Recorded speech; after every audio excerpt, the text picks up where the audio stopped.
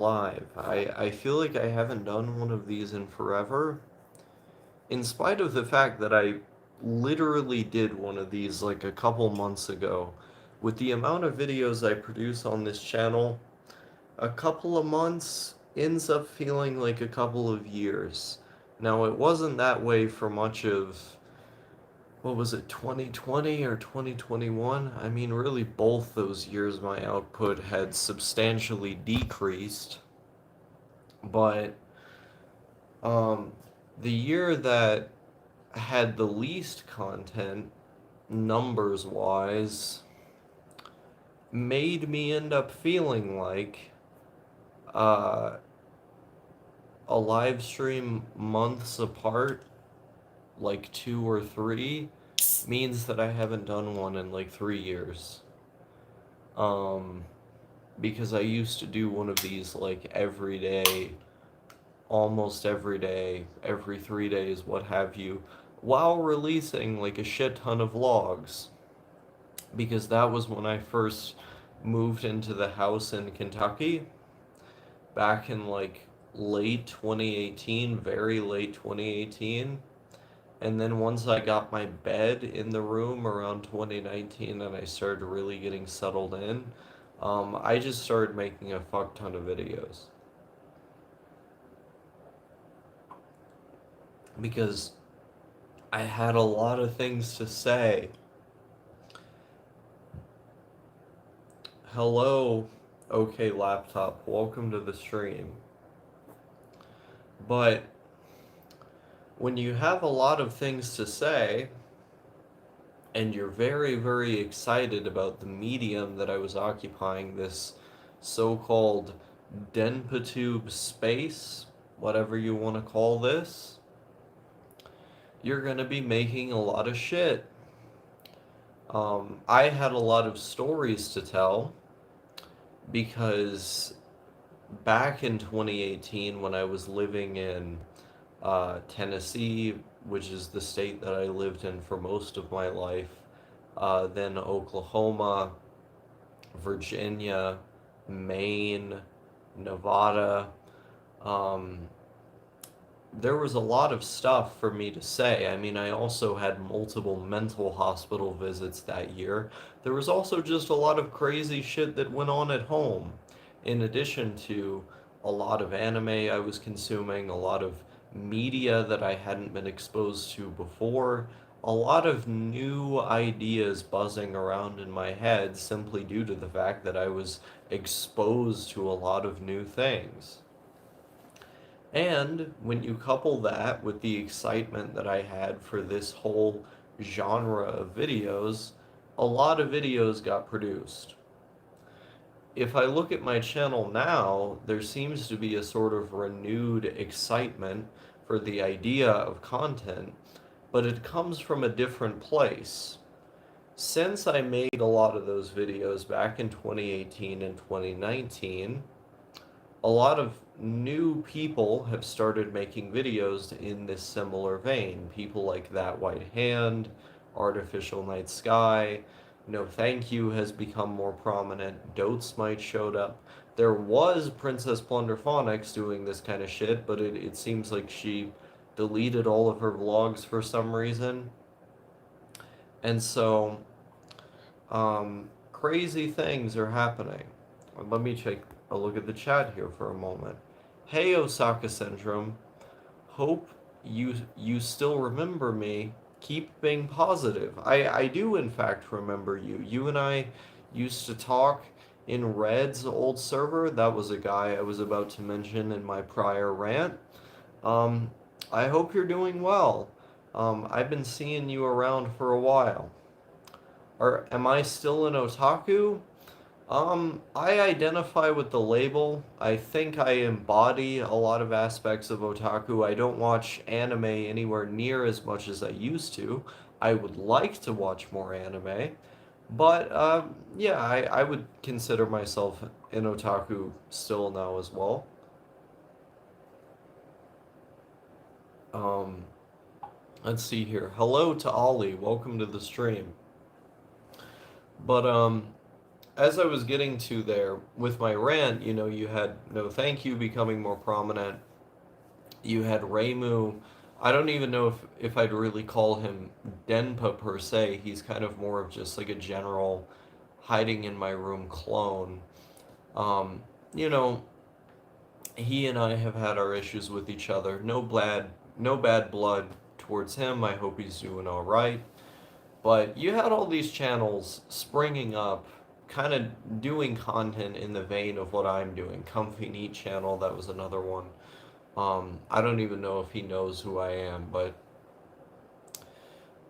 as all of this was happening, to kind of fill the gap that was left by me not making videos for that period of time, I became a lot less interested in the medium because I became a lot less interested in like life in general. I had done this so much that to some extent it became stale. It's not stale to me now, or else I wouldn't be doing this. But also, the hormones that I had been taking at the time had made me generally anhedonic towards everything and kind of ashamed of publicly showing my presence in a format like this, or just really any format, real life, for example. I became incredibly isolated during that period of time. So you weren't seeing videos from me. Um, I'll never forget someone as interesting as you. Hey, thank you. I appreciate that comment. I know this is out of the question, but immigration question mark, particularly countries like Eastern Europe for being cheaper. Are you asking me if I would like to move to a country like Eastern Europe? Is that your question? I mean, if it were feasible and possible, hell yeah. Hell yeah. I mean, I've been to Poland, I've been to Czech Republic, I've been to Germany. I've been throughout most of the United States. Um, and as far as continents are concerned, I much prefer Europe as a continent. Even the more dirt poor European countries like those in the East, the public transit far exceeds anything we have in this country. Now, I'm not the biggest fan of like certain aspects of European culture, but I mean that's obvious. Like I'm from a different culture, so of course I'd feel that way. I still respect it when I'm there, you know, when in Rome, do as the Romans do. But you know, if culturally I'm an American, but I would still much rather like to live in a European country. You seem more emotional now based on your recent videos. Emotional in what way? I mean, I've been talking about stress a lot more in recent videos, but that's primarily because stress has been a lot more prominent in my life. Like it's taken a much more relevant role, simply due to the fact that I've had to work for a living. I've been moving around the country. There's a lot of things that have been stressful. So, I mean, of course that's going to come up. I mean, I've been pretty suicidal as well, but hey, what else is new? I've always been talking about being suicidal.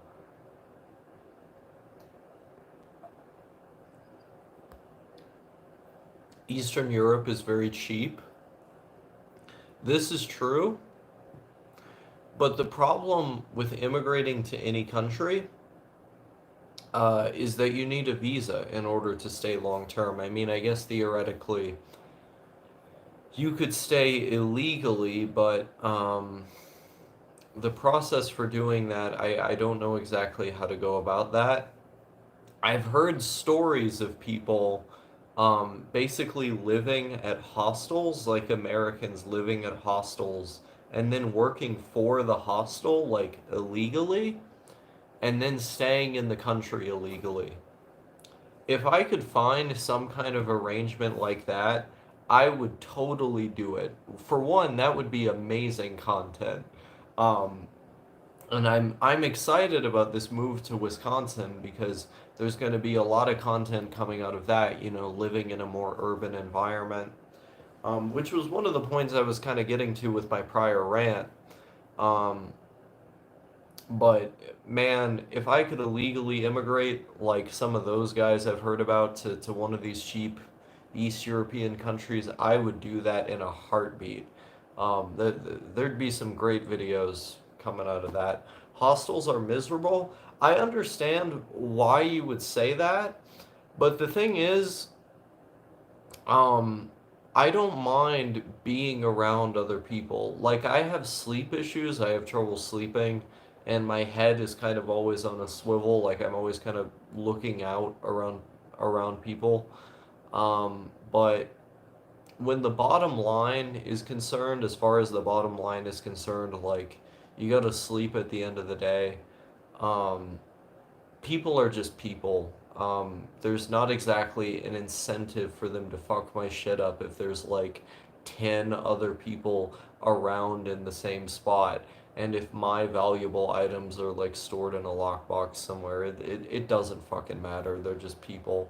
But um, as I was getting to before, linear brain, um, this whole Wisconsin arc is going to be interesting because the thing that has inspired me to make a lot more videos recently has been the fact that new things have been happening in my life. Like, there's only so long you can milk the proverbial cow that is the I stay in my room all the time and talk about that genre of video.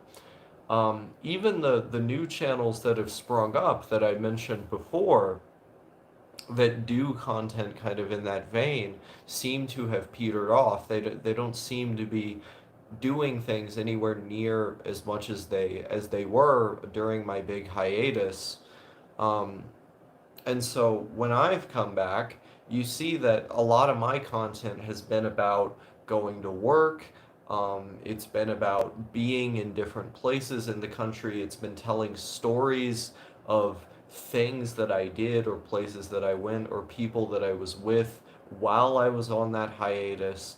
Um, the focus of the content has been a lot less neat core, I guess you could say, even though I've still embodied the aesthetics and connotations of that kind of content, I would like to think at least, with the kind of lo-fi vlog quality, um, the edginess. I mean, since coming to Wyoming, this arc has grown really fucking hard. Like, this arc has grown more than anything I've ever done, and that's been an intentional choice. Like, you see the videos of me with the AR-15, shooting, and like kind of implying terrorism and this kind of stuff.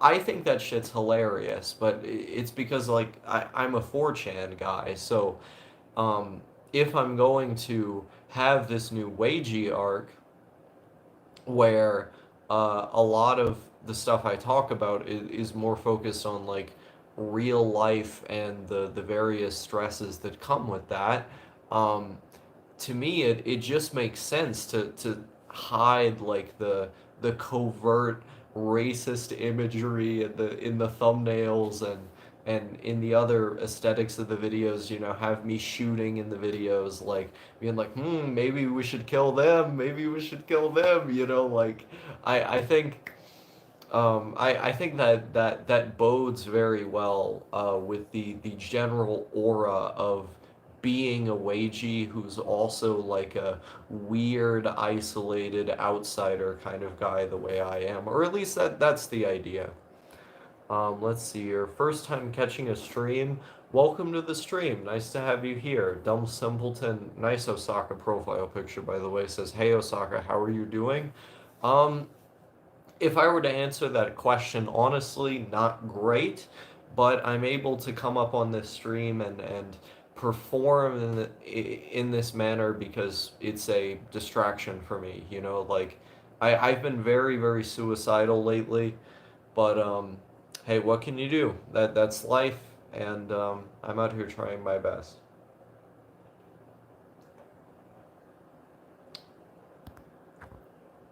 Thulian Perspective Archive in the chat says, "Hey friend, it's 10:20 28 a.m. in the UK, just watching your stream, still need to get out of bed." Well, welcome to the stream, and I'm glad to have you here. Um, it's always crazy to me to see your comments on my videos or just to see you around on my channel in general because I've been watching your archives of Varg's content ever since you started doing them. I was a huge fan of Thulian Perspective back before YouTube had axed his channel. Um, and the kind of lo-fi, like personal videos that I do were in many ways inspired by the content that he did. Now, obviously, if you look at the totality of my beliefs, he and I have a large number of disagreements, but that's precisely the reason why I found his content so engaging. That and also just like my connection to his music. I mean, you see me with the black metal shirts in all my videos. So I appreciate the work that you've done archiving his videos, and it's kind of surreal. It's kind of surreal seeing you on my own videos.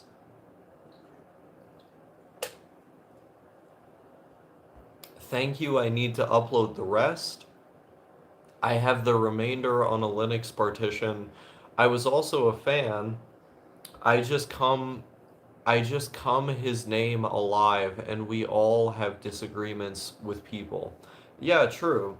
Um, Hopefully you can get the rest of those videos up soon because um, I I myself and most likely many others do want to see them, but I'm glad they do exist to be put up somewhere. Um, and the point you made about disagreements is very pertinent as well because like we live in an age now where people want to close themselves off to every video or every person that does not fit within their like well-defined partisan idea of what good thought is, and I think that's extremely dangerous. Um, and so, looking at someone more, take Varg for example, someone more extreme who can articulate themselves well, who may make valid but false, in my view, points, um, it serves to strengthen my own perspective because I can look at how those points are articulated and the validity of them, and then apply whatever information I can glean from them to my own perspective to better articulate my own. Um, and that's an essential exercise that we all should be engaging in. I had like a 6 hour debate very recently with a Christian anti-drug friend of mine, um, and that that that ended up giving me a lot of interesting thoughts for the last couple days, and also made me question my own ideology in some ways, almost like I've moderated my position on certain things. Funny to see some of Varg's clips go semi-viral after his takedown, like the Calling Africa one. Yeah, true. Live at 4 a.m. Ah, is it 4? Yeah, it's 3:33 here in Wyoming, Mountain Time. Also a massive fan of your channel. I plan on making my own personal channel just posting my thoughts. I need a GoPro or cheap alternative as I want it in a POV style, so thanks for the inspiration. Hey, that's awesome to hear. Um, oh, thank you. Thank you for enjoying the things that I do here. And obviously, when you start making your own videos, just let me know or send me a link somehow. The idea of doing like personal vlogs in the vein of Varg or like myself from a POV style is interesting. Um, my friend Karesu, who as of now, I mean, I'm moving out pretty soon, but as of now, I live with. He has a couple videos where he does the GoPro shit, but it's mostly to shoot guns. Like when he attaches the GoPro to his chest, it's to give like a POV style perspective of the guns that he's shooting, but he doesn't really integrate that into other aspects of his content. And I think that's a filming style that could be really interesting with this whole, I don't know, Denpa lo-fi personal vlog, however you want to put it. That could throw something interesting in the mix. I know I myself want to experiment with different styles of filming and such, so I would love to see that whenever it comes out. You know, you don't have to be the most fluent speaker or even have the most interesting ideas. One of the things that he tends to say is um, there's no such thing as bad Denpa content, right? Like the point of all of this um, is to share a portion of one's existence, to share one's perspective. And even if it isn't articulated perfectly, as it probably won't be when most people start out, it's a portion of it nonetheless. And just by giving that portion of that perspective, putting it out into the world, you're in some way contributing to the discourse or contributing to humanity in some very, very small way. Not trying to be pretentious here because I realize how small all of this really is. In some small way, you are contributing to humanity's understanding of you as an individual or of other individuals who may be like-minded. So I tend to try to think of all of this as a contributing to something, however small it may be. Maybe that can serve as some inspiration as well. Um, 4:30 in Texas. Ooh, Texas. Not a huge fan of that state myself, but mostly because I can't stand the heat. I'm probably going to make similar vids to you as well. Hey, great to hear. Um, See, no, I always get so happy when people start saying that they're going to make videos in this vein because while I'm not as overtly or viscerally passionate about this medium as I once was, you know, back in like 2019 or 2018 when I was constantly doing these calls to action. Everybody has to make Denpa videos. Everybody, you know, like telling people all the time. I still do love this format, and I learn a lot from the people who make videos in this format. So, um, that's why I, I just did that big rant to Thulian Archive there, you know, kind of encouraging him to do his own thing because it's good, you know, I want to see more of it. So if you as well end up doing more things in this vein yourself, just let me know, shoot me a link, and I'll subscribe.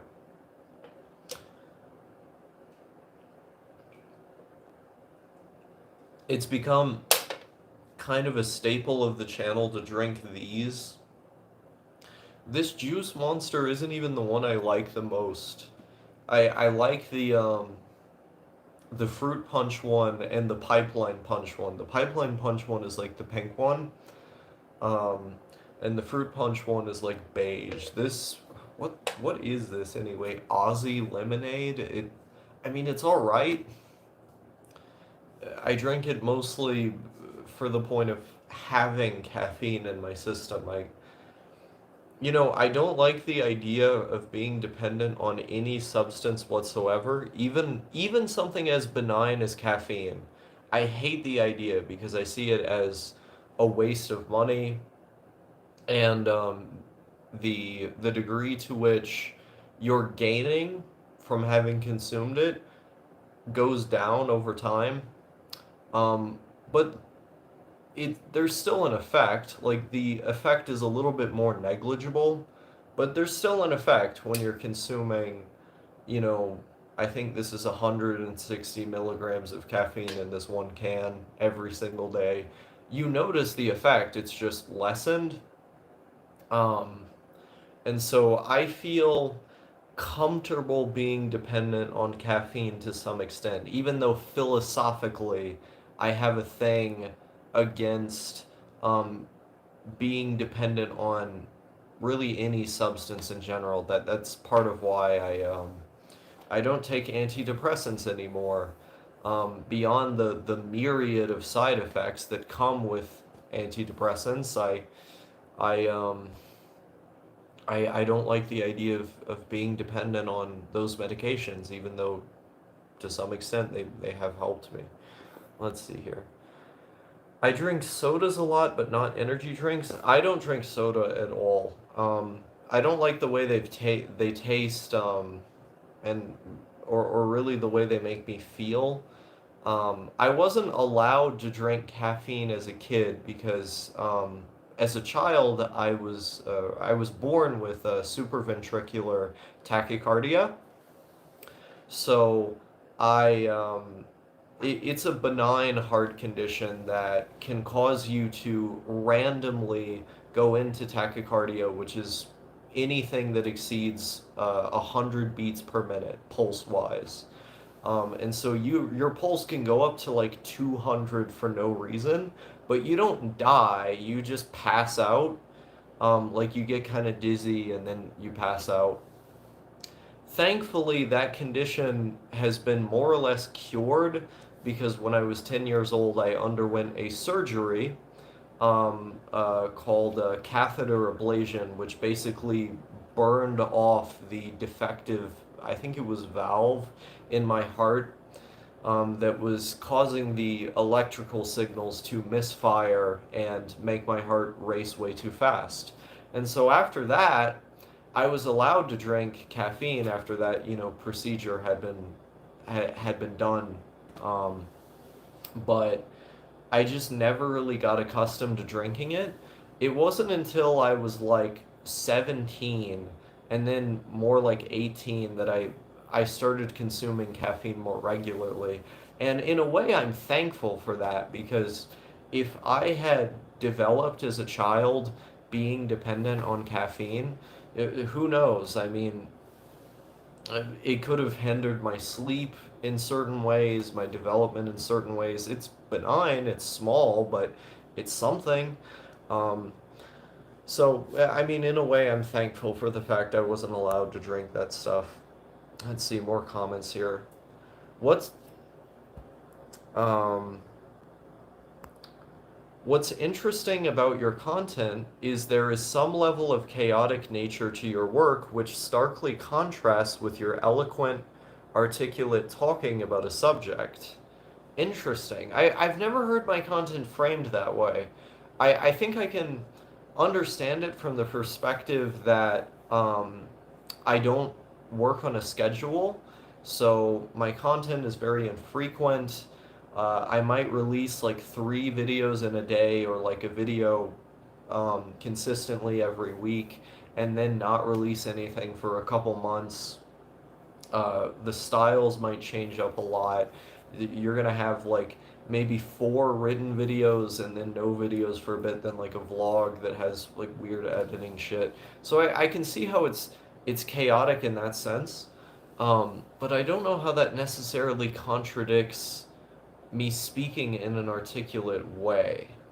I can sort of see what you're getting at there, but I guess I would need you to elaborate further. Yes, I'm also addicted to caffeine. Like every other work rat, it's a great antidepressant. That is true. Caffeine is probably the best antidepressant that we have that um, doesn't have much in the way of downsides. Obviously, tolerance builds over time, but even with tolerance, you can still get a lot of the positive effects.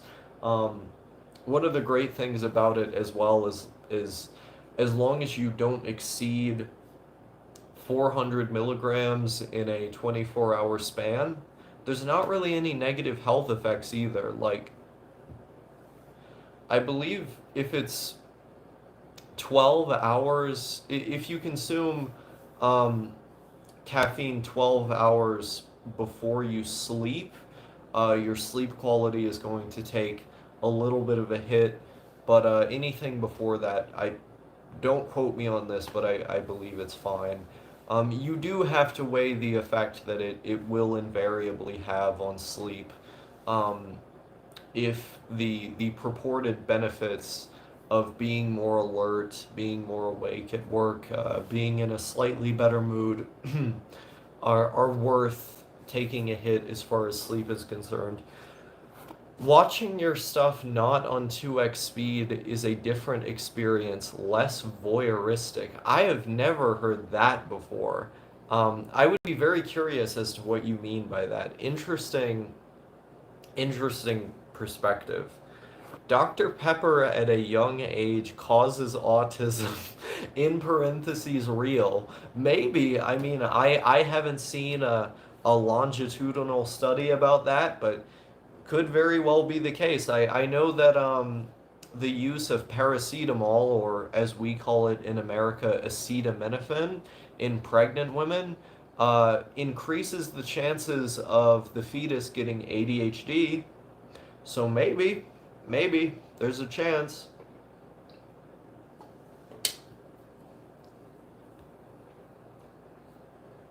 Bro, it's 5 in the morning. Why are you sleeping? Or why are you streaming? I read that wrong. Because I'm awake and because I didn't have much else I wanted to do. I was thinking about it and I was like, I can pull something off of my bookshelf and I can read, but I wasn't in the mood to read. Um, and I wasn't really in the mood to watch a movie. There's like one dish that needs to be washed, but beyond that, everything is clean. I've cleaned the whole kitchen. Um, there's not really any pressing matter at the moment, so why not stream? I mean, it it gives me some people to bounce ideas off of and to, bounce some ideas off of me. It's a stimulating activity when I don't have much else going on. I've been listening to your stream while playing War Thunder. I've never heard of that game. I'm watching this while playing motherfucking Black Ops, bro. Yo, nice. I haven't been able to play Black Ops myself in a while, but it's a comfy experience. It's one of my go-to comfy multiplayer games. OG Black Ops, no MF Cold War or nothing. I don't know anything about Cold War, but it's probably it's probably bad. Anything post Black Ops 2 is bad. I don't even like Black Ops 2 that much. Listening to this R9K dude cry, it gives me power, makes me top frag on Nuketown. Nice. Um, the fact that I'm considered an R9K dude, is funny. I like the fact that that people ascribe this label to me. Um, I've seen my YouTube channel be posted many times on like R9K YouTube recommendation threads. I've seen myself posted a lot on image boards in general. I have to wonder how many people found me just from that. Because so many people in my audience are like image board leaning types. So how many of those threads have potentially brought some of you here? I have no idea. Um, LMAO, I watched your latest vid on 2x speed as well. I mean, hey, um, if that's what gets the information to you in the ideal way, then more power to you. I don't really watch any videos on 2x speed because I tend to prefer consuming it as the creator intended. Also, I feel like I retain more of the information when I'm like solely focused on what is being conveyed at a normal speed. But I do know that with people who talk a bit slower, as I did in that video, as well as with longer videos, simply due to how little time we have in this world. I mean, look at a 9 to 5, for example, that's going to be eating up most of your time in a day that you're not, that's not spent recovering from it. I can definitely understand the need to speed things up that way. Black Ops Original was the best. Ooh woo. Yeah, I liked I liked Black Ops the original the most. Coffee lowers the chances of getting Alzheimer's and dementia. I'm not particularly well read on the validity of those studies, but those are things that I've heard thrown around a bit. I've also heard that the use of nicotine can be beneficial in Parkinson's. So, um, I mean, they maybe. I don't know. I'd have to look at the literature. I don't know. Speaking books, I really recommend Beyond Freedom and Dignity by Skinner. Autonomous man doesn't exist. We're programmed by our environment, which what determines what behavior a human exhibits. Um, I'll check it out. Uh, Actually, after the stream has concluded, I'll go back through the chat and I'll put that in a note somewhere, because I am always looking for books from other perspectives. In general, I tend to have like a free will agency based perspective on how human beings work, and or how behavior is exhibited. That isn't to say that I discount the environment in its entirety, um, or even to a significant degree, nor do I discount genetics in that. It's more so that I believe that the non shared environment in psychology, that being the environment that one does not share with family and other members of the community, say the environment that one explores outside the home, is precisely free will. That is how free will is expressed. The shared environment that we have with our family and close relatives, our community, those uh, who influence our genetic makeup, that is, it's not determinate.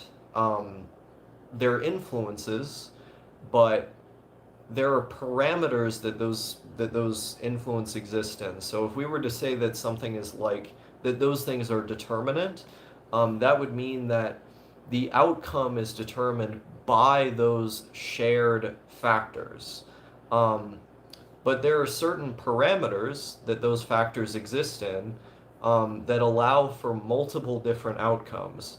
And part of why those multiple different outcomes for us humans exist is precisely because, in addition to the shared environment, we have a non shared environment, creating a situation wherein um, uh, the outcome the outcome for us humans, or the choices that we make, exist under certain parameters with multiple different outcomes being possible, and that non-shared environment um, precisely is free will tethered to our biology, um, and through understanding how our genetic makeup influences our behavior, how the shared environment influences our behavior, we are better able to operate within those parameters to maximize our potential.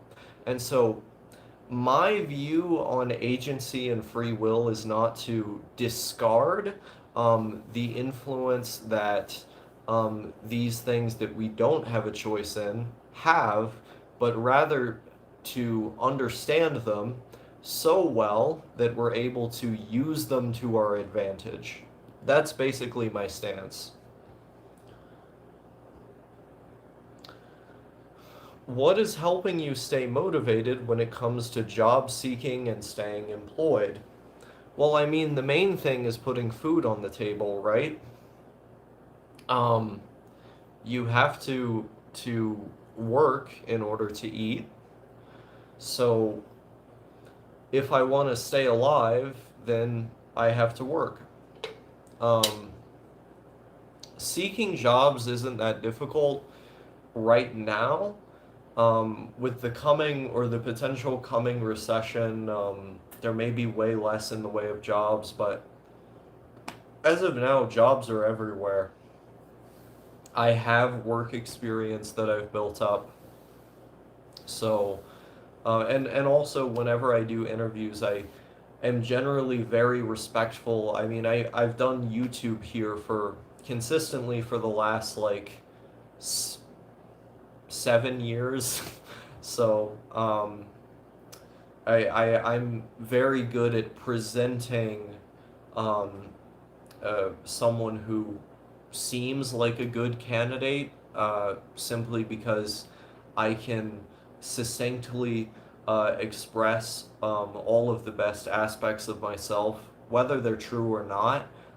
Just the fact that I'm able to do that um, seems to be enough to make people want to hire me on the spot.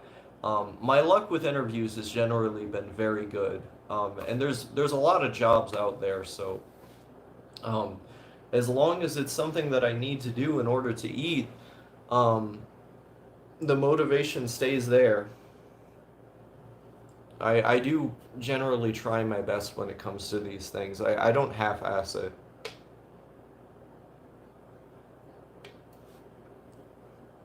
Um,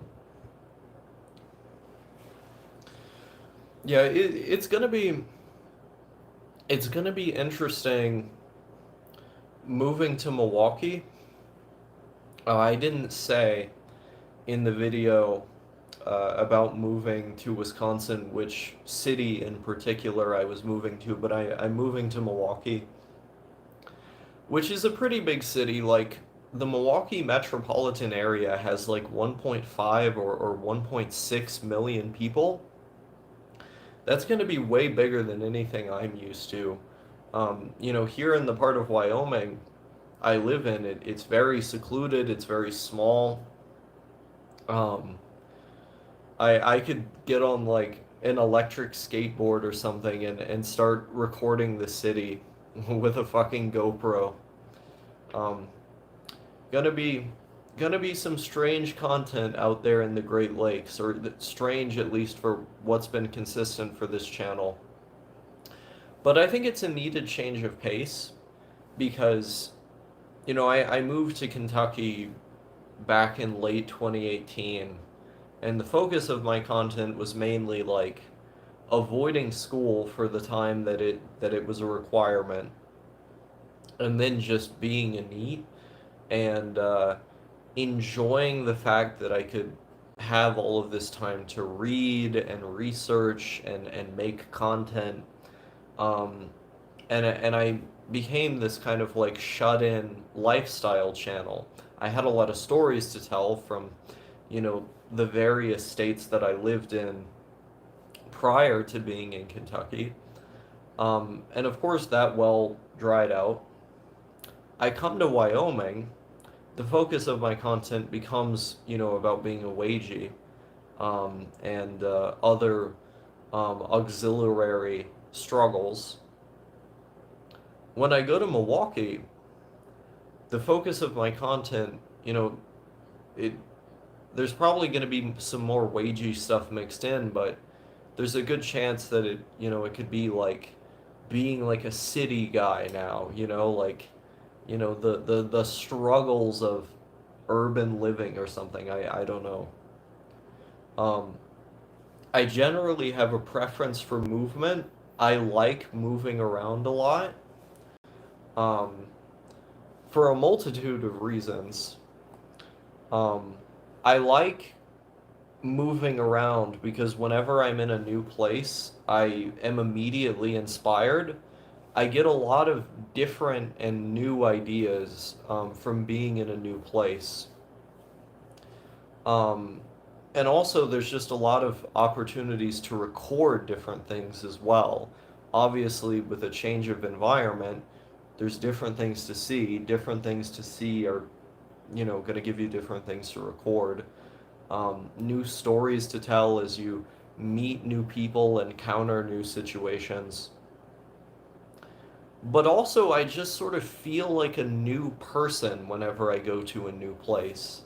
Um, by far, uh, the biggest extent to which I've felt something like this is when I left America for the first time. There's nothing quite like the feeling of going to a new country and feeling like I can be anyone here. When I went to Germany, which is the first country I have ever been to that was not the United States. Technically, it was the Czech Republic first because I had to take a bus from Czechia to Germany. So if you want to get technical about it, you could say the Czech Republic was the first country I went to that wasn't here. Um, but in reality, I was staying in Germany for, over a month on that trip. And being immersed in that environment, speaking some German, learning some German, um, having to understand and learn how the tram system worked, um, watching German television, um, learning in general how the country worked from a practical standpoint rather than from uh, a far off um, internet, I don't know, denizen standpoint, from the standpoint of someone observing um, from a faraway country. I was imbued with this visceral kind of I don't know, almost metaphysical, spiritual feeling like I can be anyone here. I am in the land of the free. Even though, again, I wasn't immigrating there, I wasn't on a visa, I was just a tourist, but at the time I did want to move there. Um, and even if I, hadn't ultimately come to that conclusion, just being there and absorbing all this information, taking in this environment, being subsumed into this environment, I I couldn't help but feel like I can be anyone I want. If I just work hard enough, if I just put my mind to it, here I can be anyone I want. And that's a really, really special feeling that I have yet to find the words to describe that I would like to write about in the future. But um, it's something truly, truly special. And um, I do ultimately want to move out of America in the future, but while I am here, I would like to live here in a way that facilitates travel. So I've made a lot of money here in Wyoming. I was doing overtime most days, and I'd get $18 an hour in overtime pay. Um, I've made enough to go get another job in Milwaukee, and get an apartment in Milwaukee, and that's where I'm going to be for a while. Who knows how long I'm going to be there until ultimately I choose to move somewhere else where potentially I can make more money, or have new adventures. But until I get my degree and I can more consistently, more sustainably be in another country, this lifestyle of movement, of being able to feel like a different person every couple of months, it's something that I strive for and that I really value. Let me look at the chat here. I notice if I'm in the same place for too long, I can mentally log my movement patterns, like I'm like I'm AI in a video game. The self-awareness is strange, yet my movements become so AI-like. I think I understand what you mean. Um, that's what people tend to call autopilot. Like, I remember my father, whenever he would drive down the same roads again and again, he would refer to it as being on autopilot because he had been on those roads so many times that he didn't need to put in any conscious effort to move the wheel to maneuver the vehicle. It was as though the vehicle maneuvered itself due to how familiar, the sheer familiarity of the terrain. Osaka live stream, yes. T plus Pazolite upload at 5 a.m., but Osaka Syndrome is alive, so this is more important. I don't know who T Pazolite is. Can you fill me in on that? I've never heard of this person before. You're gonna need to clue me in.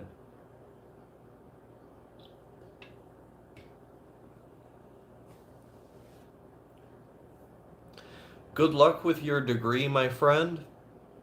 I would be interested in what you plan on studying. Thank you. Um, I plan on majoring in English, um, and getting my TEFL certificate so I can teach English.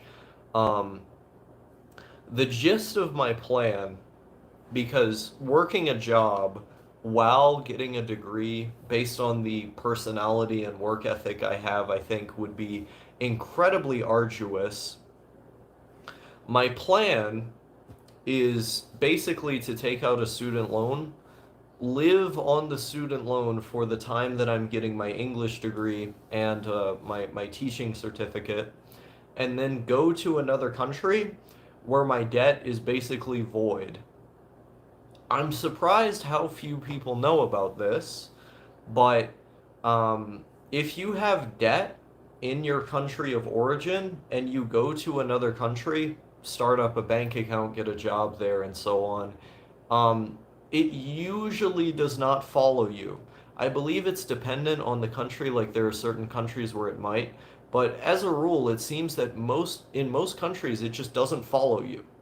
Um, and so my plan is to get my English degree, um, and my teaching certificate, and just go teach English in other countries, and so I can live out my preference for travel.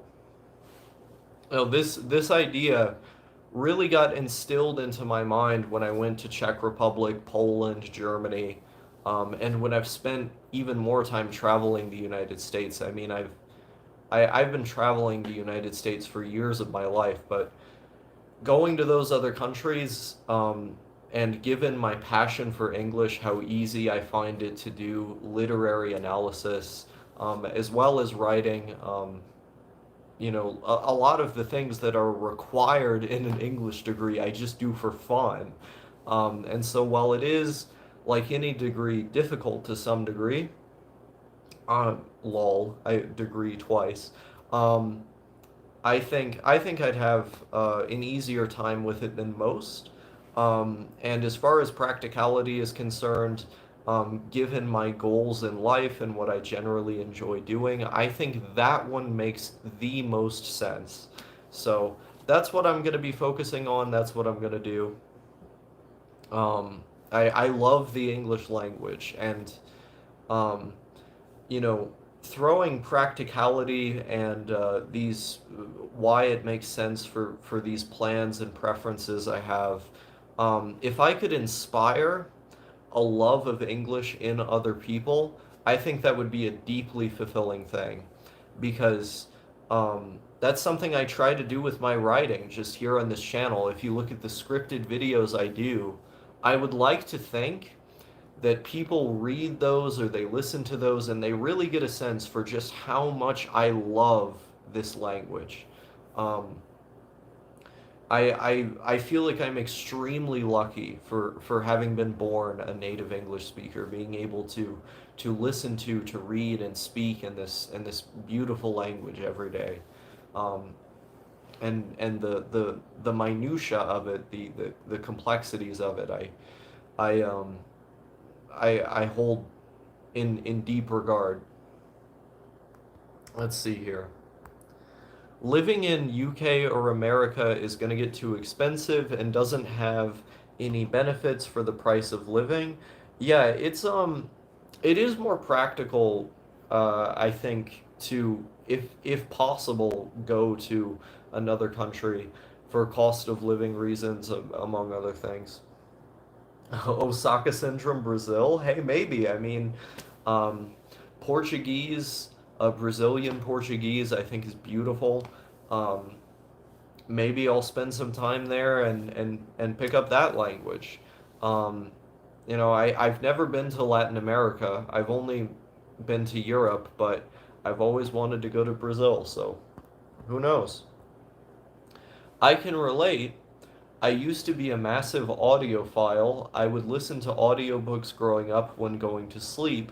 It resulted in me getting very good grades for English and even altered the way I talked. Nice.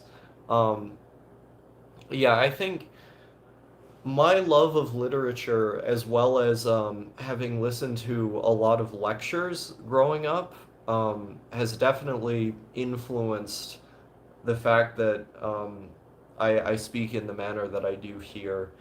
So I do relate to that.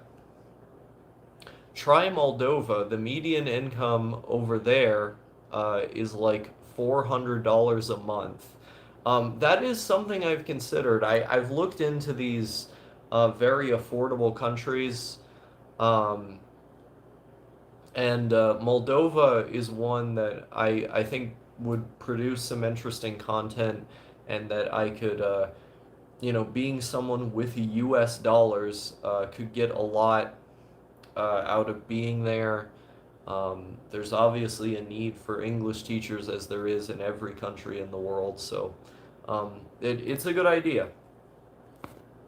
I even had a YouTube channel with 5K subscribers uploading pirated audiobooks. I made £2,000 tax free off of it before the channel was unfortunately shut down. Damn. Um, Yeah, that sounds kind of like me with the anagram lectures on my channel. Back before my channel was banned from monetization, I made so much money off of those Richard Rohr anagram lectures. Like I used to pull in $150 a month because of those videos that aren't even mine. They're just Creative Commons. Save up some cash and move there. You'd be living like a king. The problem with an idea like that, though, is that you have to have you have to have a visa, right? So if I were to save up a bunch of money and then go to Moldova, in order to stay in the country, I'd need a visa. In order to have a visa, I'd have to work there. So like, I wouldn't be able to stay there long term. You have beautiful eyes. Thank you very much. Yeah, I think my eyes are pretty nice. That's one of my physical qualities I'm a bigger fan of. Thank you. Um, I've only been in 4 different states, never been outside the US. One day I'd want to move out of the US, but especially Texas. Yeah, I would. How did I do that? I fucking zoomed in on myself. Okay. This YouTube app is so fucking Jewish and finicky. I swear. Wait, wait, no. Okay. Fucking YouTube, I swear to God. I'm gonna glass Israel at this rate. The YouTube shooter, the woman who tried to shoot up YouTube, completely and utterly justified, morally, ethically, however you want to spin it. I hope she does it again. But yeah, I would want to move out of Texas too if I were in Texas. No offense to Texans in my audience, but I've been to that state. That state is a shithole. Um, Listening to Digibro as a teen got me into literature. Yo, based? Um, Unironically, see, I was already into literature before getting into Digi's content, but their written videos, the flow of words in their videos made me get into literature even more. Like, I had kind of fell off with it, but they had reignited a love of writing in me, and then I started reading again.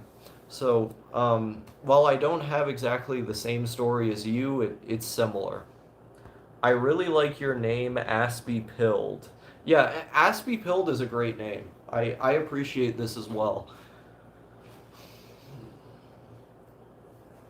It's funny that there are multiple people who like had their passions kind of inflamed for literature by Digi when Digi herself does not read books and is actively like, oh, books are boring. I don't want to read. I think it's kind of funny.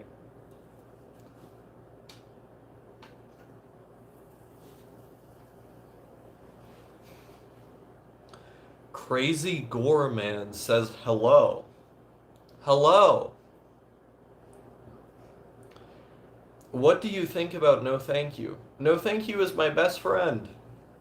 I met him back in like, I want to say it wasn't October, it was before October, like July-ish of 2018. He joined my Discord server that I had at the time, um, and we started talking. Immediately, we got into arguments because back then I was kind of, my ideology was kind of statist, and he was very anarchist. He's still very anarchist. And so immediately we butted heads over my more statist tendencies. And that ignited what became a beautiful and immediate friendship. We started DMing with one another about like YouTube and stuff. And there was one particular conversation we had where we were talking about Digibro's series Insomnia Analysis. He had a video called The Cardistry Thesis um, that was unlisted that um, he made an attempt to emulate that style. And what I ended up telling him was, yeah, that style of video is my favorite style of video. And he agreed. And so we started talking more and more about like image board culture because he found me from an image board, and about YouTube in general.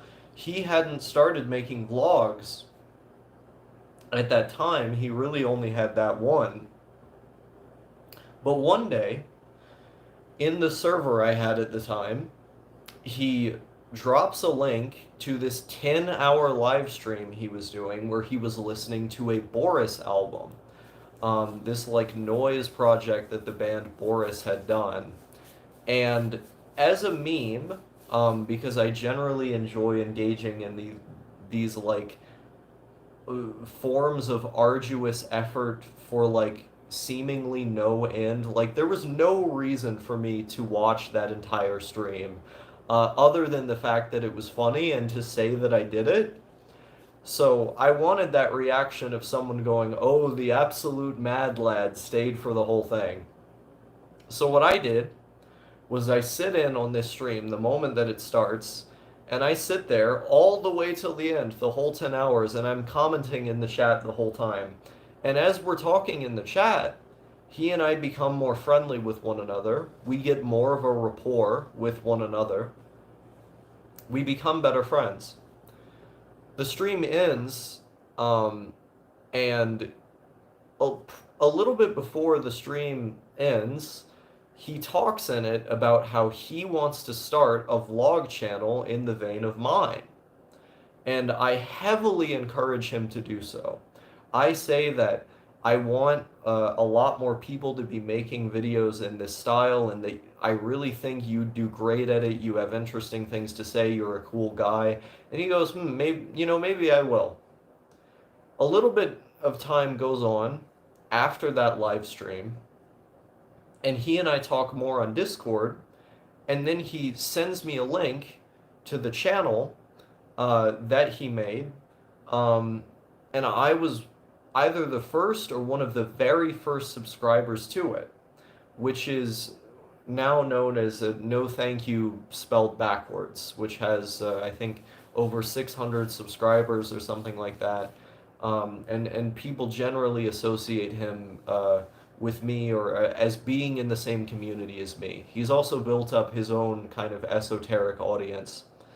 Um, But he is a great friend. Like he's been with me through thick and thin.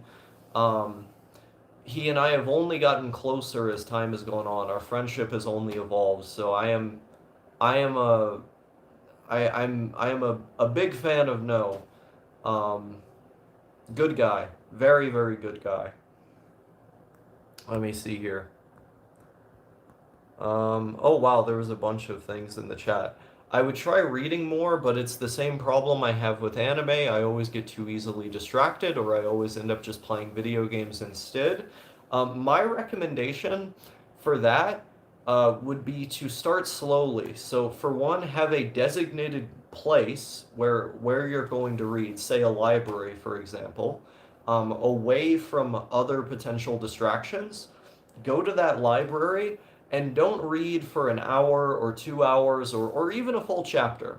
Start by reading 10 minutes a day and do that every single day. Eventually, as you build up the habit of reading 10 minutes a day, actively applying yourself in that designated location, you'll find that you're able to read for longer periods. And then 10 minutes will become 30, 30 will become an hour, it might even become two. You might even be able to finish a whole book in that place. And what do you know? You'll have a habit of reading books. It's all about starting small and being consistent. The consistency part is what matters the most, and having a spot where you're free of other potential distractions. The other thing I would recommend is feeling satisfaction for progressing in the book. So let's say you finish a page, for example. Don't look at the book as I have 360 pages in front of me that I need to finish. Look at it as I have this chapter in front of me that's 10 pages that I'm going to finish. Or I have these two, these three, these 5 pages that I'm going to finish. Reward yourself for having made those small accomplishments and derive a sense of progress from that. That's what I would recommend. Also, don't read books that you don't like. Make an active effort to find books that you're going to enjoy. And if you're not enjoying a book, put it down. Find something else. Thulian Perspective says, I sometimes have similar problems. I found out my root issue is distractions from my phone and social media sites being deliberately made addicting, including YouTube, of course. Yeah, that's the other problem. I would recommend getting off of social media, which is what I've done, because they're designed to give you a quick hit of dopamine constantly. It has a compounding, a reinforcing effect. Um, the more you get those quick hits of dopamine from social media, the more you become accustomed to them, the more you feel like you can't live without them. So you got to cut them out. You got to cut them out, or else they're going to control your life. I used to bounce from video games and anime, but now it's all pretty boring. Yeah, I mean, you gotta find content that's engaging for you. Time to play this video game, spends half the day on Twitter and Discord. Man, I'm so glad I left Twitter years ago. That site is a cesspool of nonsense that nobody remembers 30 seconds after having read or viewed the individual post.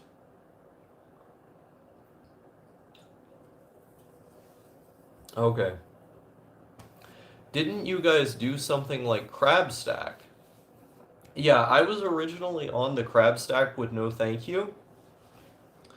The problem was, um, I had a falling out with my ex, Starman.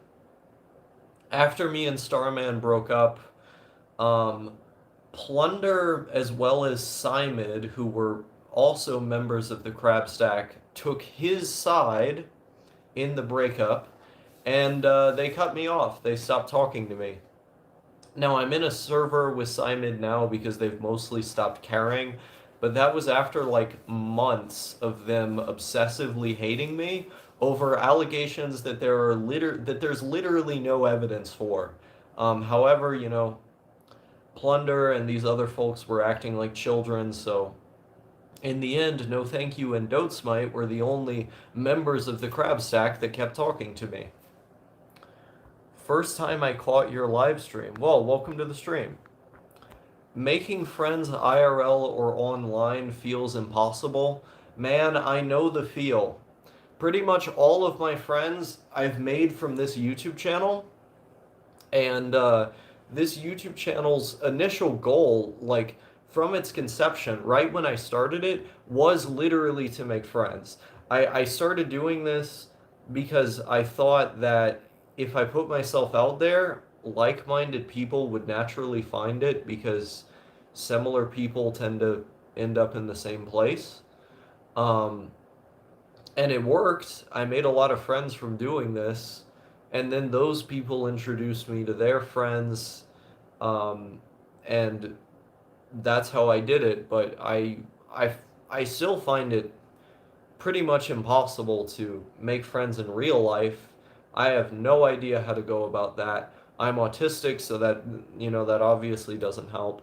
But being autistic and growing up in the rural south of the United States, homeschooled, with basically no social connections, is going to stunt your development to a pretty severe degree.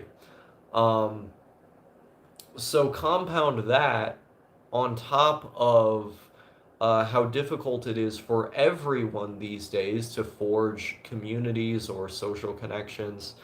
Um, and what you get is a hodgepodge of antisocial isolation, which is what I experience. I'm blessed, lucky enough to have been able to meet up with many of the people that I've had the pleasure of making the acquaintance of through this medium and through Discord and other such means. But beyond that, um, nobody. There's nobody out there for me yet. I was stressing over just today the fact that I want some kind of romantic companionship in my life, and um, like what I've had in the past. But how do I find that if I'm not, interacting with people in the meet space? If the only people I meet are just through this, what am I gonna do? Make a YouTube video being like, please be my partner? I don't know. Let's see here. I have a bunch of good friends on Twitter, and I only have Discord for a Minecraft server I was running and friends. Maybe meet up with those people. I am no good at making friends.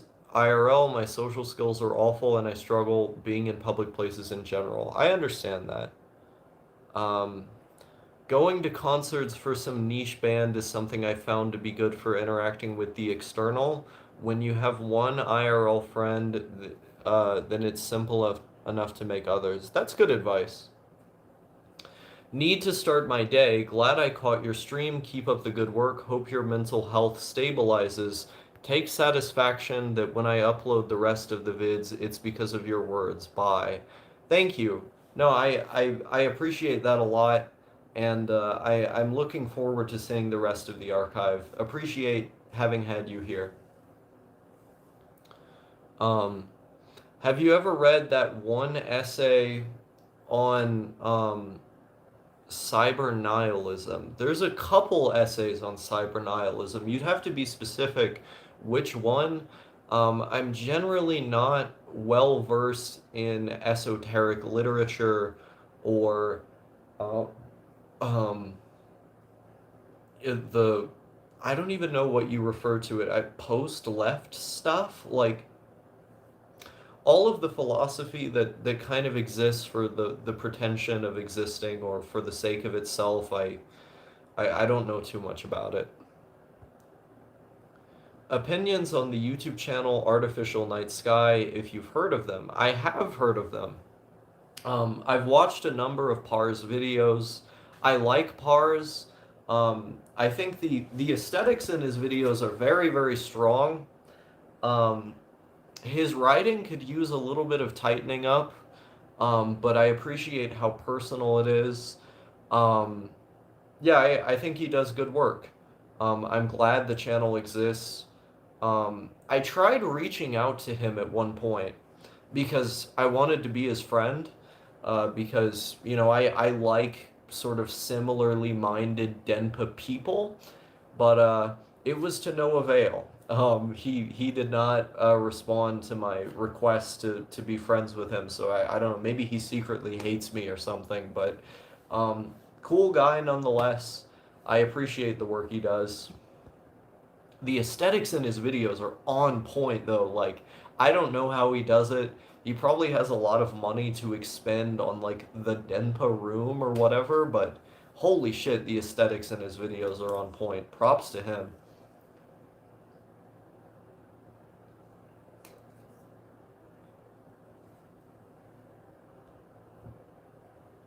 Ventura space people repeated 3 times. I don't know what that means. Any advice on getting back into anime and not watch YouTube all day? Um, Try to find anime that you like or that you find enticing, and if you don't enjoy it, just stop watching it and look for something else. Like, try to find something with an intriguing premise, something that you think you would like. Maybe look at the directors of shows that you do like, or the writers of shows that you do like, and go through their work. Um, Really, it's just a matter of separating the wheat from the chaff, right? Like, you don't want to be forcing yourself to consume things that you don't like, or you're just going to end up hating the whole medium. So try to find something you like, and ease yourself into it too. I mean, I gave advice about how to get into literature earlier. Um, you don't try to marathon an entire show in one day. Maybe just watch a single episode a day. Have small, achievable goals. The essay by Nick's Hello from the Wired. Oh, I have read that. But the only reason I've read that is because all of my friends shill it to me constantly, or at least they used to like a couple years ago. I would never hear people shut the fuck up about Nick's and Hello from the Wired and all this shit. Um, I've read it.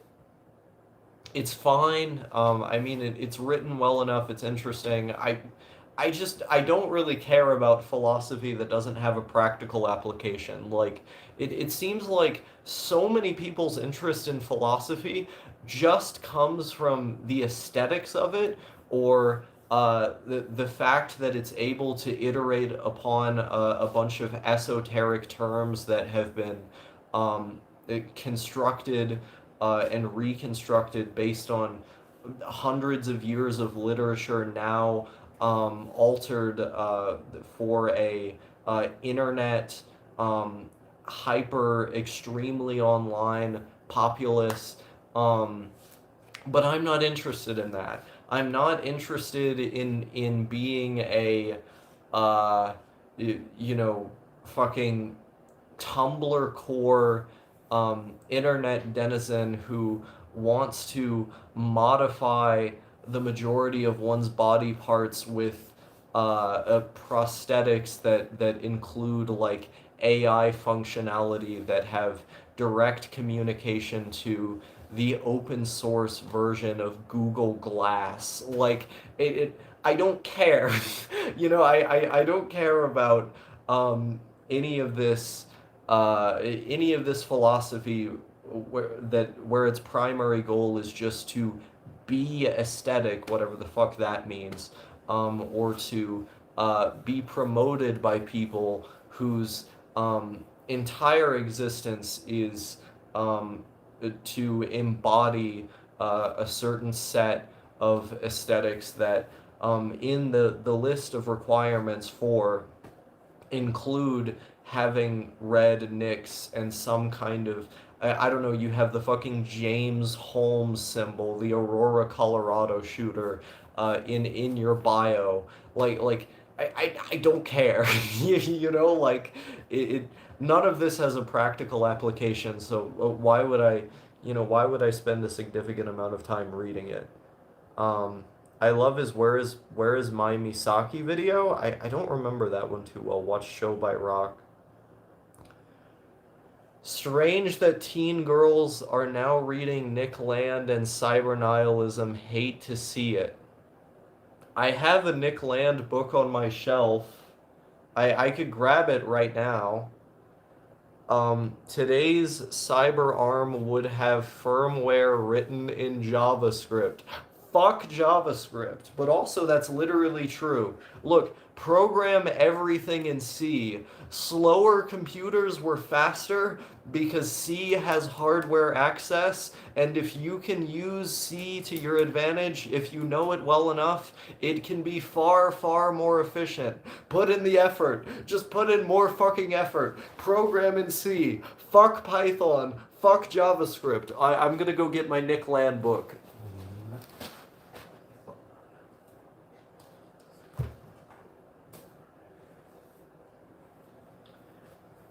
You guys want to see how much of a tranny I am?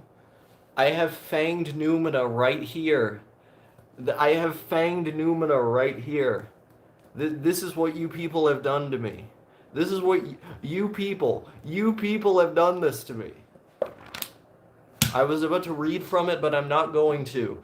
This is how much of a tranny you people have made me. I am disgusted with myself just for owning this.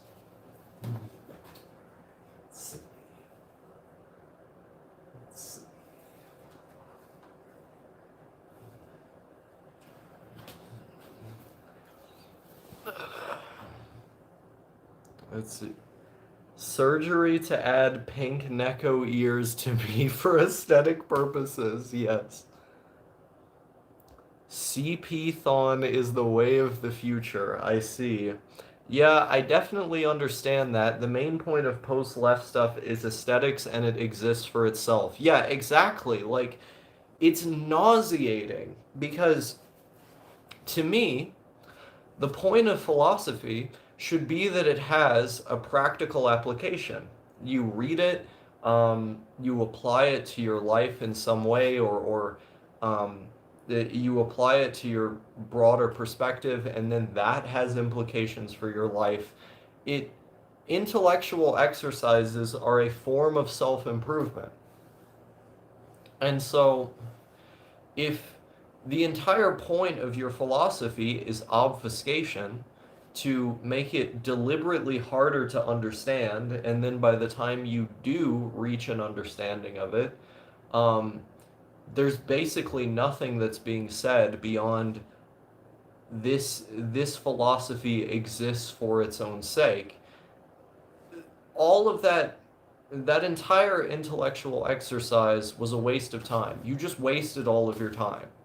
Um, you know, like if you look at the CCRU, for example, when the whole conclusion is we need to kill the concept of time, like we need to get rid of time as a concept. It's like, well, first you have to kind of accept that time exists in order to have any discussion.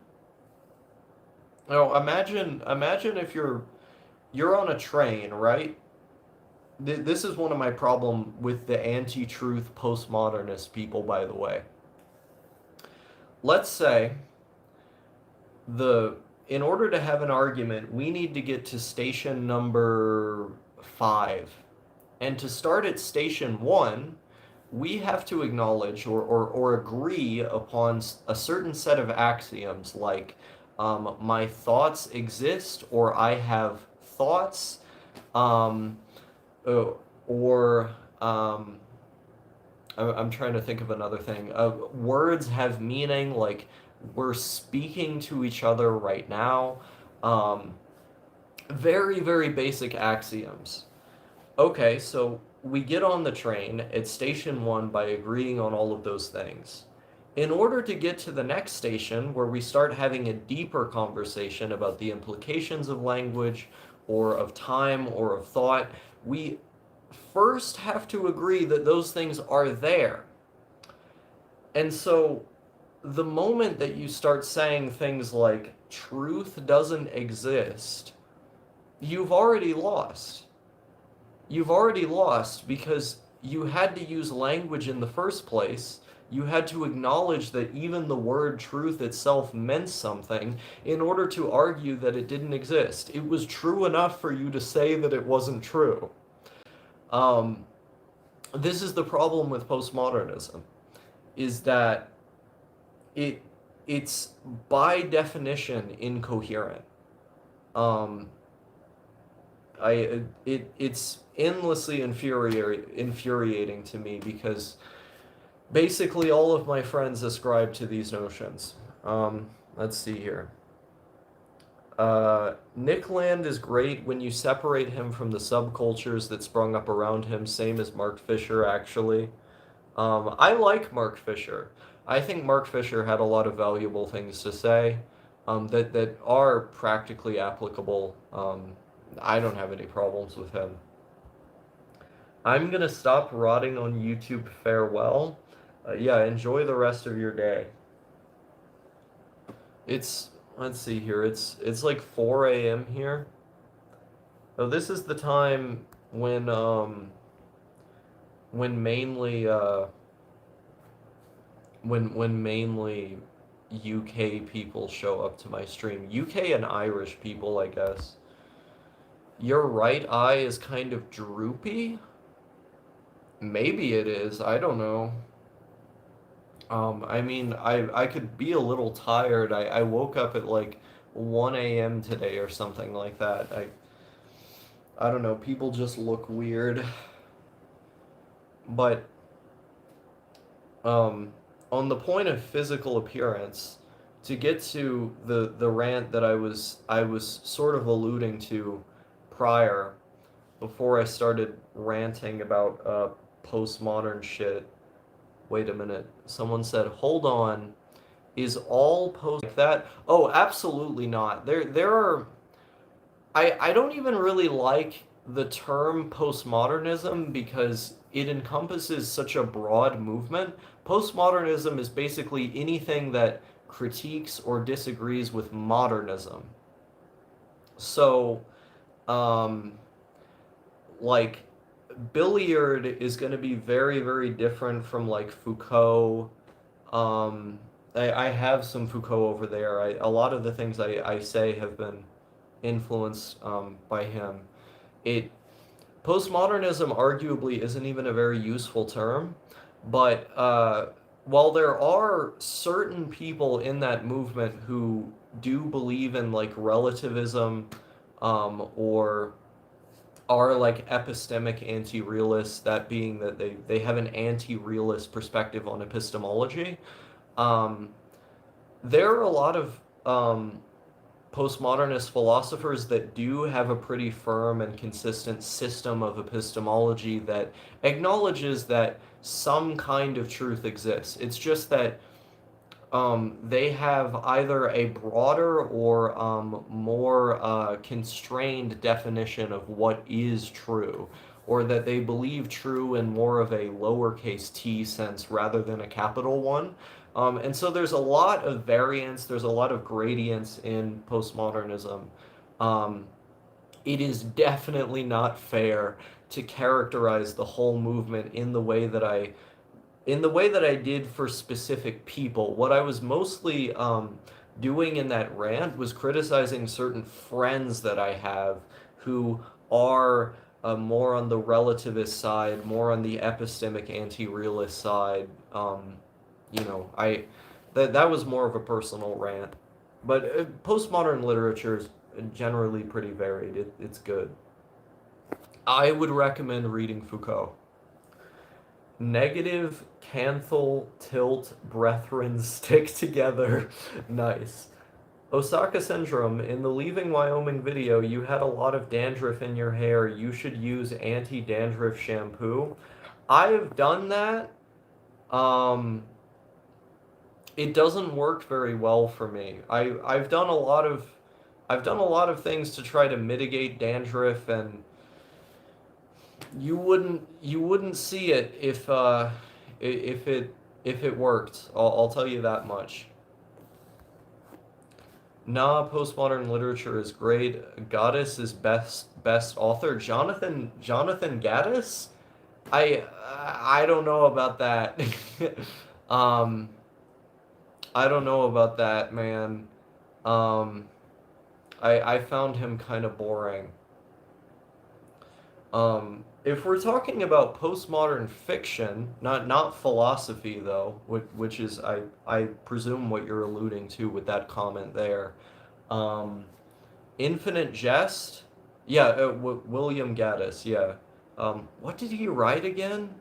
There's this really fucking long book that he wrote. I can't remember the name of it. I tried to read it and I didn't like it. Um, uh, Infinite Jest is really good. I haven't finished it. I got like halfway through. It's literally just too long. Philip K. Dick is amazing. Philip K. Dick is fucking amazing. If we're talking about like postmodern fiction, my favorite book of all time is A Scanner Darkly.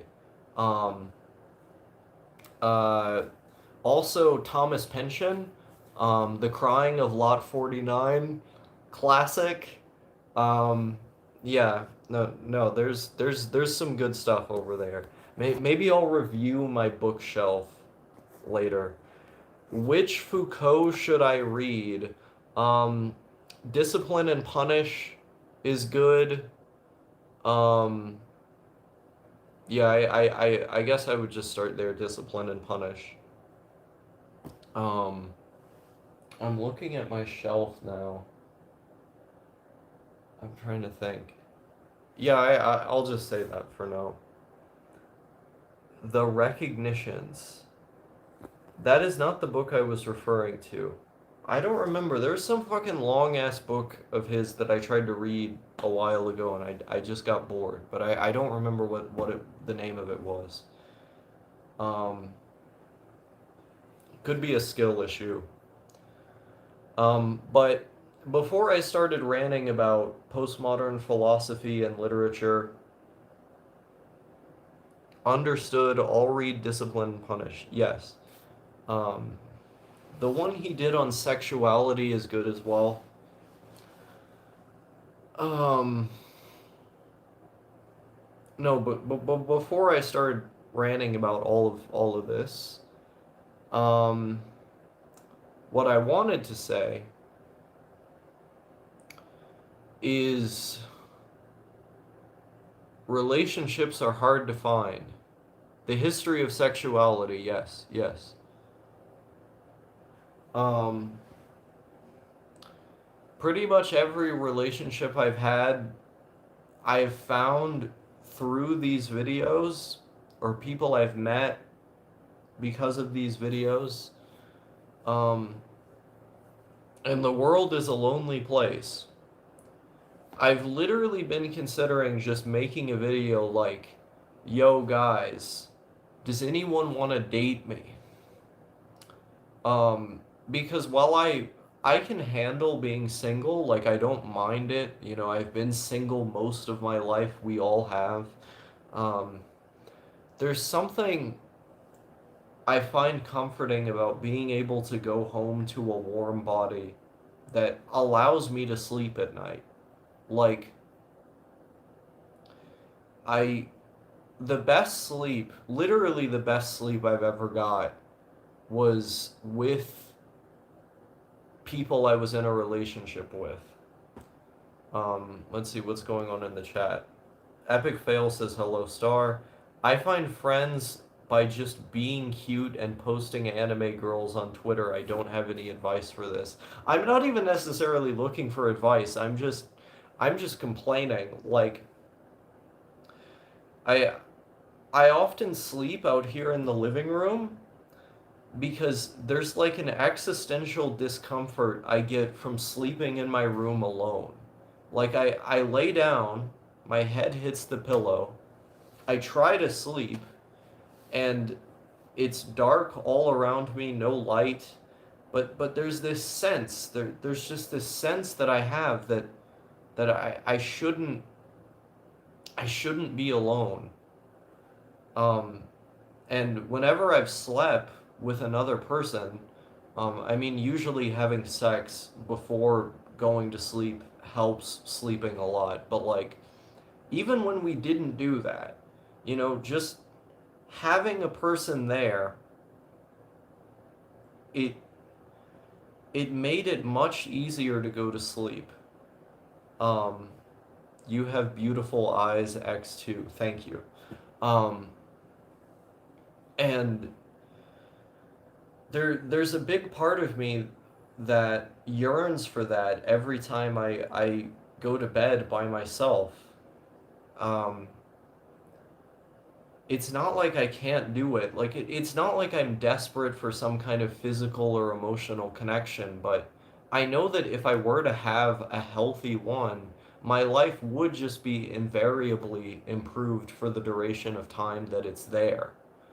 Um, and it's a difficult thing to find in today's world.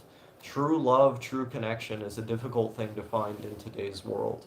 And I think after the amount of relationships that I've had at this point, I've accepted the idea that one day they are to end, um, and then another person comes along and you enjoy them for their unique characteristics. It's literally there's many fish in the sea thing. I still get sad over my ex, who's been gone for quite a while now, because I see him as a unique individual. Like there was only one person like that I had those experiences with. But that's the same for every single person that you become intimate with. Every single person is going to be one person out of many with their own unique characteristics. The steady march of time continues. It moves on, as do I. Um, and yet those memories linger. I don't really ever forget, but I allow myself to exist with those memories enough to be able to say that um, I would be comfortable making new ones with someone else, and enjoying them for the unique characteristics that they have to bring to the table to my life until invariably we part ways as well. The steady march of time. That's what it is, really. Um, the thing is, though, I don't know how I would find myself in a situation like that with someone again. Um, I don't particularly go to social gatherings or um, when I am in public, I can get on fine enough, but I'm a bit awkward. I seem to have very specific tastes in people. Um, like the people who I can really converse with to a great degree um, for a while tend to be pretty strange or unique in their own right, as amicable as I am. So I don't know. I I don't even know how I would go about finding somebody who would find me interesting enough to arrange such a thing. Um, you know, but it's something I want. Like I want to be able to feel the warmth of someone else sleeping in the same bed with me. To be able to to to eat food with someone at the end of the day. To make food with someone beforehand. Um, to hear about the little things, the mundane things that happened in their life when I wasn't around, to share the mundane things that have happened in my life when they weren't around. Um, it's the little things really that I derive a lot of and that I derive a lot of value from. Let's see here. Friends only bring pain, relationships bring even more pain. I don't think it's only. Um, I think it's just both. Like it's the yin and yang of life, right? Like without pain, there wouldn't be pleasure. So you have to learn to accept the transience of both. They coexist. Um, it one doesn't exist without the other, right? It's just learning to live with that dynamic.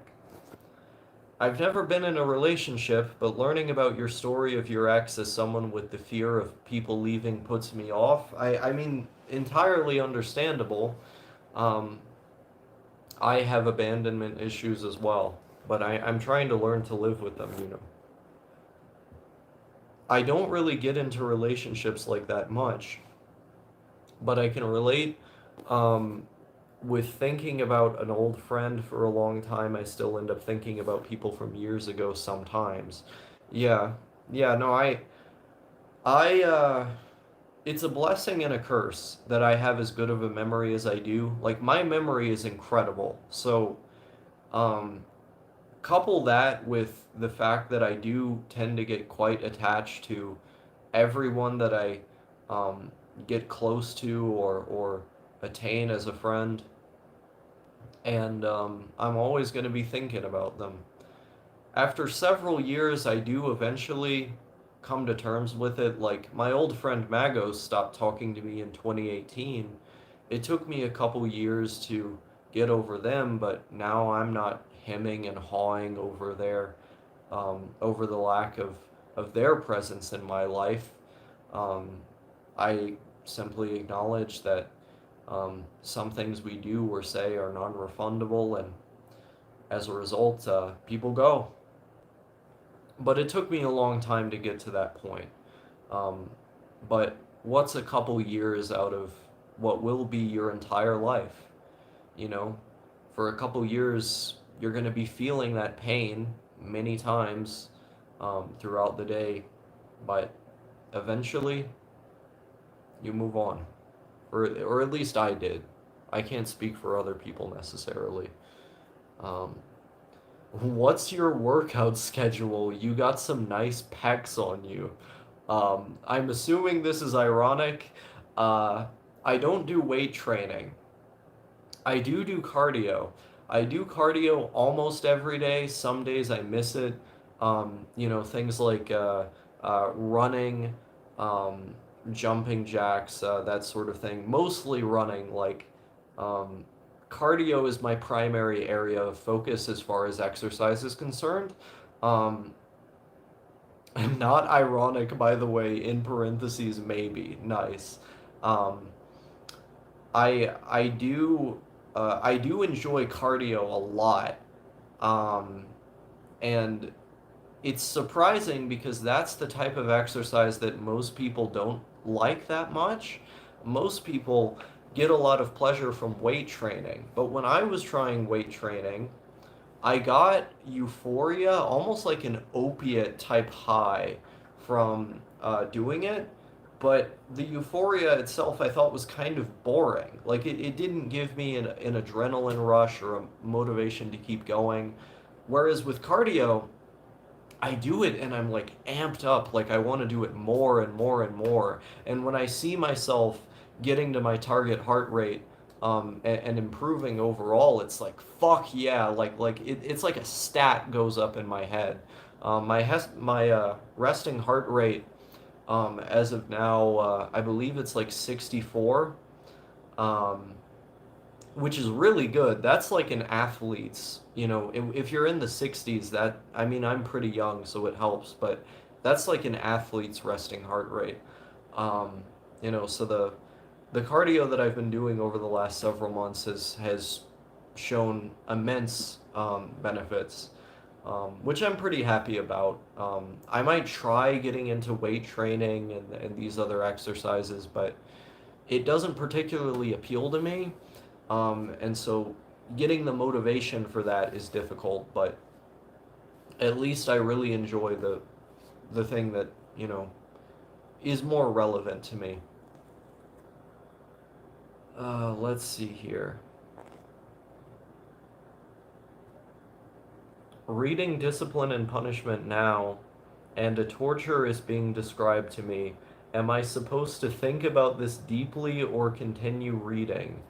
Um, Whichever you feel comfortable with. I can't tell you how exactly you should go about it. I mean, everyone interprets philosophy differently, right? I wish I went walking more, but in this new house, I doubt that will happen much. How come? Is the place you live not very walkable? Kratom plus bicycling slash walking plus music then food equals mega win. Nice. I myself have never been able to get any effects from kratom whatsoever. I've tried a bunch of different strains from a bunch of different vendors, stores, um, so many different doses.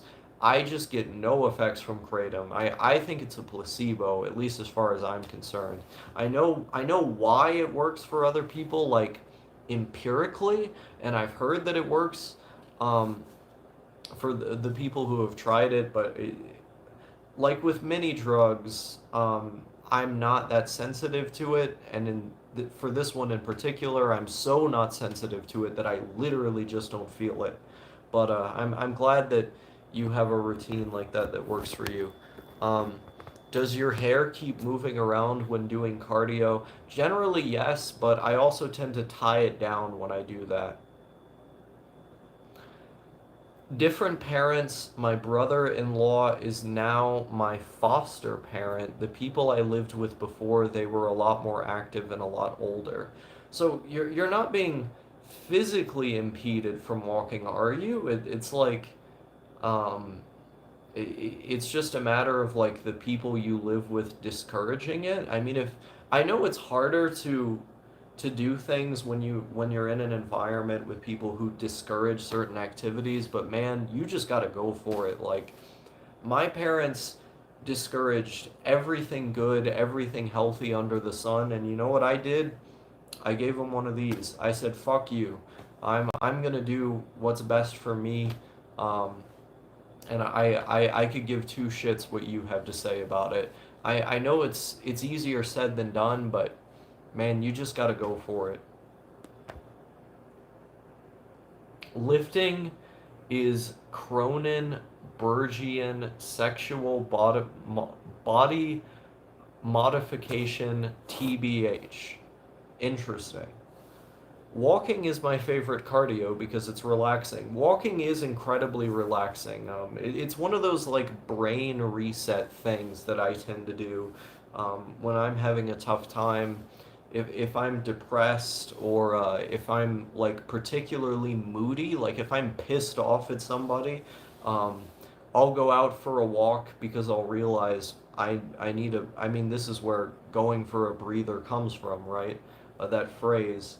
I'll realize is it more ideal for me to blow up at somebody or do something self destructive or do something that is in some small way healthy physically? And then in that instance, the mental benefits are much bigger, which is good in its own right. But um, I go for the walk when that happens. I didn't used to have the self-control to do that. I used to, just fucking go off on people when I felt like that. But, um, you know, as you get older, you mature. I need to make myself walk more. True. Um, walking is great. It's something we should be doing every day. Every fucking day, man. Like it the benefits are cumulative. You don't notice them immediately, but the more you do it, you really notice the benefits. It has wonderful implications for mood. Some of my favorite videos you have made is when you're walking. Nice. I mean, you may see more of the walking videos, or at least footage of me walking overlaid um, over audio of me talking when I'm in Milwaukee because I definitely want to film the city when I'm there. I think that it's a good opportunity. Coffee helps potentiate that too, and I tried the Turns anti-acid potentiate method and it got me stoned lol. I don't really know what you the oh Tums. I read that as Turns. Um I don't think I've ever used a tum in my entire life. I could be wrong about that, but I don't have any memory of doing so. Um, is there a method for, does that help people walk? I have never heard of this before. I don't care that it's 107 Fahrenheit outside. I want to go walking. Good on you. Good on you. That's the spirit. That's what we're talking about. White pill walking. I'm gonna grab another energy drink.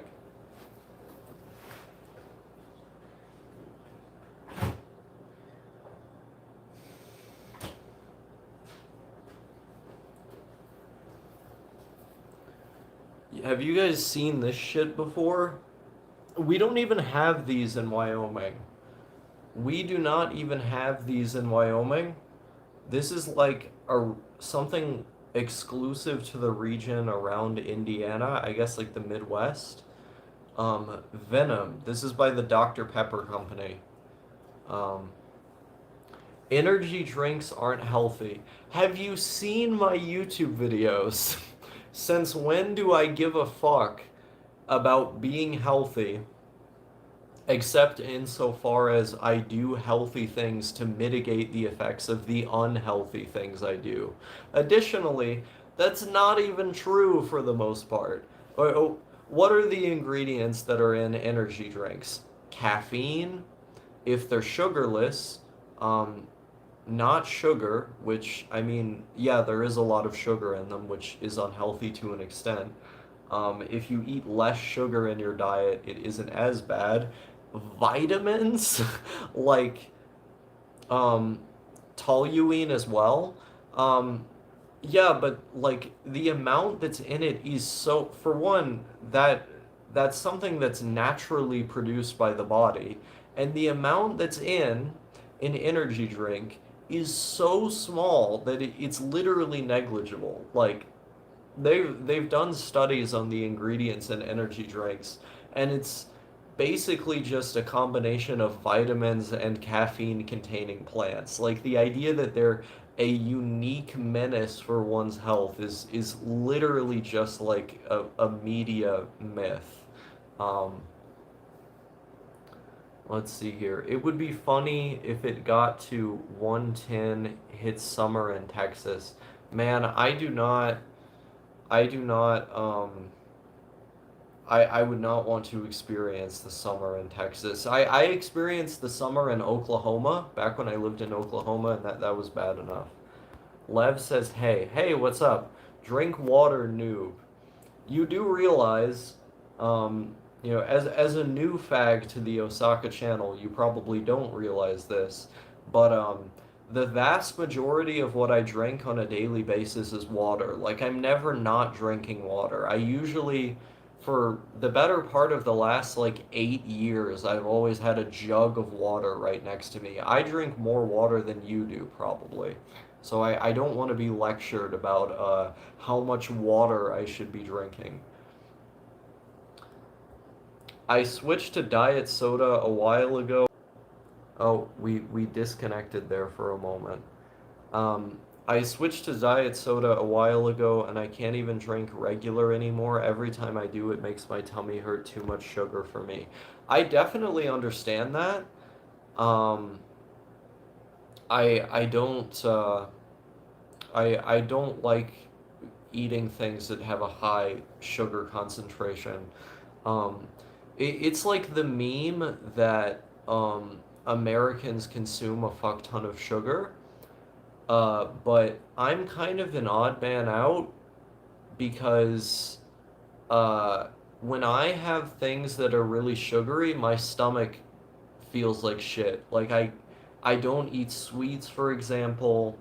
Um, I even fruit, like even fruit that's a little more sugary, up to a certain point, I just can't eat it. And most of the sugar in my diet comes from fruit. Like beyond that, I don't really consume anything sugary. I mean, I consume energy drinks that have sugar in them from time to time, which is a lot. I mean, there's a lot in those, but most of the ones I consume are sugarless. They're the zero sugar variety. So Yeah, I'm also very sensitive to grease. Like this is the other fucking disgusting thing about America, right? Like there there's the soul food culture and the fast food culture and all that. I cannot eat fast food. I eat fast food and I feel like I'm gonna fucking throw up. Like it my body just doesn't agree with it. Most of my diet is like brown bread, green vegetables, fruits, fish, um, things like that. Let's see here. How many liters do you go through a day approximately? Um, I don't keep track, man. Remind me what the character from the thumbnail is from. I don't know the character. I don't like energy drinks, but I like the energy drink can as an aesthetic. It is a strong aesthetic. That's the point of marketing. I love sweets, but drinking sugary drinks just no. Yeah, I'm not a sweets guy myself. I don't like energy drinks. Honestly, they taste like sweetened swimming pool water. Um, yeah, I disagree. I like the way they taste. Um, is what it is. Uh, It's because nobody in America knows how to cook. Yeah, that's very strange. I, growing up in the South, there's this culture of the home cooked meal. You gotta make your own cornbread and stuff like, um, mama's cooking. Uh, and so I think Southern culture, or at least rural Southern culture, the kind where like there's very, very strong community bonds, is a little bit different than the rest of America. I grew up around a lot of cooking. I grew up being taught how to do a lot of cooking, a lot of like Appalachian recipes and stuff like that. So I have a little bit of a different perspective on it, but that is generally true. The other thing is a lot of Americans simply don't have time to cook. Like a lot of Americans, they have to work two jobs for a minuscule wage, sometimes three jobs, two jobs while doing the gig economy stuff. Um, and they come home and there's simply no time to cook. So what do? They order fast food, which is subsidized by the government. The fast food industry is literally subsidized by the government um, because of lobbying, and it's dense enough with calories in order to give them the energy, the fuel to go back to work overtime once again, and then do the gig economy stuff again right after. They live on 4 hours of sleep with a diet consisting entirely of um, calorie dense fast food that is clogging up and destroying their arteries every single time they eat it.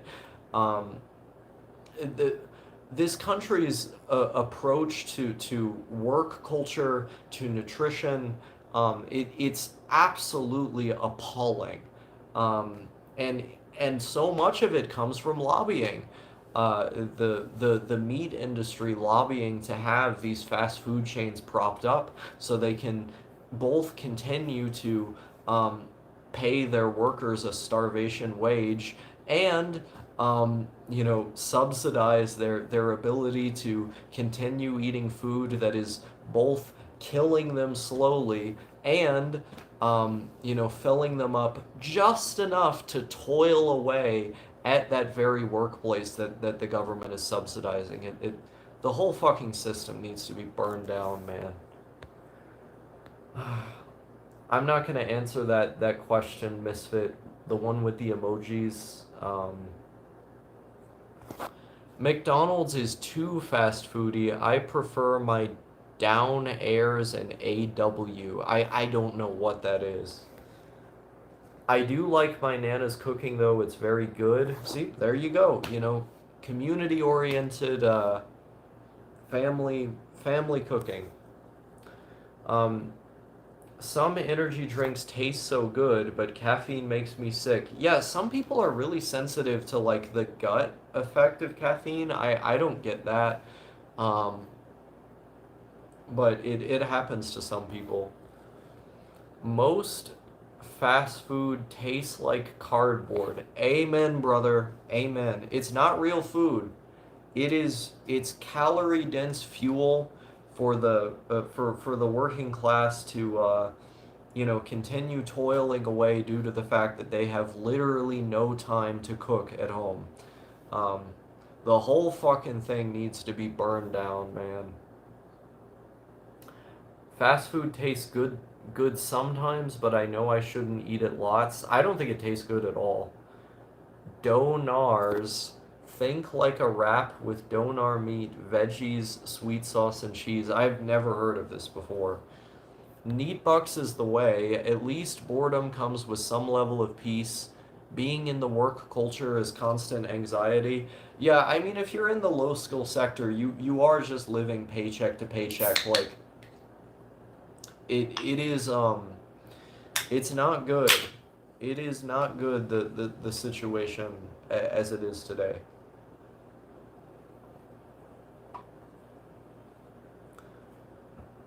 Every fast food type food is better if you make it yourself. Facts.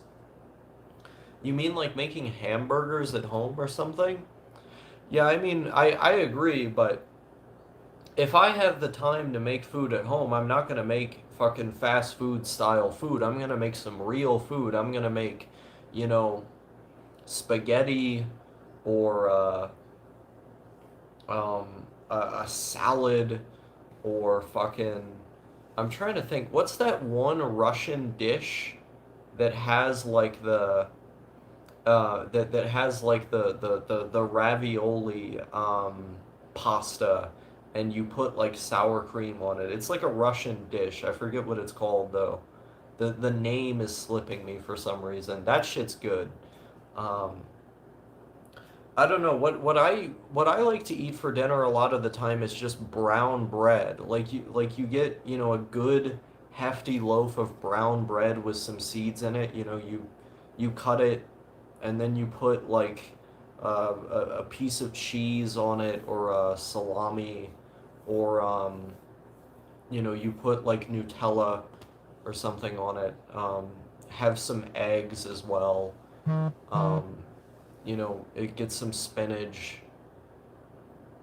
I think like generally my preference for dinner is usually just a lot of bread. The problem is that there like here where I live there's not really a good bakery. Oh yeah, rice as well, pasta. Um, I'm excited to live in Milwaukee because I'll have more options as far as bakeries are concerned. But I like a loaf of brown bread, some fucking um, fruit salad, vegetables. Let's see here. Neat better combo. Neat rents. Neat Trents plus job bucks. I don't know what that is. Financially dodge the housing crisis and you might have money for school too. I don't know what you mean by that. I mostly eat chicken um, and pork chop. Oh, wait. I mostly eat chicken and rice or some sort of pasta. Good. White rice and pork chop, very nice. Chili, also very yummy. I agree. Um, how can I make vaping and drinking black coffee whilst playing Black Ops more enjoyable? I don't know, get better at the game. I don't really understand the nature of your question. I mean, caffeine and nicotine potentiate one another. They have a synergistic effect. So by consuming both of them, I would imagine it would increase your enjoyment of the game, right? So I don't know. Maybe it's a mood issue on your part. Go for a walk or something. I don't know.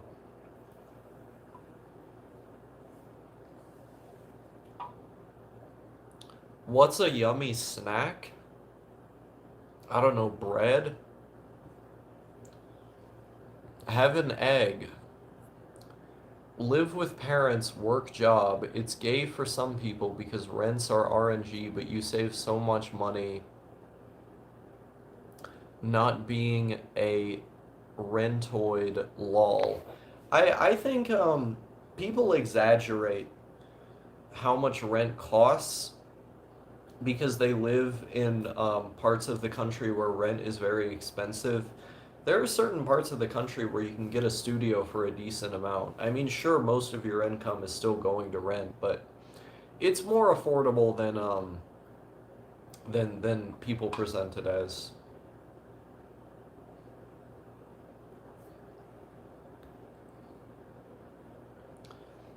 Been playing Neon White recently, such a good game. I've never heard of that game before. Is it like an indie game? Um, my PC broke recently, so I don't know. Sad to say, it's actually way worse up here in Canada. Oh yeah, I've actually heard about that. That Canada, for a while, has been having a really bad housing crisis. They actually banned foreigners from being able to buy homes in Canada, um, in order to free up housing for more citizens. Um, yeah, it seems like every government you guys have just has not addressed the housing crisis at all, even though it's like the most relevant issue in the country.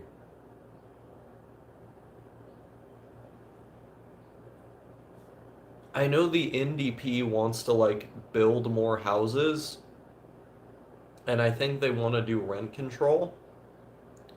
I don't really necessarily like rent control as a policy. I feel like there's some bad economic implications to that, but the idea of literally just building more houses, I think is a sensible one. I would probably be an NDP voter if I lived in Canada. Let's see here. Don't really play video games anymore because anime is a better experience. I never play video games. I mean, like I said, my computer broke. Um, so that's what I was gaming on. Um, but I have no way to game on it because it's broken. I mean, I have really no need to play video games anyway. There's lots of other forms of entertainment. I got a huge bookshelf over there. Um, Video games, they're too addictive. It's NIBYism, largely, though our woke leader does not care, lol. Yeah, it seems like the Liberal Party of Canada does not really care about the housing issue. I live in a ghetto-like place of Texas, so rent is probably cheap here. Yeah, most likely. I mean, if you're in an inner city, it's not uncommon still for rent to be like 600 a month. Yeah, it's a 3D platformer. It was released a couple weeks ago. It's like a parkour thing with movements similar to Quake, perfect for speedrunning. Nice. The process to building a house where you got to pay off the dumb local government and then not have them cuck you feet in n- nibby nimb nimbism. I see. Yeah, I mean, ordinance laws that certain municipalities have is another issue. Like, a lot of cities in the United States, for example, ban uh, housing manufacturers from building certain kinds of housing. I saw news coming out of Portland, out of the Portland City Council recently, that they freed up the zoning laws. So there's way more types of housing that you're allowed to build in the city now, which the goal of passing that law was to make housing more affordable and to provide more housing for people. But in the United States, at least, there's this persistent issue in a lot of cities where you can only build certain kinds of apartments or houses, and they have to be in certain places. It causes essentially an artificial shortage of housing. I want to buy a new laptop, so I can play Borderlands 2 and start up my server again. Well, good luck. Not in my backyard. Oh, I see, I see. I see what you mean. So wait a minute.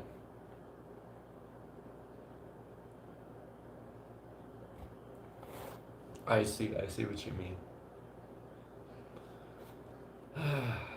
If you want to improve your social skills, play SCP Secret Lab. I mean, I think the best way to improve your social skills is just to go outside. I don't know. Osaka, are you a wizard? Don't you have to be a virgin to be a wizard? I've had sex with multiple people.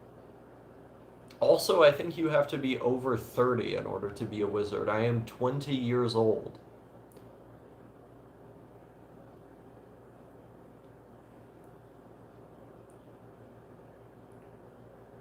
Doesn't count if it's guys. I have never heard of that before. The thing that the thing that I always hear is that there's no such thing as a gay cell because if you're a gay cell, um, it's way easier to get sex or whatever. Isn't that the meme?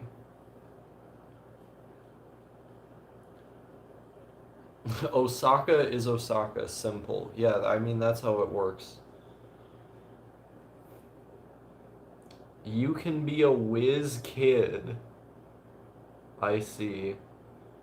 Drug wizard. I would consider myself a drug wizard, primarily in the sense that I have a lot of knowledge on the subject. So if you were to ask me any random question pertaining to the subject, I would generally have a detailed and accurate answer. Um, you need to go outside. You've touched grass too much. Ha ha. I see. Um, that is 100% true. Gay cell is impossible. Um, do you use 420chan? No, I do not. I mean, I used to lurk on there because there's a little bit more in the way of effort posting, but I find a lot of the people on 420chan kind of insufferable. RC Chad. That is me. I appreciate the recognition. I have quite a rapport as far as research chemicals are concerned. One might call me a guinea pig. Let me see here. Okay.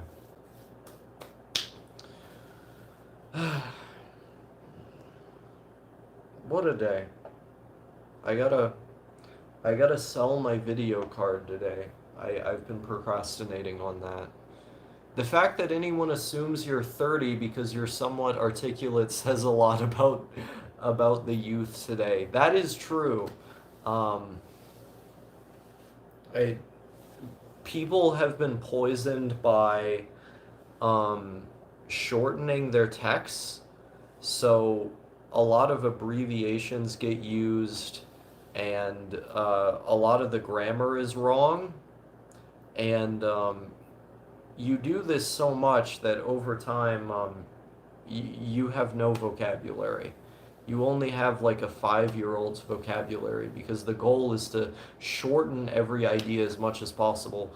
Not even to condense the idea in a way that um, is more um, efficient, just to condense it at all, you know? It's to say less by saying less, you know, not to say more by more efficiently using words. And so what you get is it's the situation where younger people are almost like speaking a different language, because their vocabulary and grammar has been so thoroughly poisoned by the ADHD addled world that is our modern day. Um, People often think I'm older than I actually am from how I talk online. Yeah, I get the same thing. I guess it just goes to show like the amount of collective brain damage our society has incurred at this point. Never said you were 30 what you want about. You implied it through asking the question, Misfit. Yeah, like if you're a wizard, that means you're over 30. Or you are 30. It means you're like a 30-year-old virgin. Um, am both not a virgin nor am I 30, so I'm good there.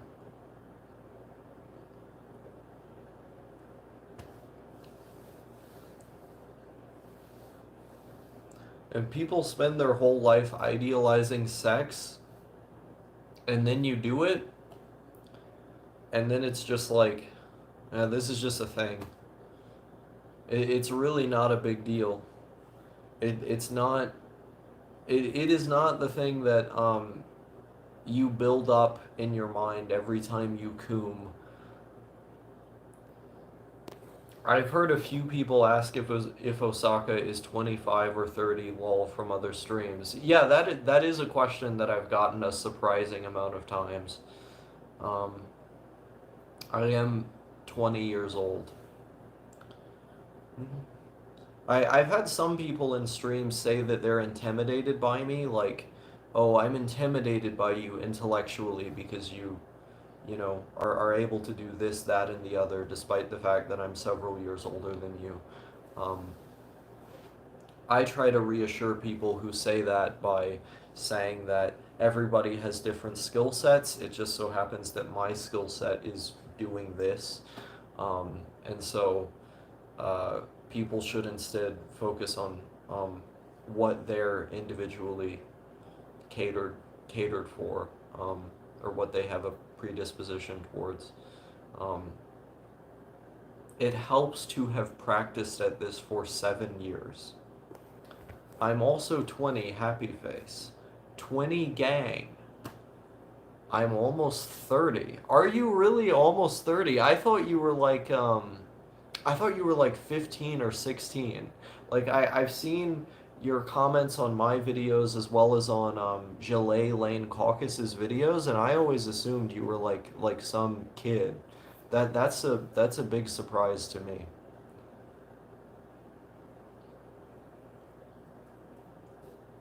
No offense, it's just the typing style that you have.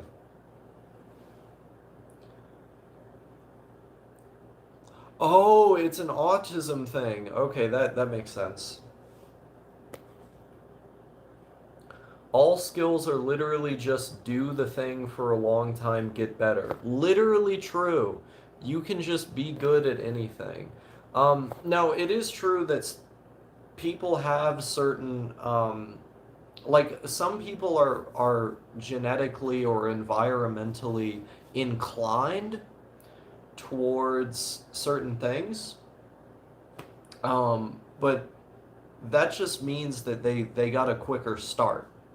Um, you can perhaps slower, but you can nonetheless get to the same level that that person who's more inclined for that field is at, just through sheer effort and practice. Let's see. Oh wow, there's a lot of comments. Also, you don't have to apologize for being autistic, Misfit. I feel like I can learn through your intellect though and videos. Well, I'm glad. Misfit is the wizard. Happy face. I don't want you people to hate me. We don't hate you. I don't hate you. Nobody hates you. I mean, you're watching my stream right now, and I generally have positive opinions of you. Um, you know, you can be a little odd sometimes, but that's not a bad thing. That's an endearing thing. So, be proud of what you are. We are the same age, Osaka! Exclamation point. Nice. If I had to make a stereotype out of you, I would think you're the 25-year-old grocery store employee out back smoking cigs and drinking Monster. I like that those are the aesthetic connotations you ascribe to me. Spiritually, I am that guy. Yeah, hating people online is hard to do. This is true. I love you, Misfit. We do love you, Misfit. You are, supported here. I like the idea that talent only matters at the beginning and the end. Hmm. I mean, in a sense, sort of. You don't come off as young, Misfit, to me so far, at least. Um, Yeah, the reason I had that characterization is because of a lot of the comments I see him have on my videos and Lane's videos, except with the context that he's autistic, they make way more sense now. So I don't, he just comes off autistic to me. We promote peculiarity, Misfit. Yes, we stand the concept of being peculiar. Misfit is my favorite Osaka Syndrome character. See, look at this. What a supportive community we have here. Um, Now, being different is based. Kanan says hi. The good student says hi. Wow, lots of people piling into the stream now. Um, we are collectively trying to encourage one insecure wizard that may or may not have left the chat by now. Um, all the Europeans woke up. I think that's literally what happened. I know the good student is from Europe. Um, let's all love Misfit. Yes, let's all love Misfit. Um, but I like that characterization of me as like the 25-year-old grocery store employee smoking cigs and drinking Monster in the back. That's that like the more that I think about that, the more I do kind of embody that. Misfitism. Misfit is very awesome sauce. Yes. Um, Thank you, Osaka, for doing a live stream acceptable in European times. I am glad uh, that it's appreciated.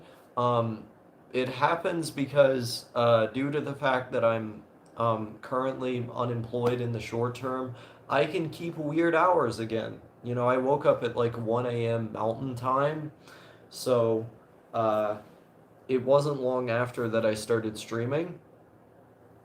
I'm gonna miss being able to do streams like this when I start working again. Like, or to just be awake at hours like this in general, being able to do things. I mean, it's 5:30 in the morning now, but it was still technically like night-ish when I started streaming. Um, I fucking hate being on the day walker schedule, man. Like having to be awake uh, when everybody else is awake and force myself onto their schedule. For one, my body just doesn't agree with it. Like something physically, for as long as I can remember, impedes me from being able to consistently wake up um, at the time you need to wake up to go to work. So I'm kind of fucked in that sense, but I just have to do it anyway. Let me see here. Oh wow, there's a bunch of things. I am a Brit bonger. I couldn't sleep at all, so I'm here now. Let's all have a good day. I don't want to go to work, but forced to do the grind against my will, forced by the dollar. Hey, good luck. Osaka is like one of those truck drivers in anime with a jaded expression 24/7. I have never heard anyone characterize me that way, but uh, I like it. Um, so what have you been talking about so far? We talked about a bunch of stuff. Like we talked about postmodernism, we talked about friendships and relationships, we talked about um, we talked about Thulian Perspective, the old YouTube channel that Varg used to have. Um, we talked about a bunch of shit. Osaka, any thoughts on Love Exposure? I haven't watched it yet. That's like the 4.5 hour Japanese like art film, right, where the guy gets his dick cut off. I've seen GIFs from it. A lot of my friends are a big fan of the movie. I haven't watched it yet, but I intend to at some point. It seems like something I would like. I'm getting better at pulling all-nighters as of recent. Nice. Someone in the chat just keeps spamming not a woman. I mean, obviously, I'm not a woman. Um, I have not claimed to be a woman. So it's interesting. It's interesting that you find it relevant to spam that on my live stream. Today I'm gonna do a stream on Love Exposure. Great Japanese movie. I'll check it out at some point. God damn, that somebody's really excited about the idea that me, someone who is clearly not a woman and not attempting to be one, is not a woman. Thank you, Captain Obvious, for pointing this out. All right, I'm gonna start banning. I'm gonna start banning this nigga. Can I do that on mobile? Let's see. I put this nigga in timeout. Let's see here. God damn. Raiding on the way. The Polish people are here. What the fuck? Holy shit. There's so many. Where are these niggas coming from? A good old raid, I guess. Run? Lol, bruh. Not a woman, cope harder. Once again, I am not a woman. Very, very interesting that you feel the need to state the obvious with such frequency. Let me see here. God damn. The good old raid. Where are all these niggas coming from? Let's see. Hide user from this channel. What did he mean by this? Long hair equals woman. I guess so. Getting sent to... He said the N-word. OMG, racism. Reported for saying the N-word. Nigga, do you think that's gonna get me banned off of YouTube? Are you aware of how many times I've said that in videos? Are you aware of how many times people in general have said that in videos? They got like 12 alts. Pol Saka Gorum, not hard R, so not based. What, do you want me to... Holy shit, where are all of these people coming from? This is insane. The bots have invaded. Maybe you need mods? Nice hairline, bro. You look like a Lameme. Alright. Man, some people really, really do not have anything better to do. They are going hard. Weird to choose YouTube streamers. Aren't Polish people supposed to be coding CS:GO cheats? They are coming from R9K? Yeah, the glow niggers are on to me. The Polish glowies are on to you, Osaka. Lawless Cherry, I'm doing that. Tried to do YouTube, but I ended up copying my contemporaries. Lol people there, cancel culture, everything. They're an R9K thread up or something? Is there an R9K thread where people are like currently going, oh, go after Osaka, let's go raid their fucking stream or whatever? Bunch of niggers, I swear. They need to read a little book. They need to read a little book that has some very pertinent IQ statistics about a certain ethnicity that is currently, unfortunately, a minority in the United States. But if I have anything to say about it, soon to be eliminated. An ethnicity that in a colloquial sense starts with an N and ends with an R.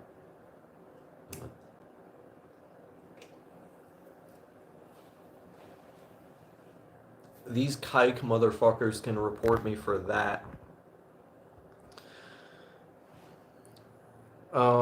Yeah, rating is pretty simulacrum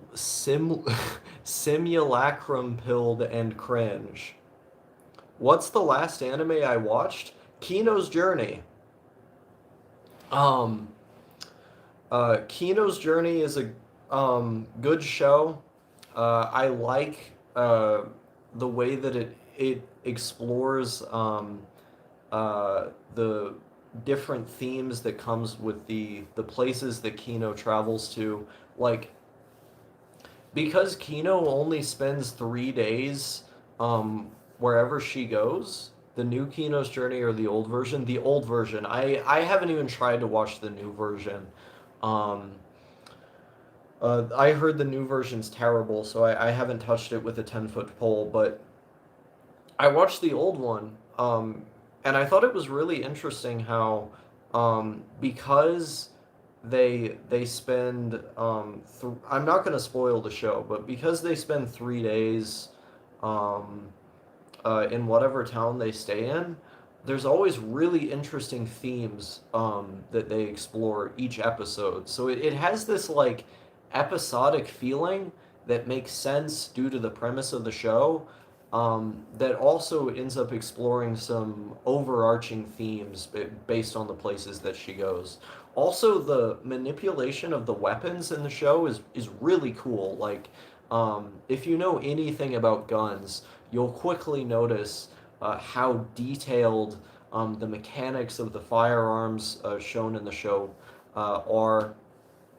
All around great series. I really enjoyed it. The soundtrack is also amazing. Um, let's see here. Why Osaka trying to act hard when he identified as a woman before? I act the same way I've always acted. I don't really know if I'm acting hard. But I mean, I guess how that's defined is dependent on the individual. I've acted the same way that I've always acted. Kino's Journey is great. Is there anywhere to read the novels? I did not know there was a novel for Kino's Journey. Um, Probably Discord then. Yeah. Um, I had no idea. I know there's a manga. I think the Kino's Journey manga is one of the longest running manga there's been ever, right?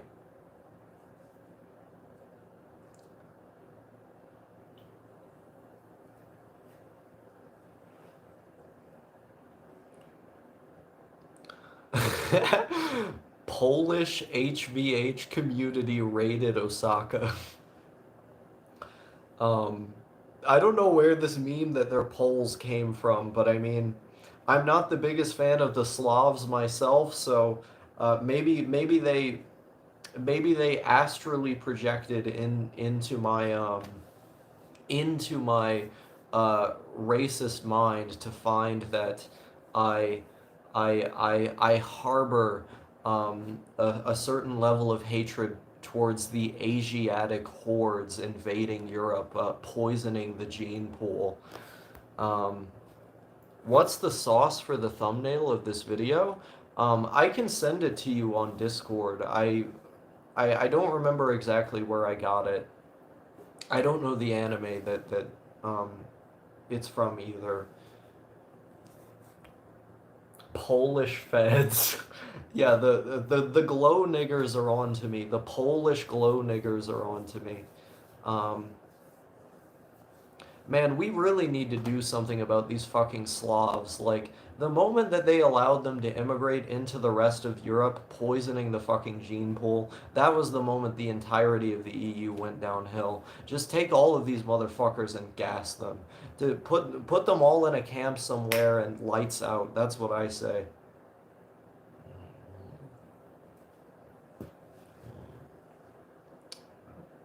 Anyway, Asiatic people aside, Kino's Journey is a good show that you should watch.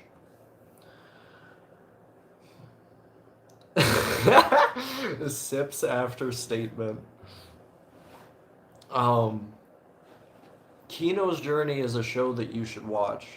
I want to be watching more anime in general. The problem is, what with work, looking for work, and currently this move that I'm going on, um, I haven't had the time that I used to have for anime. Um, the next show, the next show I want to watch, is probably the second season of Kobayashi's Dragon Maid, because I loved the first season of that show, and ever since the second season came out, I've been meaning to watch it. I've just never had the time. Um, it's not a coincidence that East Asian countries have the lowest crime rates. Don't mix races. There you go.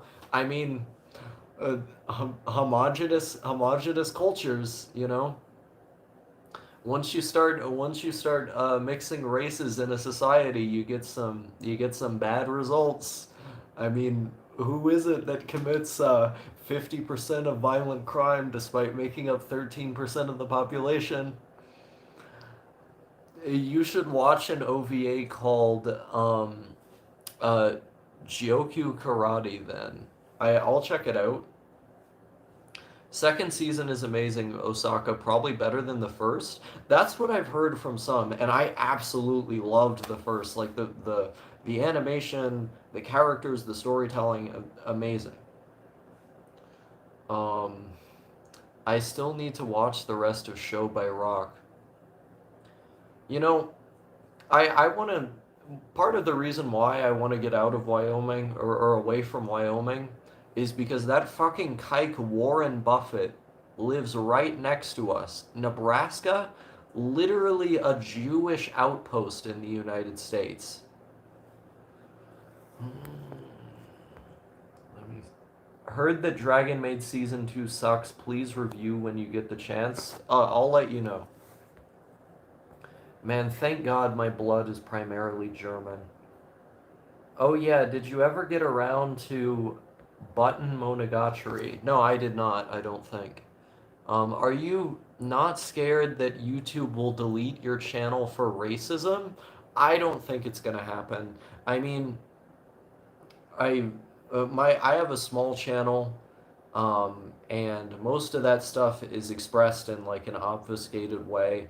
I'll probably get like a strike or something, but I mean, my content has always been borderline. Like I've always kind of been operating on the edge of what's okay and what's not okay. I'm not exactly out here promoting genocide or whatever. Not that you know of, at least. I wanted to get into Monogatari, but thought it was boring. I like the visuals in Monogatari a lot, but I feel like the writing of the show lends itself a lot more to literature. So like I have the light novels for Bake Monogatari. I have the first three, and I think the storytelling, like that type of storytelling, works way better. It works way better in in book form than it does in the form of anime. The adaptation is pretty good though. Like the Shenbo, the visuals, they do a good job adapting it. I just feel like it's better as a novel. It's not that Monogatari, it's a show about Buddhism. Any tips to learn Japanese? I don't know Japanese myself because life got in the way of me being able to continue my studies. However, when I was learning Japanese, Anki was a great resource. James Heisig's book, Remembering the Kanji, using that in tandem with Anki, which is a spaced repetition system that algorithmically um, uh, makes it to where you're more likely to remember whatever it is that you're learning. Um, so as soon as you're about to forget a kanji character, for example, it shows you that in the flashcards, and that gets lodged into your long-term memory. James Heisig's book, um, Remembering the Kanji, uses the story method, otherwise known as mnemonics, as well, which helps remember it. Uh, as Lev mentioned in the chat, Matt versus Japan. Matt versus Japan talks about all of the stuff that I just mentioned, and that should help you learn it. I do want to learn it. I wanna try learning it again eventually because back when I was learning Japanese, I literally learned over 1,000 kanji in like a month. Like it was one of the most satisfying things I ever did using these methods. I just never took the time to pick it back up again. But hopefully I will eventually. But yeah, check out Matt versus Japan. But saying the N word, vomiting, screaming about wanting to be booked, live stream. Live streams bring out the best of Osaka. This is true. If you're an old school Osaka fan, you've seen some crazy shit on the live streams.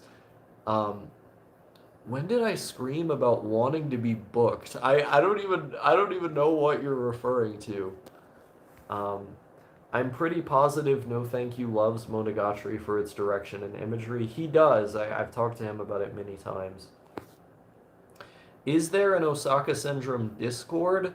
Remember you saying you left years ago. I do not have a public server for my channel. I have a private server for my friends, but if you want my Discord account, I generally make it public. It's like capital O Osaka, capital S Syndrome, number sign 0059. That's my Discord. Don't really see the need to learn Japanese until I master English. Understandable. Um, I don't like putting my phone number for a Jewish app. Yeah, I made my account before you had to put the phone number in, and I justify having a Discord by having it only on my Windows computer. So all my other computers are Linux. Um, Two of them are Libre booted, so they use no proprietary BIOS, and the distros that they have are FOSS distros, so they only have free software. Um, on my Glow computer, the one that has Windows on it that I use primarily just to edit videos on because Sony Vegas isn't available on Linux, I have Discord on there as well. Um, and so I justify having the application because it's exclusively on that computer. I ain't exactly an old Sokka fan, but the few live streams I've been around for have been fun. Nice. We need an Osaka Syndrome IRC. I agree. Maybe I'll get around to it one day. Japanese is too widespread. We need more Korean and Chinese learners. Agreed 100%. I wish I had the time and discipline to learn Chinese because the Chinese internet is like a wellspring of just unearthed treasure. It like I want to learn Chinese so bad, but I know that in practical terms it's very unlikely that I will, simply because Japanese content is much more relevant to me. Have you tried reading Korean and Chinese webtoons? How do they compare to Japanese stuff? I have not. Um, I'd like to give them a shot at some point. It's just a matter of finding the time. My old phone number got banned permanently from Discord? Huh. I'm not worried about Discord spying on me. I just think it's gay that it's moderated and not private server based like TS3 was. I mean, yeah, that's fair. I generally do not like proprietary software. Anything that's not free and open source, I dislike. My first video of yours was I miss forums in the old internet. That seems to be a lot of people's first video of mine. A lot of people found me from that video. That video got surprisingly big. I don't know why. That video has gained a surprising amount of prominence. I feel like Japanese are using Western websites like Twitter rather than their own, unfortunately. I agree, but there's still like a huge Japanese internet.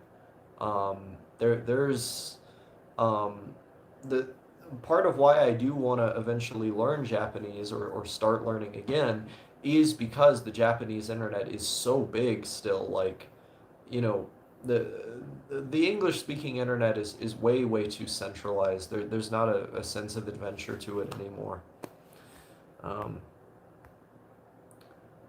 I want to learn Spanish and Japanese because weeb in Texas. I also want to learn Spanish. If I'm thinking about things practically, like when I go to university, to get my English degree, I'm probably going to actually start being dedicated to learning Spanish at the same time. Both because I love the language, it's relevant to me as someone who lives in the Americas.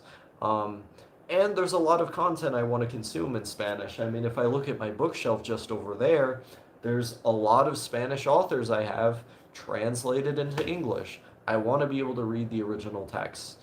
There's a lot of scientific literature as well that's in Spanish pertaining to other interests I have, like drugs, for example. The Spanish internet, you have like Hispachan and stuff. Um, if I'm being really honest with myself, I am more likely to learn Spanish than Japanese.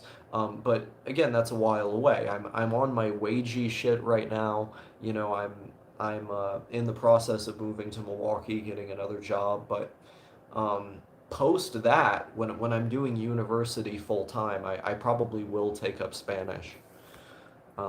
Hiki-chan for me, interesting.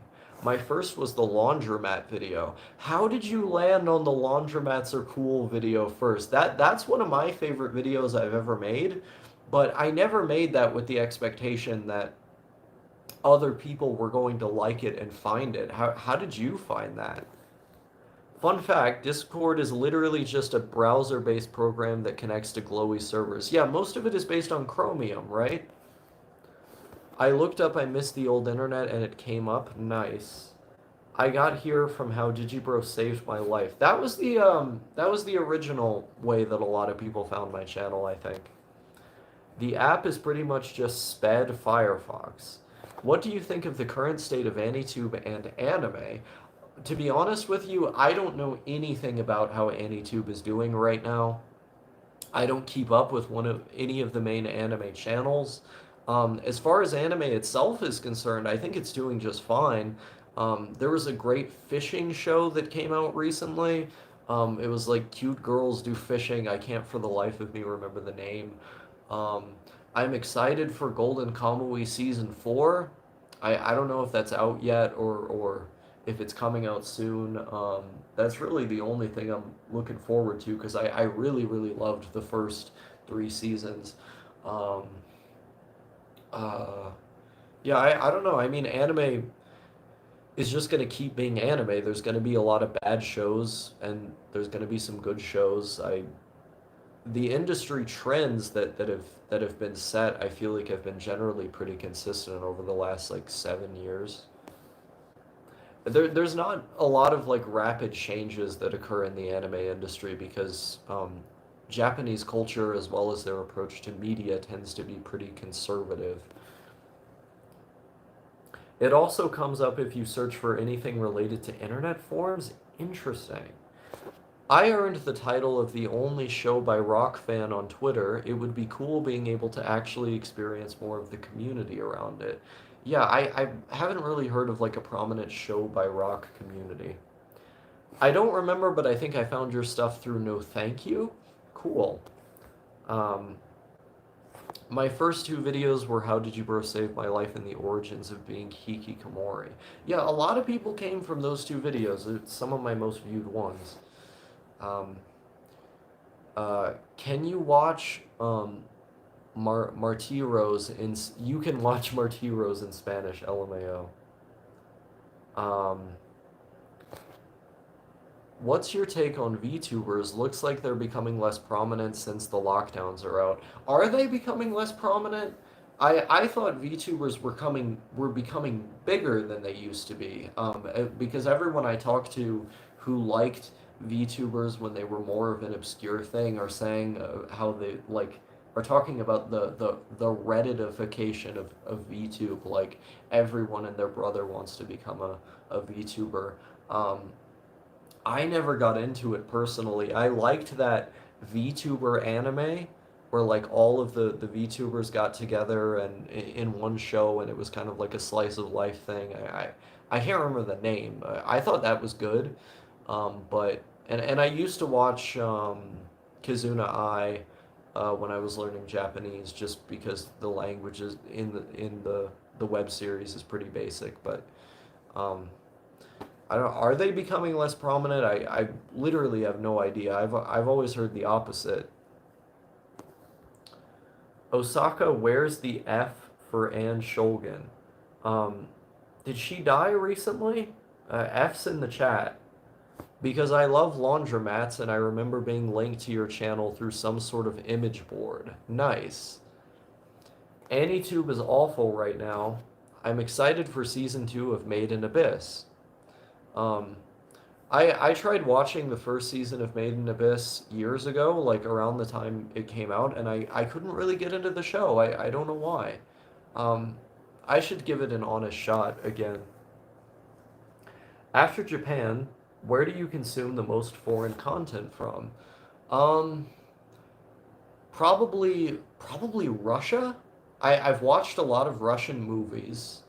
Um, or really just Eastern European cinema in general. I've watched a lot of Russian movies. I've watched a lot of Polish movies, Czech movies, avant-garde Eastern European cinema, you know. Korean film I've watched a lot of. Um, I've watched some German movies. I don't know. If I were to say the most, probably, yeah, probably Russia. Um, I watch a lot of foreign film in general. Like, I'm more of a film guy than an anime guy or an animation guy. Uh, so I think probably Russia. Do you like or dislike isekai? I do not like isekai. I've watched a couple isekai shows and I think just about all of them I've given a negative score. I can understand why isekai from like an academic or sociological perspective is interesting, but I have never been into the aesthetics of fantasy, and I always find the shows incredibly derivative and boring. I feel like most good AniTube has less than 10K subs. It's impossible to find. Yeah, I don't really look for it. I don't remember at all how I found you, but I just kind of kept watching. Nice.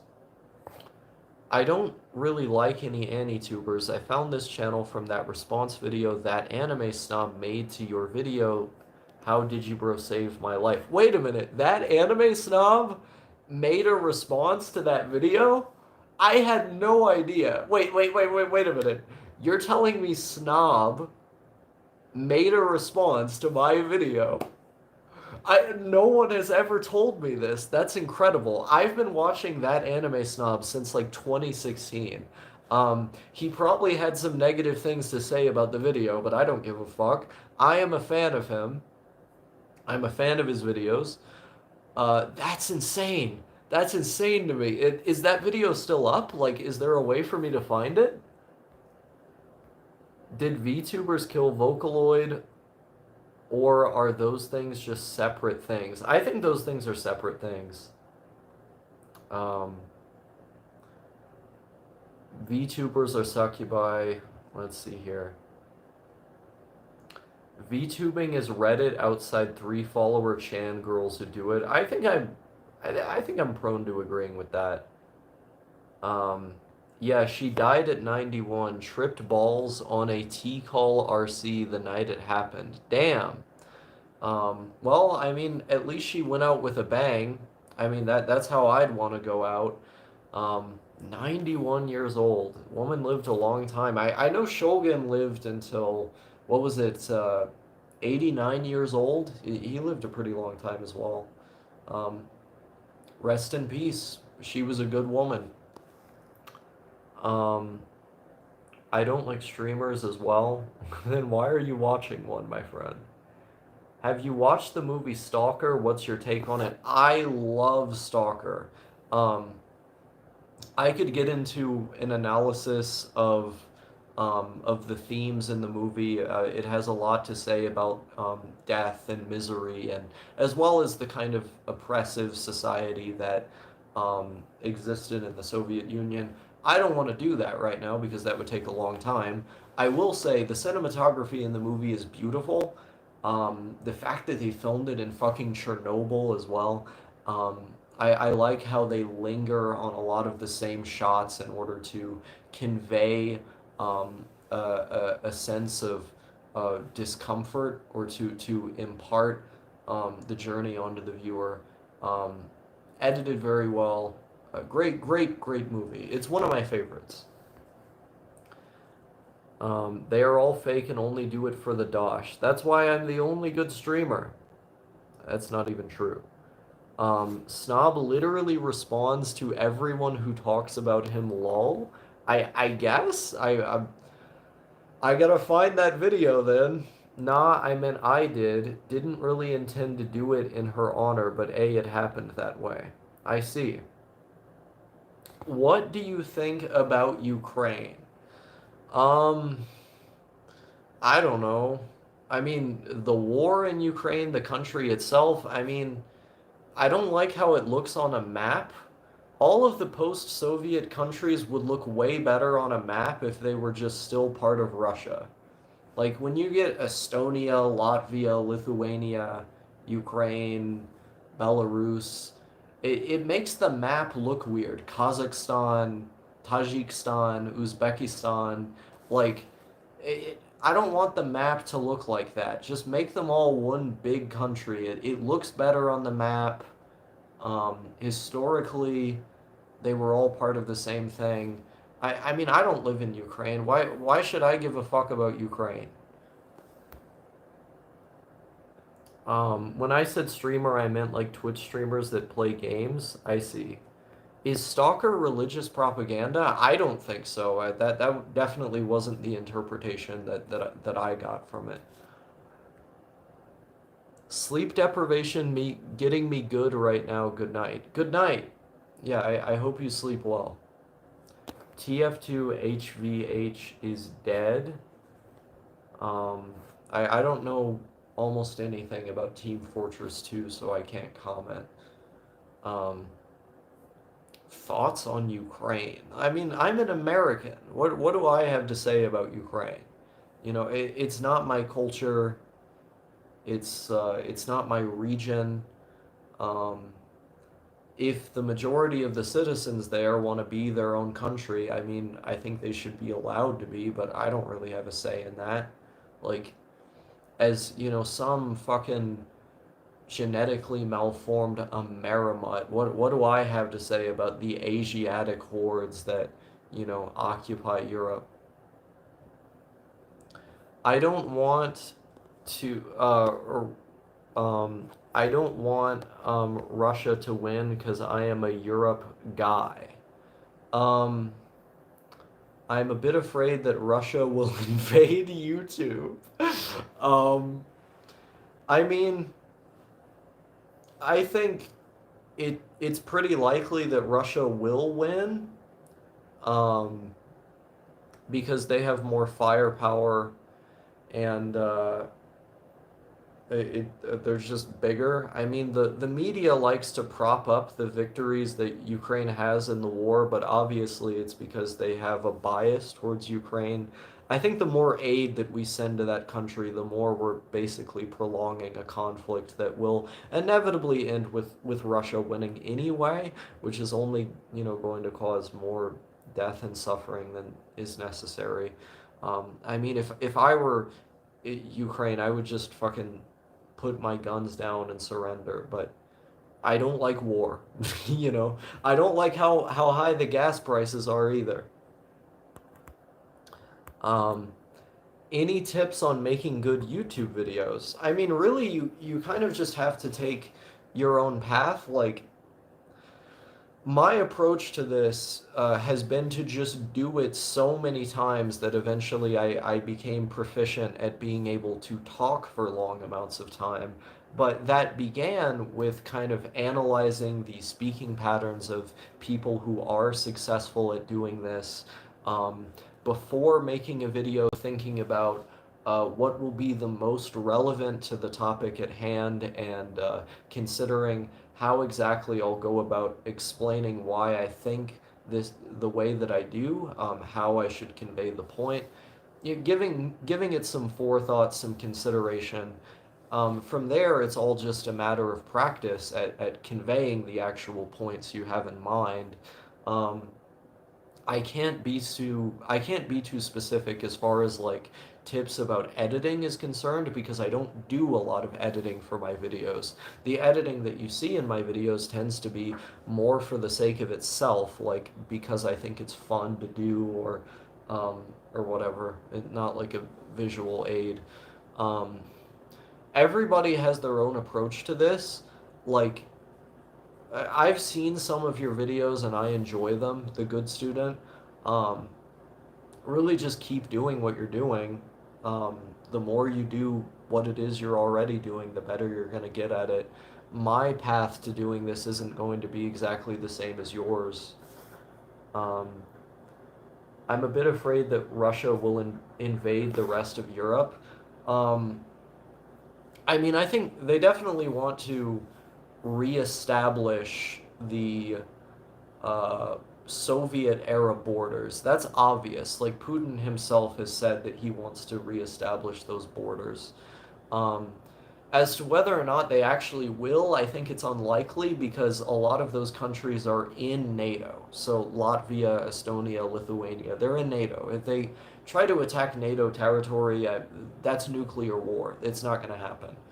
Um, Belarus, in the event that they win the war with Ukraine, Belarus will probably reunite with Russia. Ukraine will be there, but those other countries, I mean, if they're in NATO, they're not going to touch NATO countries. Like, that's nuclear annihilation. It's just not going to happen. Um, I do not see it happening. Um, if Russia doesn't take our anime girls, I don't mind. I mean, it's a huge market for anime. I mean, if Ukrainians weren't resisting, Russia would seize the whole country, but because of the resistance, we can take maybe 1/5 of the country until sanctions have an effect on our economy. I mean, yeah, that's a good point.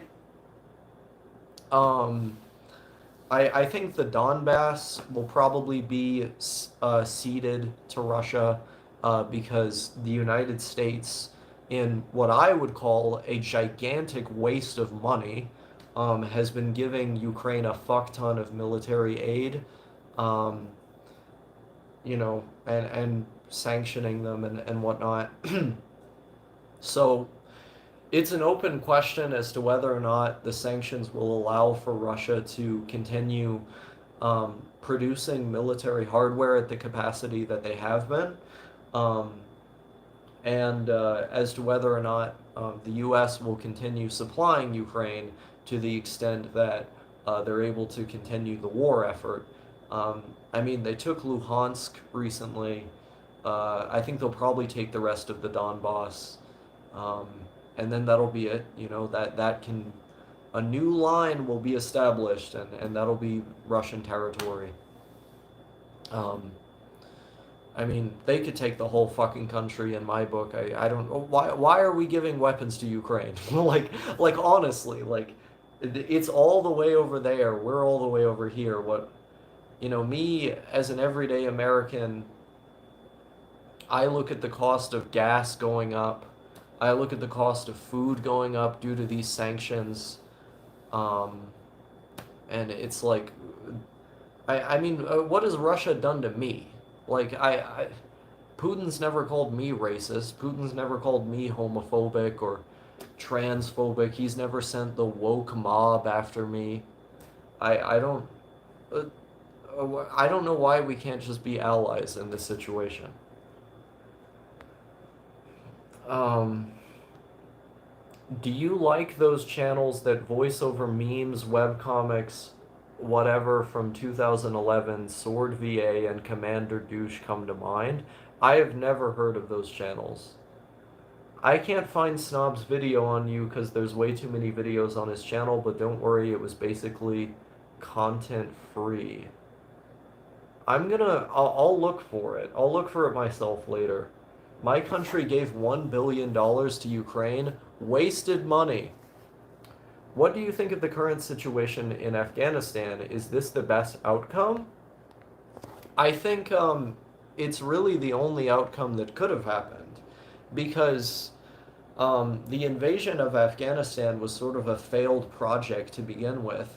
Um, I mean, it's the graveyard of empires, much like when the British came there or the Soviets came there. The geography, as well as the social cohesion that existed amongst the various tribes across that difficult terrain, created a situation where warlords would have much more power in those individual areas that were already difficult to fight on in the first place. And so whatever country um, has come there to try and exert some kind of political influence has failed because of this odd, dynamic that exists there. We tried to come there with more advanced hardware than the Soviets had, drones and whatnot, um, with the help of warlords,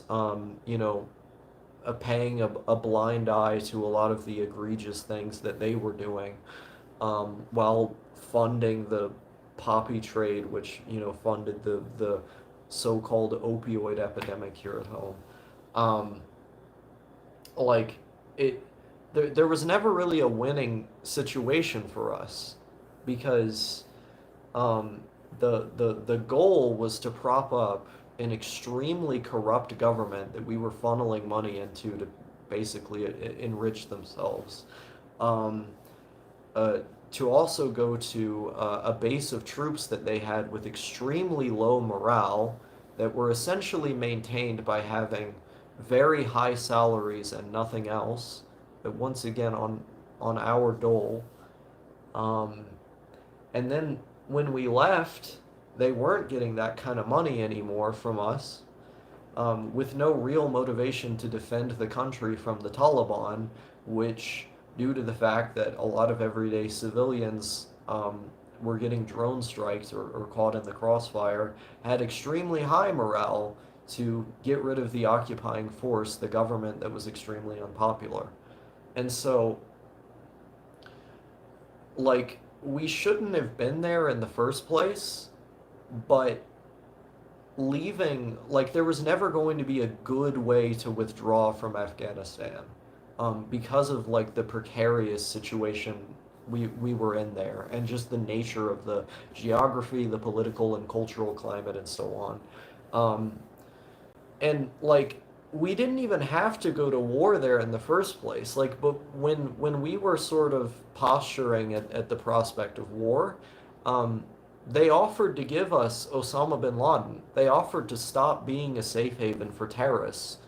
Um, W. Bush went to war there anyway, and so um, the whole situation was fucked. Like, it was an unwinnable war. Um, it, Basically a sink for money, and so it's good that we left, but we should have left way the fuck earlier. There was really no good outcome. My family is struggling to live, and the money gives money to Ukraine. Don't like that, Boris. Yep, I mean, there you go. There you go. I'm not a big Trump fan, but he would have handled the war way better. I don't think so. I think, I mean, I think it was inevitable that um, we were going to get out of Afghanistan. Like, and the withdrawal was never going to end up good. Like, it was always going to end up with the Taliban seizing power. But um, I think there would have been a larger chance of us actually staying there if Trump were in power. Um, even though it was kind of a bipartisan consensus amongst the elite that we should get out. It He might have sent the troops back in. I mean, when Biden brought us out, he said, "Hey, we should go back in." So the best situation is just not being there. Any thoughts on Shinzo Abe's assassination and legacy? I think Shinzo Abe was a good man. He was good for Japan in many respects. I respect him. I'm not really a conservative guy myself, but I think a lot of his policies in Japan were good for the country. And I for pretty much my whole life I've been seeing him on TV, so it is upsetting to see someone with that kind of legacy just bam, gone. But it is what it is. The steady march of time continues. Oh, I zoomed in really hard. If you had one country to pick one country to take over the entire world, what would it be? That is a very odd question because I feel like if one country had taken over the whole world, they would probably operate in a very different manner. I mean, the reason why the countries that have the policies that have, like, if I look at a country that has policies that I like, for example, let's say, I don't know, Norway or the Netherlands or something, they have those policies because they're adhering to a certain constituency that wants those policies to be in place. There's nothing, I mean, there are cultural factors that influence those policies being there. But if the country were to have a vastly larger amount of territory tomorrow, would they still have those policies? Maybe, maybe not. I mean, we're talking about a completely different country than if they were to take over all of that territory. If we're talking just about policy, though, um, the country that has the policies that align most with the world that I would like to see is probably the Netherlands. And so, if the whole world were to adopt Dutch policies, I guess I would have to say I want the Netherlands to take over the world. But again, the hypothetical doesn't really work because I don't think that's what would actually happen in practice. Did Shinzo Abe hate NEETs or something? Every politician hates NEETs. It can be a country that doesn't exist anymore if you want. Um, I mean, I can't really think of a country that doesn't exist anymore that I would want to take over the world. Do you remember the new atheist, YouTube atheist? Any thoughts on Christopher Hitchens? I have a couple of Christopher Hitchens books. Um, I'm not an atheist myself, but I respect his work a lot. I think he was a very funny and articulate guy. Amazing debater as well. I love watching Hitchens debates. Um, a lot of his thoughts on foreign policy later into his life, I heavily disagree with, but um, I think he ended up becoming that way because his sort of new atheist uh, hatred, his hatred for religion ended up superseding any kind of commitment to isolationistic or classically progressive views on foreign policy. And so he ended up becoming a sort of neocon as far as those issues were concerned later into his life. Obviously, I disagree with that. But I think the way that he came to that perspective from his kind of anti-religious positioning is interesting. Um, God is Not Great is a really good book. Yeah, he was cool. Um, the YouTube atheists, I was never really big into that community growing up. When they were relevant, I wasn't like a new atheist stan. I didn't really consume much of that stuff. The entire world under Texas control, lol. Osaka's vibrator just went off. Did something vibrate that I'm unaware of? Interesting. Um, Yo, sup. If you don't mind, what's your religion? I am a Protestant. Um, yeah, I am a Christian Protestant.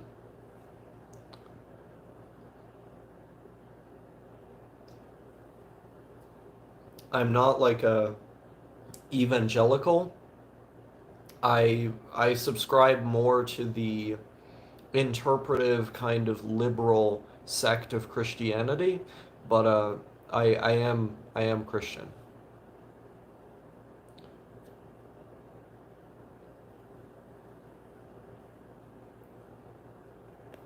Holy shit, we've been streaming for 3 hours.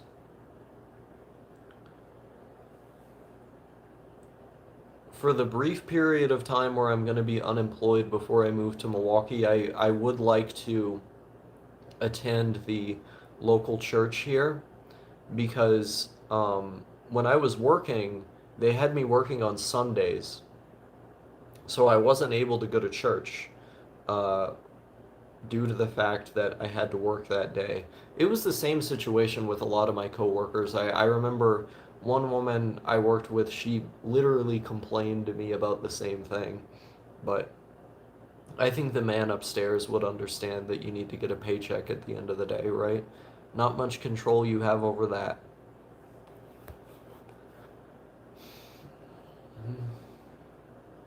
I haven't done a video about my conversion to Christianity.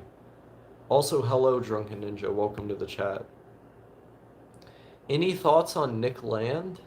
Um, Nick Land is interesting because there's the fun 90s Nick Land, and then there's like the depressing 2010s and after Nick Land, where he was just doing like Chinese research chemicals and going into stimulant psychosis while writing about like abolishing time.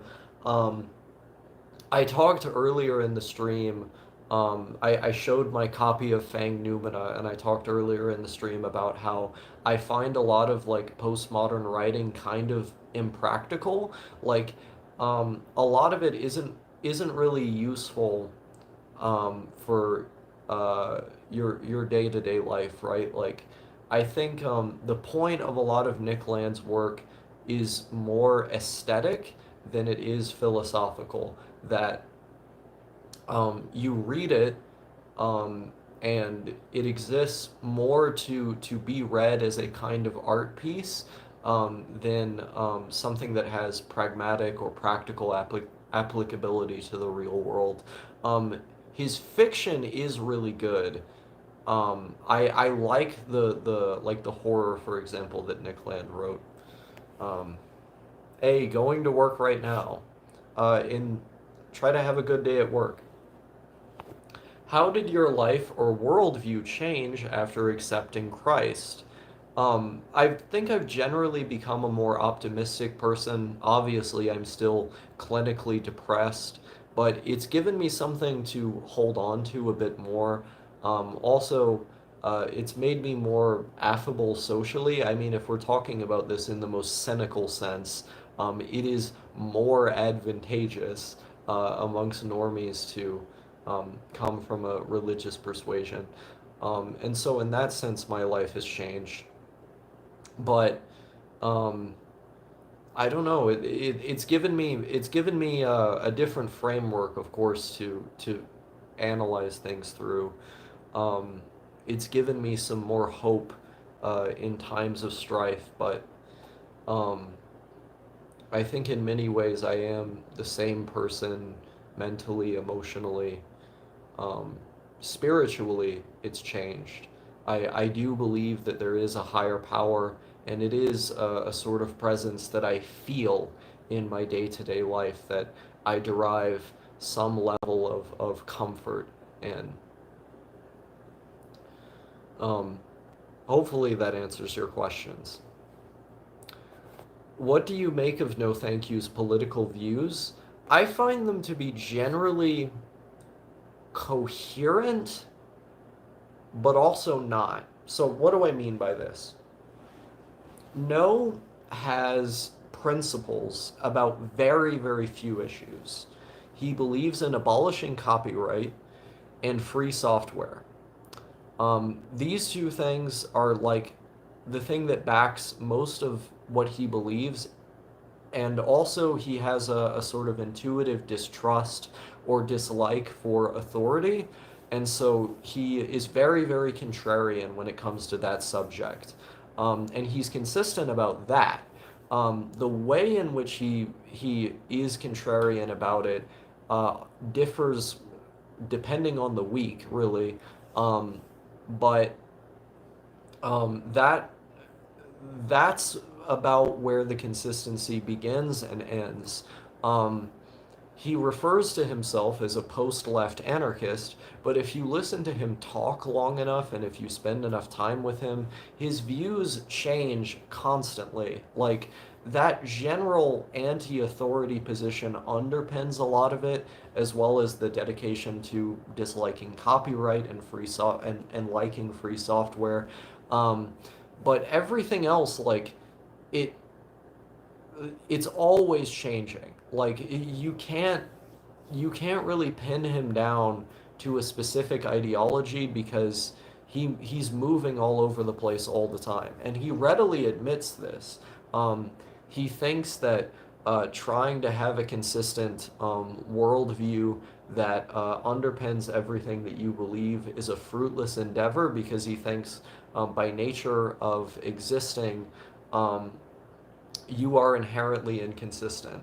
That you have to perform like mental gymnastics in order to actually have a consistent worldview, and that by rejecting that, you're treating philosophy and thereby life as a form of art. He sees philosophy and life as art, something meant to be more aesthetically pleasing or interesting rather than practical. That's why when you look at a lot of the thinkers that he really admires or spends a lot of time talking about, like say Nick Land, for example, they do the exact same thing. Um, and so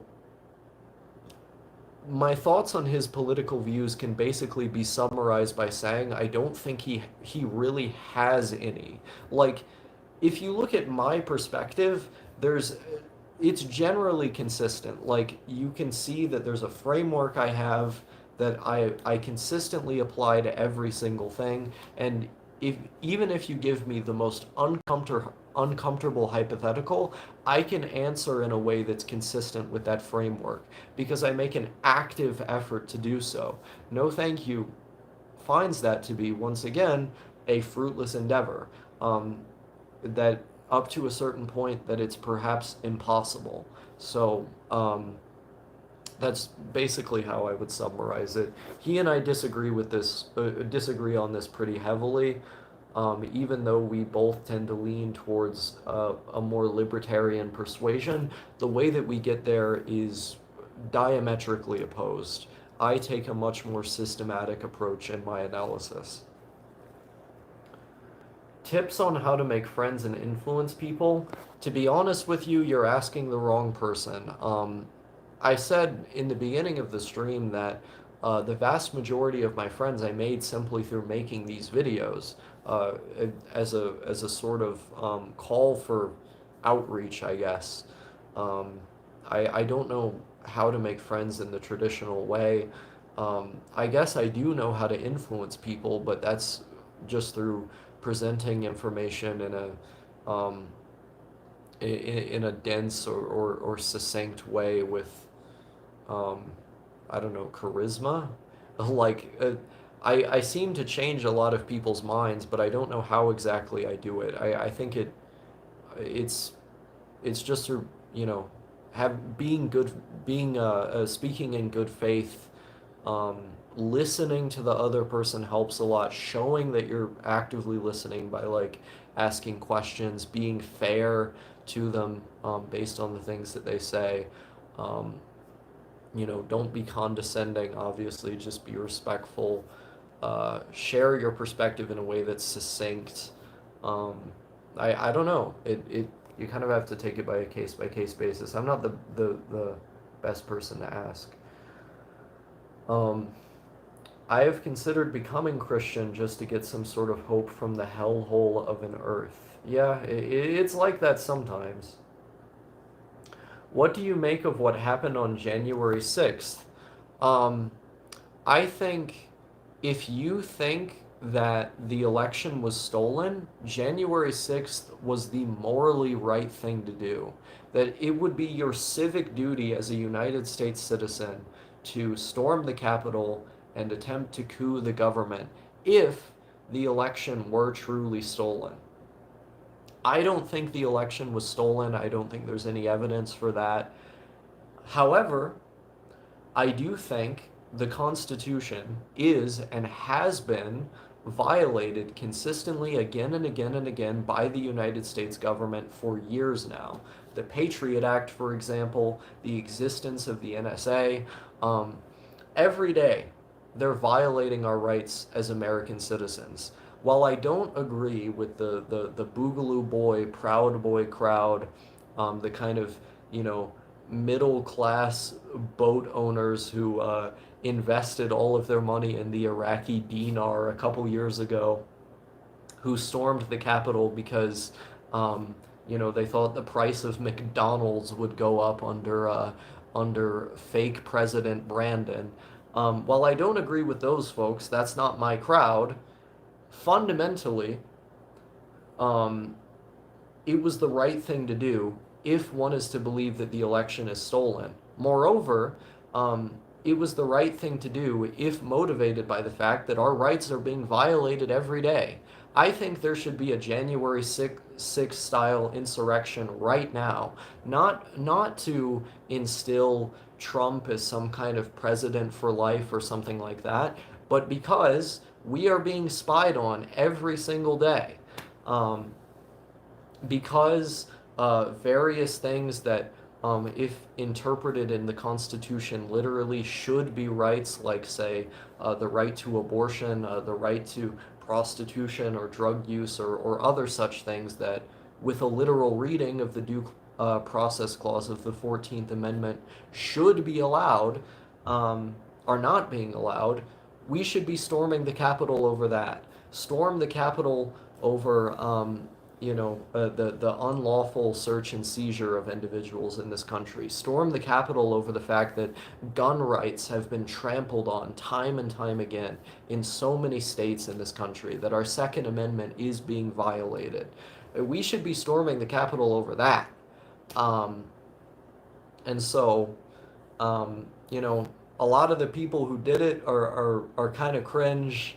Don't exactly agree with the reason that they did it, but um, I think we should have been storming the Capitol years ago. Maybe we should kill them. We've all just fallen for internet memes, just different ones. No and Luke Smith are the same. What do you think? What do you make of Luke Smith's political and moral views? Is it just a LARP? Did he fall for all the memes? I think to some extent he fell for the memes, but I mean, Luke is an intelligent guy. I like some of what he says. I disagree with a lot of what he says. But I haven't listened to his political content enough to give an accurate or suitable response to that. Oh shit, I zoomed in really heavy again. I remember in a video, No Thank You argued that the esoteric right people who like to quote Evola on Twitter and tell others to work out and so on simply became right wing for the aesthetics. I agree. Um, yeah, I agree. Um, what do you make of Gamergate? What happened? Did anything happen? Honestly, I don't know much about Gamergate. Uh, from my understanding, a lot of people got mad at Anita Sarkeesian for making pretty basic analysis videos of video games. Like, she applied some feminist analysis to video games, and then people lost their shit. It's like they're. I watched the videos at the time, and I thought they were just basic analysis videos. They were presented in, like, kind of a condescending way sometimes, but that's it. I didn't really care. I think everyone lost their shit over nothing. As a Christian, how do you answer the problem of evil? I would need to give the question more thought. Um, and I have read the Bible, but I need to become more read on Christian theology as well as other frameworks. I don't feel comfortable answering the question yet. LMAO boat owners. Don't think the election is stolen, but I don't blame people for being paranoid. Yeah, understandable. I feel like it was harder for me to live when I was a Christian. When I converted to atheism, it felt like I was liberated from all these restrictions Christianity imposes on you. Well, it's really all about the interpretation of Christianity, right? Like, um, if you look at sodomy, for example, um, as someone who has more of a liberal interpretation of Christianity, um, there's like one part, like two parts in the Bible that address sodomy. And I think what they were referring to wasn't actually gay people in the Middle East at the time.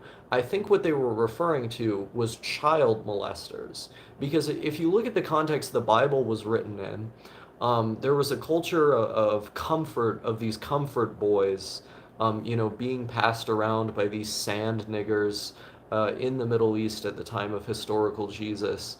And um,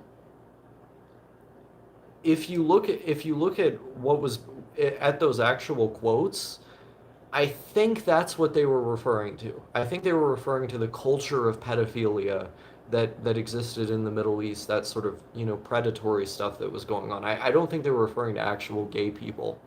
That being said, what the Bible is explicit about is marriage. Marriage is between one man and one woman. I do not support gay marriage. They can have civil unions if they want. Civil unions give you the same rights as marriage.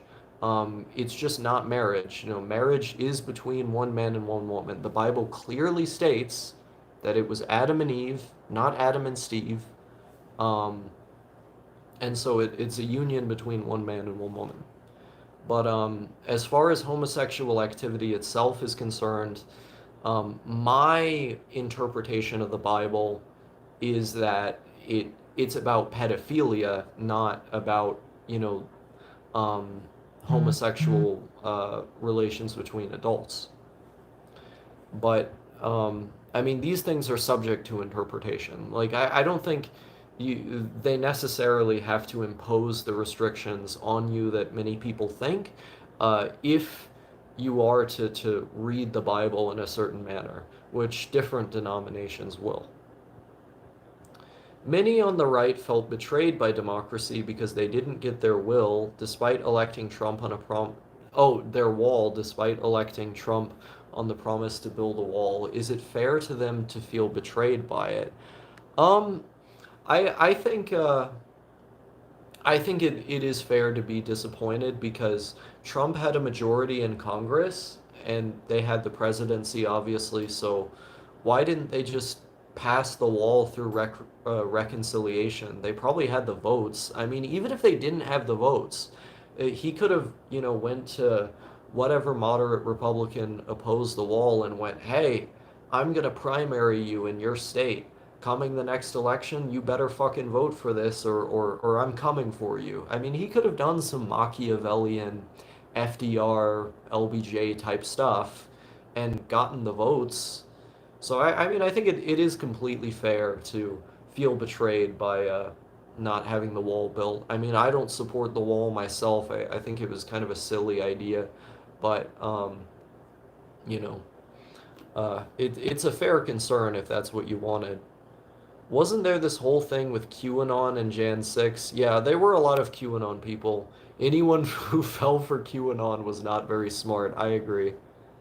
Um, what do you think of the church fathers or the catechism of the Catholic Church? Um, those are figureheads. Um, I mean, I don't think you necessarily need figureheads. If civil unions and marriage are the same, why not just call it marriage? Because marriage is between one man and one woman. The point of having a civil union is that under the law you get certain benefits as a couple. But it's not the same institution as marriage. The institution of marriage is a sacred thing that's meant for one man and one woman. Um, if you have a civil union, it's a compromise because we acknowledge that these couples are in a long-term relationship together, um, but they're just not allowed to be a part of that sacred institution. They're afforded the same rights. Um, What do you make of Princess Plunderphonic's political views? Like they recently made a video saying they don't want a right-wing audience. I think Plunder's views are incredibly close-minded and silly. Um, for one, I mean, I've said this many times, so I'll only briefly summarize this particular point, but if you close yourself off from people with different perspectives, put yourself in an echo chamber, you're doing yourself a disservice, you're doing society a disservice, and you're doing those people a disservice who, for for no reason at all, you're no real reason at all, you're cutting off from your life. People can be kind to you, they can be friendly to you, and simply disagree. We have such a thing as respectful disagreement. Um, and you don't even have to discuss politics if it's uncomfortable for you. You don't have to talk about it. Like the idea, and and plus you could always be wrong. This is the other thing too, is that I don't really label myself anything politically. I have some socially conservative views. I have some very socially libertarian views. I have some economically left views. Um, I have some fiscally conservative views as well. I take from all over the spectrum. But any of those positions I hold currently could be wrong. I didn't used to be a Christian. I am now. I was wrong in being an atheist. I discovered that to be the case. And so if you're shutting yourself off from everybody who disagrees with you, you're shutting yourself off from the chance that you could be wrong. That in itself it's arrogant. I mean, it's just arrogant. Um, Even if you are steadfast in your position, you have a strongly held conviction. If that conviction really is strongly held, why are you uncomfortable with talking to people from a different political persuasion? If anything, shouldn't disagreeing with them make you even more confident in your views by having those discussions? Because you're able to provide logical arguments or hypotheticals that disprove their perspective, you should feel the most comfortable talking to people of those disagreeing persuasions because you have the arguments against them. If you're made uncomfortable just by the fact that people who disagree with you exist, that shows a certain level of insecurity in your positions. And maybe you should strengthen them by doing the initially uncomfortable thing by talking to those people. Maybe you're wrong. And if you're not, those conversations are going to make you a hell of a lot stronger in insofar as the way you argue for those positions. So I disagree. I disagree with her on that. Um, as far as her other views are concerned, I don't really know what they are. That's the thing. Like, it seems like they have kind of like stereotypically, I don't know, Tumblr core political views, ma racism bad. I'm not racist myself, but my gender good and all of this stuff, like, ma believe women, etc. Like, I don't. I don't know what they believe. I just know that they're very close-minded when it comes to more conservative people. So I can't really respond to that question in its totality, but I do disagree with her trying to close herself off from those people. Let's see here. Hey Osaka, hope you're having a good morning. I hope you're having a good morning as well. You should sleep or something? I already got sleep. Any political YouTubers you follow? I follow Sargon of Akkad a bit. I don't watch all of his videos. Um, I follow um, what's the other Cuck Philosophy, Unlearning Economics. Um, who else? Who else do I follow? I'm trying to think. Is that it? I think that might be literally it. I don't watch much political YouTube. I watch Jordan Peterson's channel from time to time. Um, Cultured Thug as well. I watch some of his videos. Um, as much as I disagree with him, I watch some of the Academic Agent. I watch ContraPoints. Um, Philosophy Tube I watch sometimes. Um, I think is that it? There's a couple like gun specific channels I watch. I don't know if you'd even call that political. They're just like related to the subject of firearms. I mean, I guess they cover law. Um, I used to call myself an incel. I've never called myself that. Um, what do you make of Me Too? I think it's good that women who have been sexually harassed have been able to, come out and receive the help or the recognition they need as a result of that. I do think it's been weaponized to falsely accuse a lot of people. I consider myself a victim of the Me Too movement. I think I've been falsely accused on several accounts by some people that I've dated, and people have just blindly believed those things in a guilty until proven innocent manner. And I think that that's really the main consequence, negative consequence of the Me Too movement is that it's led to this siphoning off of individuals into their own kind of isolated communities due to the ostracization, present in this, believe women paradigm that's been set. I don't I don't like that. I do not think we should believe all women no matter what. I think we should look at every case based on the merits and prove it to be true or false, depending on the evidence. Politics is about separating people, which is why I don't identify as any particular ideology. Yeah, unfortunately, it does function in that way these days. Everything has become so partisan that, like, nobody seems to be able to just sit at the dinner table anymore despite disagreeing. And that's one of the things I really hate about our current culture. It's so polarized that you give yourself a label and then immediately everyone assumes all these things about you that you haven't even said. Were you against the wall because you do not see a problem with the current level of immigration to the US? That, and also, I just don't think it's a practical way of preventing immigration. I think there would still be a large amount of immigration in spite of the wall.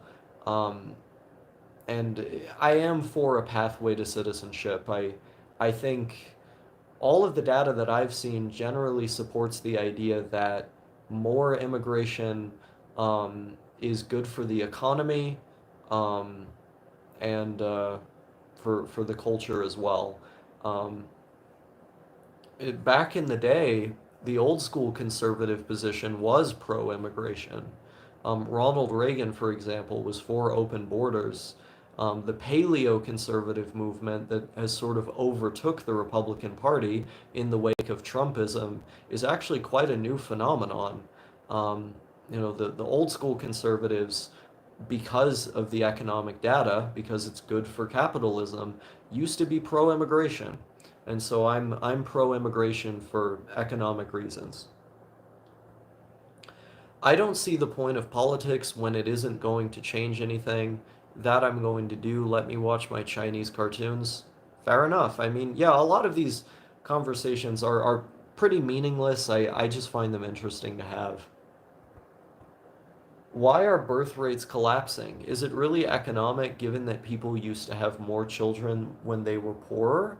Um, I honestly don't know. I mean, you could look at like declining fertility as like microplastics.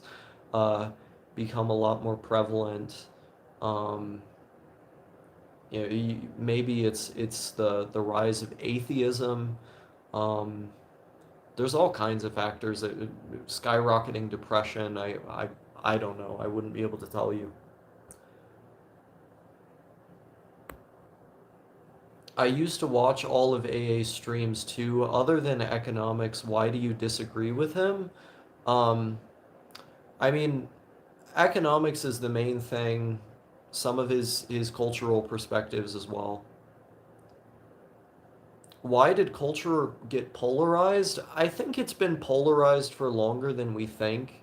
Um, but it got even more polarized in the advent of social media because everyone is on Facebook, and Facebook's algorithms are designed specifically to show you the most extreme content, either that agrees or disagrees with you. So you get shown extreme content that disagrees with you, that's worded in an incendiary way, and then you comment on it in an incendiary way. Your friends see those comments and then they comment. It starts a chain until there's just a flame war.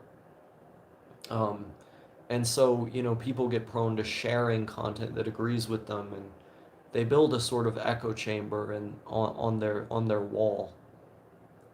Um, Love is in the air? Question mark. Wrong. Microplastics found in human blood. Um, what do you think of Ayn Rand and objectivism? I very heavily disagree with Ayn Rand. As far as her books are concerned, I mean, I think she's just kind of a mediocre writer. I'm not the biggest fan of like The Fountainhead, for example. Um, I I think her worldview is one that is deeply sociopathic. I mean, she literally like glorifies rape as a heroic act in one of her stories. Um, you look at the things she said about, I don't remember the exact quote, the barbaric people in the Middle East causing the oil crisis and these sorts of things. Um, I you look at ancient Rome, right? When the first Christians, I'm going to get a little bit historical with this analysis. When the first Christians were in Rome, that was the religion of the proletariat. What they were doing were setting up the first orphanages in a society where disabled children would be killed immediately, where the poor were left to starve. They were feeding the poor, they were helping the everyday people. Ayn Rand is an atheist.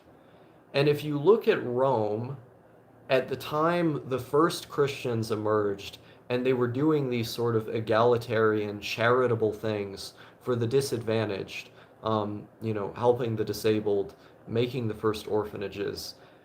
What they were doing was antithetical to what I believe to have been the exact kind of society Ayn Rand envisioned. She wanted that dog eat dog, every man for himself, the strong, only the strong will prevail society that was Rome at the time of the first Christians. In that way, it is a objectivism is a deeply atheistic, immoral ideology. Um, and that's why I disagree with it. I'm much more of the view that we should be building strong communities based on familial, religious, and humanitarian bonds, um, and that uh, the beliefs of objectivism, the beliefs espoused by Ayn Rand, um, it, it's it's glorifying sociopathy. Um, why do some people hate feminism? I think I think it's because there's a lot of things to hate about feminism depending on the movement that you're looking at.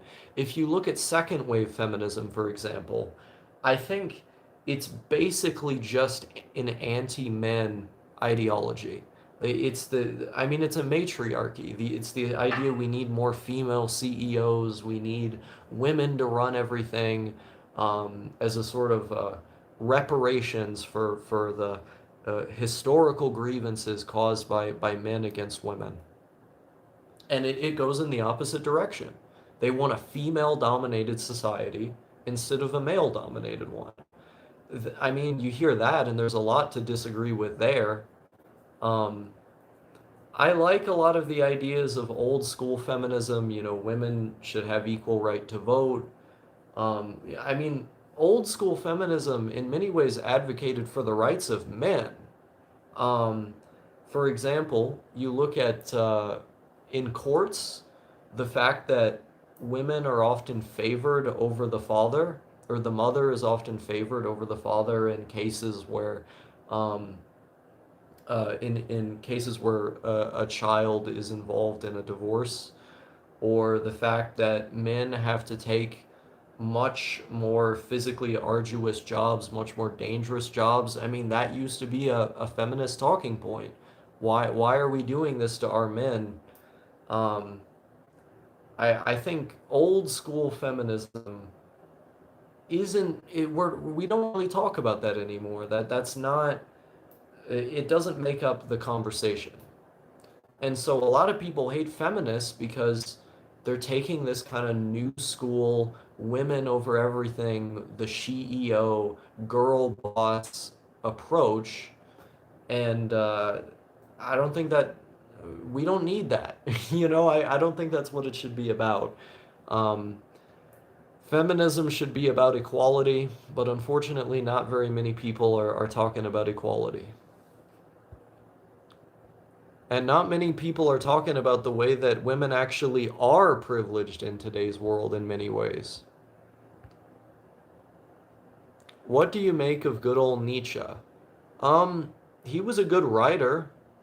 I think part of the no, I'm not a Nietzsche expert. I haven't read everything he's done. I want to read a guidebook on Thus Spoke Zarathustra because that book is like impenetrable. Um, but also, a lot of his work is seemingly contradictory, so it's difficult to make sense of. I need more time to answer that, basically. Have you heard of the white feather movement? I have not. It seems that birth rates are low because of people's perception on raising kids. I think people try to raise kids in the best environment possible. Having fewer kids means resources are less split. I mean, yeah, I if there's less money going around, people are going to be less compelled to have children. I mean, I myself, I do either want to adopt or have a child of my own one day. But I mean, that time will come when it comes. I think that's something, we all look forward to in a way. Like, there's a lot of interesting things in life, but you get to a certain age and you need a kind of project that goes beyond your own life. I would like to think that one day I would be a good father. We are in a social matriarchy. It's impossible to have a true equal society. There will always be an oppressor. Um, while I understand the cynicism behind that statement, I do think it's possible. I think it's possible to build a world where unjustified hierarchies are eliminated. Some hierarchies are justified, but they don't necessarily have to be oppressive. You can hold them to account. I think what we really need is accountability in this country. I mean, I say this country because I'm talking as an American, but you know, we need a better system of checks and balances. Um, the problem is, the left is very, very skeptical of big corporations, whereas the right is very, very skeptical of big government. And you have these two things clashing in the discourse in this country. When in reality, I think what we really should be skeptical of is big in general, big corporations and big government. And that's the part of this that's left out. If we were to organize a society along the lines of more decentralization, would there be some hierarchies? Sure, but I think they would be justified, or at the very least, they would be held to account. There's a lack of accountability when we're focusing on those two big entities as if they're a binary choice we have to choose from. I think we should be looking at both with skepticism. Um, Zarathustra's serpent is making a video guide going chapter by chapter of Thus Spoke Zarathustra. I'll send you a link on Discord. I appreciate that. Having children is immoral? Um, I'm agnostic on that. Can you play any musical instruments? If so, any tips on learning an instrument? If not, which instruments would you like to learn? I can play the piano a bit. I only know like I know the alphabet. I know the alphabet of the keys. Um, I wouldn't call myself like a pianist or anything because I'm not great at it. I can do some improv that's on key. I can follow some very, very basic um, music. I have if you guys know the artist Sunkill Moon, I have successfully played the song Lost Verses on the piano before, which was like one of the most euphoric moments of my life. Um, I don't really have advice because I initially got taught to play the piano by my ex-boyfriend, who was a very, very proficient pianist. Um, and when I was in the mental hospital, I played on the piano there with the help of an instructor as well. So basically, everything I know, I was taught by other people. Um, and again, like I'm not by any means an expert. I haven't done it in a while. Um, I would love to play the piano more. It's really, really fun. Um, the best advice I can give is just have someone, next to you, teaching you the basics and just go with it. Like I felt I felt the most in tune with what I was doing when I was just letting my heart flow out onto the keys, as obtuse as that may sound. Once you get a sense for the layout, the once you assign a letter to each key and you know how to position your fingers correctly, it's just a matter of flowing with the rhythm. I want to get better at it for certain. 100% politics avoid the real war we should have, which is the rich versus the poor. I agree. No, they want us to be fighting a culture war instead of a class war. What do you make of the modern state of gaming? I'm not really a gamer these days. I used to be. I've barely gamed for the last couple years. Like, the last time I seriously gamed was like 4 years ago. So I don't really keep up with the modern state of gaming. I think gaming it's kind of addictive. It's a distraction from more productive things. I don't like the general trend of microtransactions and of DLC and the fact that games have become so long. Um, I think it would be much better uh, if um, if we went back to the era of the double A game. Back when games were 10 hours, you know, 12 at most, but 10, 8 hours. Games need to be shorter, more polished, less DLC, less microtransactions. That's what I would go for. Do you think drug prohibition has worked in places like Singapore and Japan?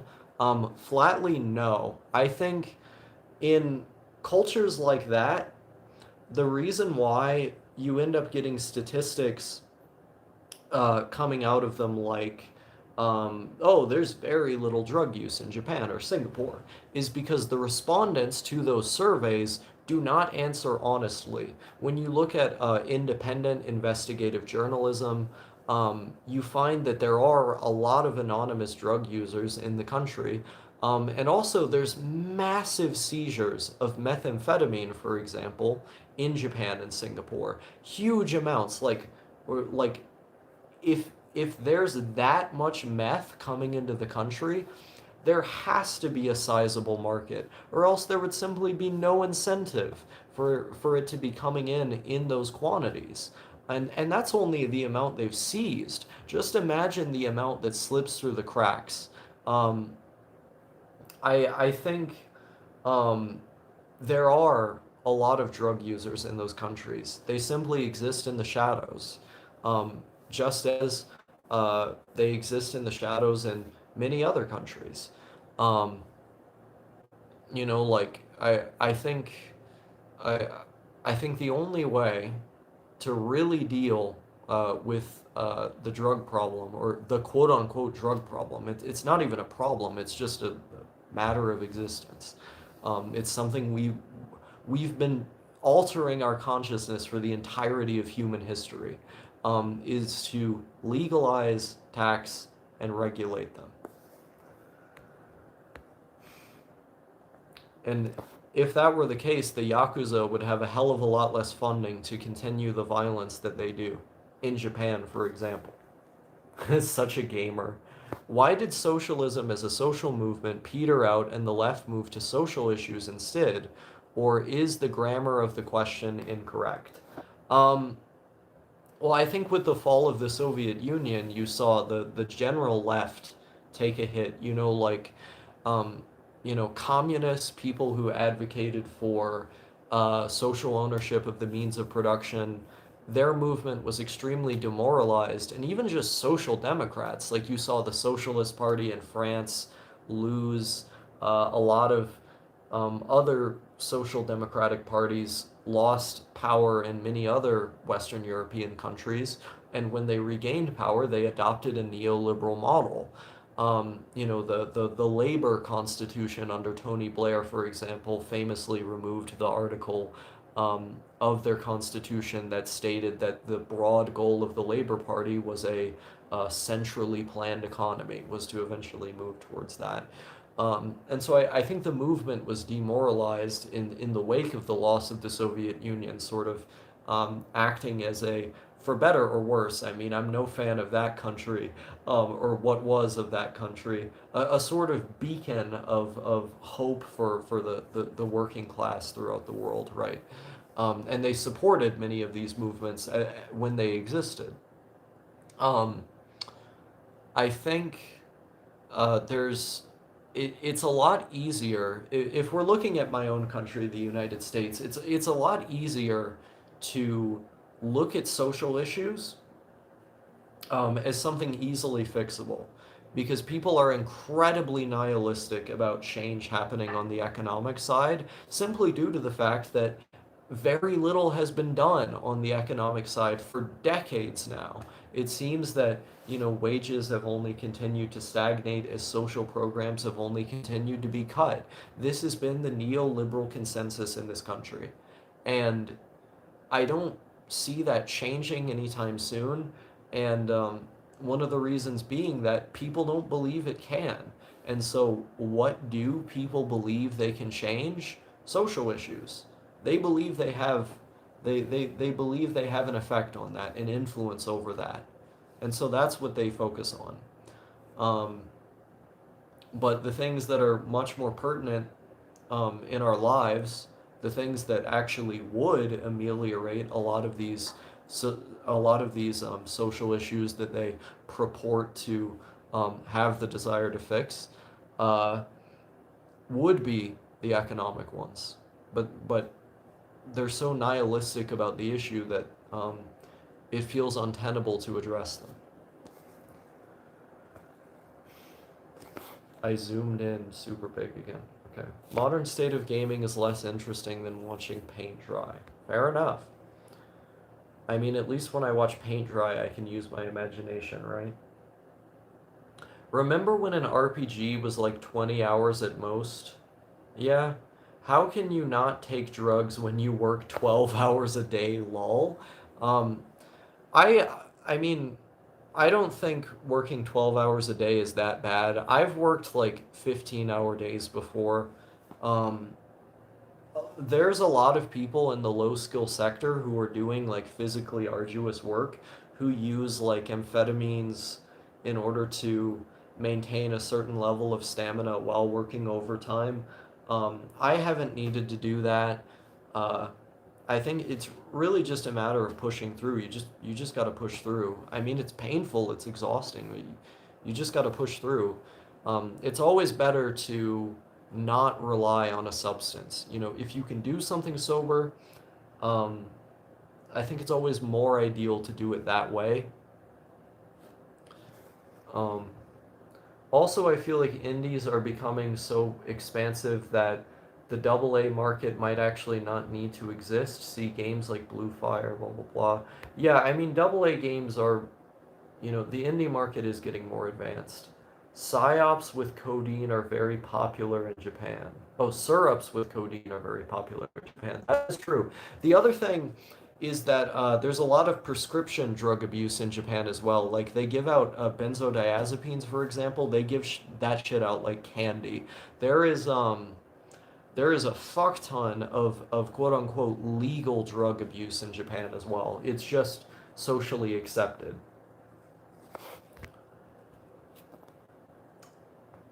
Why did anime come out of Japan in particular? Did it have to be Japan or just was it by accident? Um, I mean, there's cultural reasons.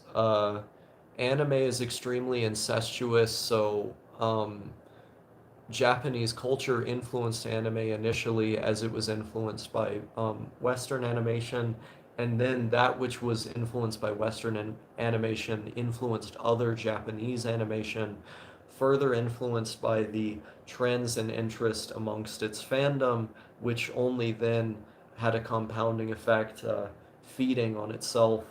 Um, yeah, it's an incestuous thing.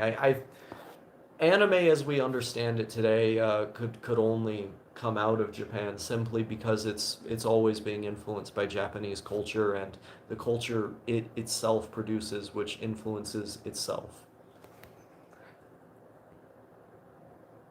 Um, if gaming is a waste of time, isn't anime the same or is it different? I was being a little facetious when I called gaming a waste of time. I don't think it's a waste of time because, like any pleasurable activity, if done in moderation, it can increase your productivity in areas that are not existing for sheer pleasure.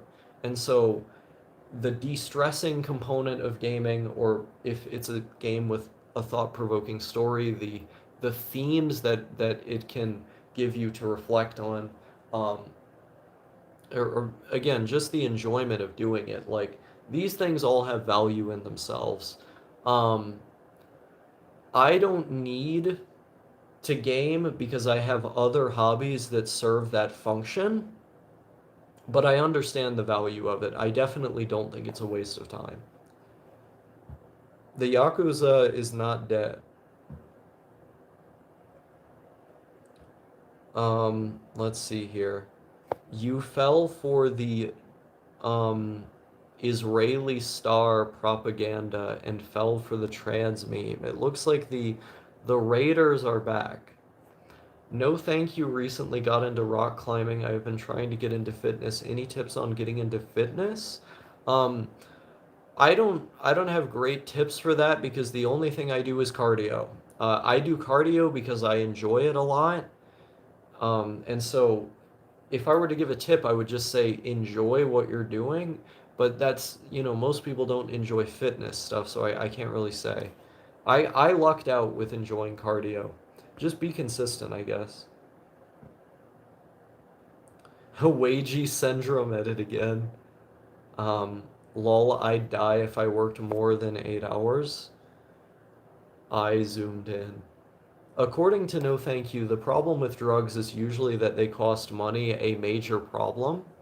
Um, it is an expensive hobby to have.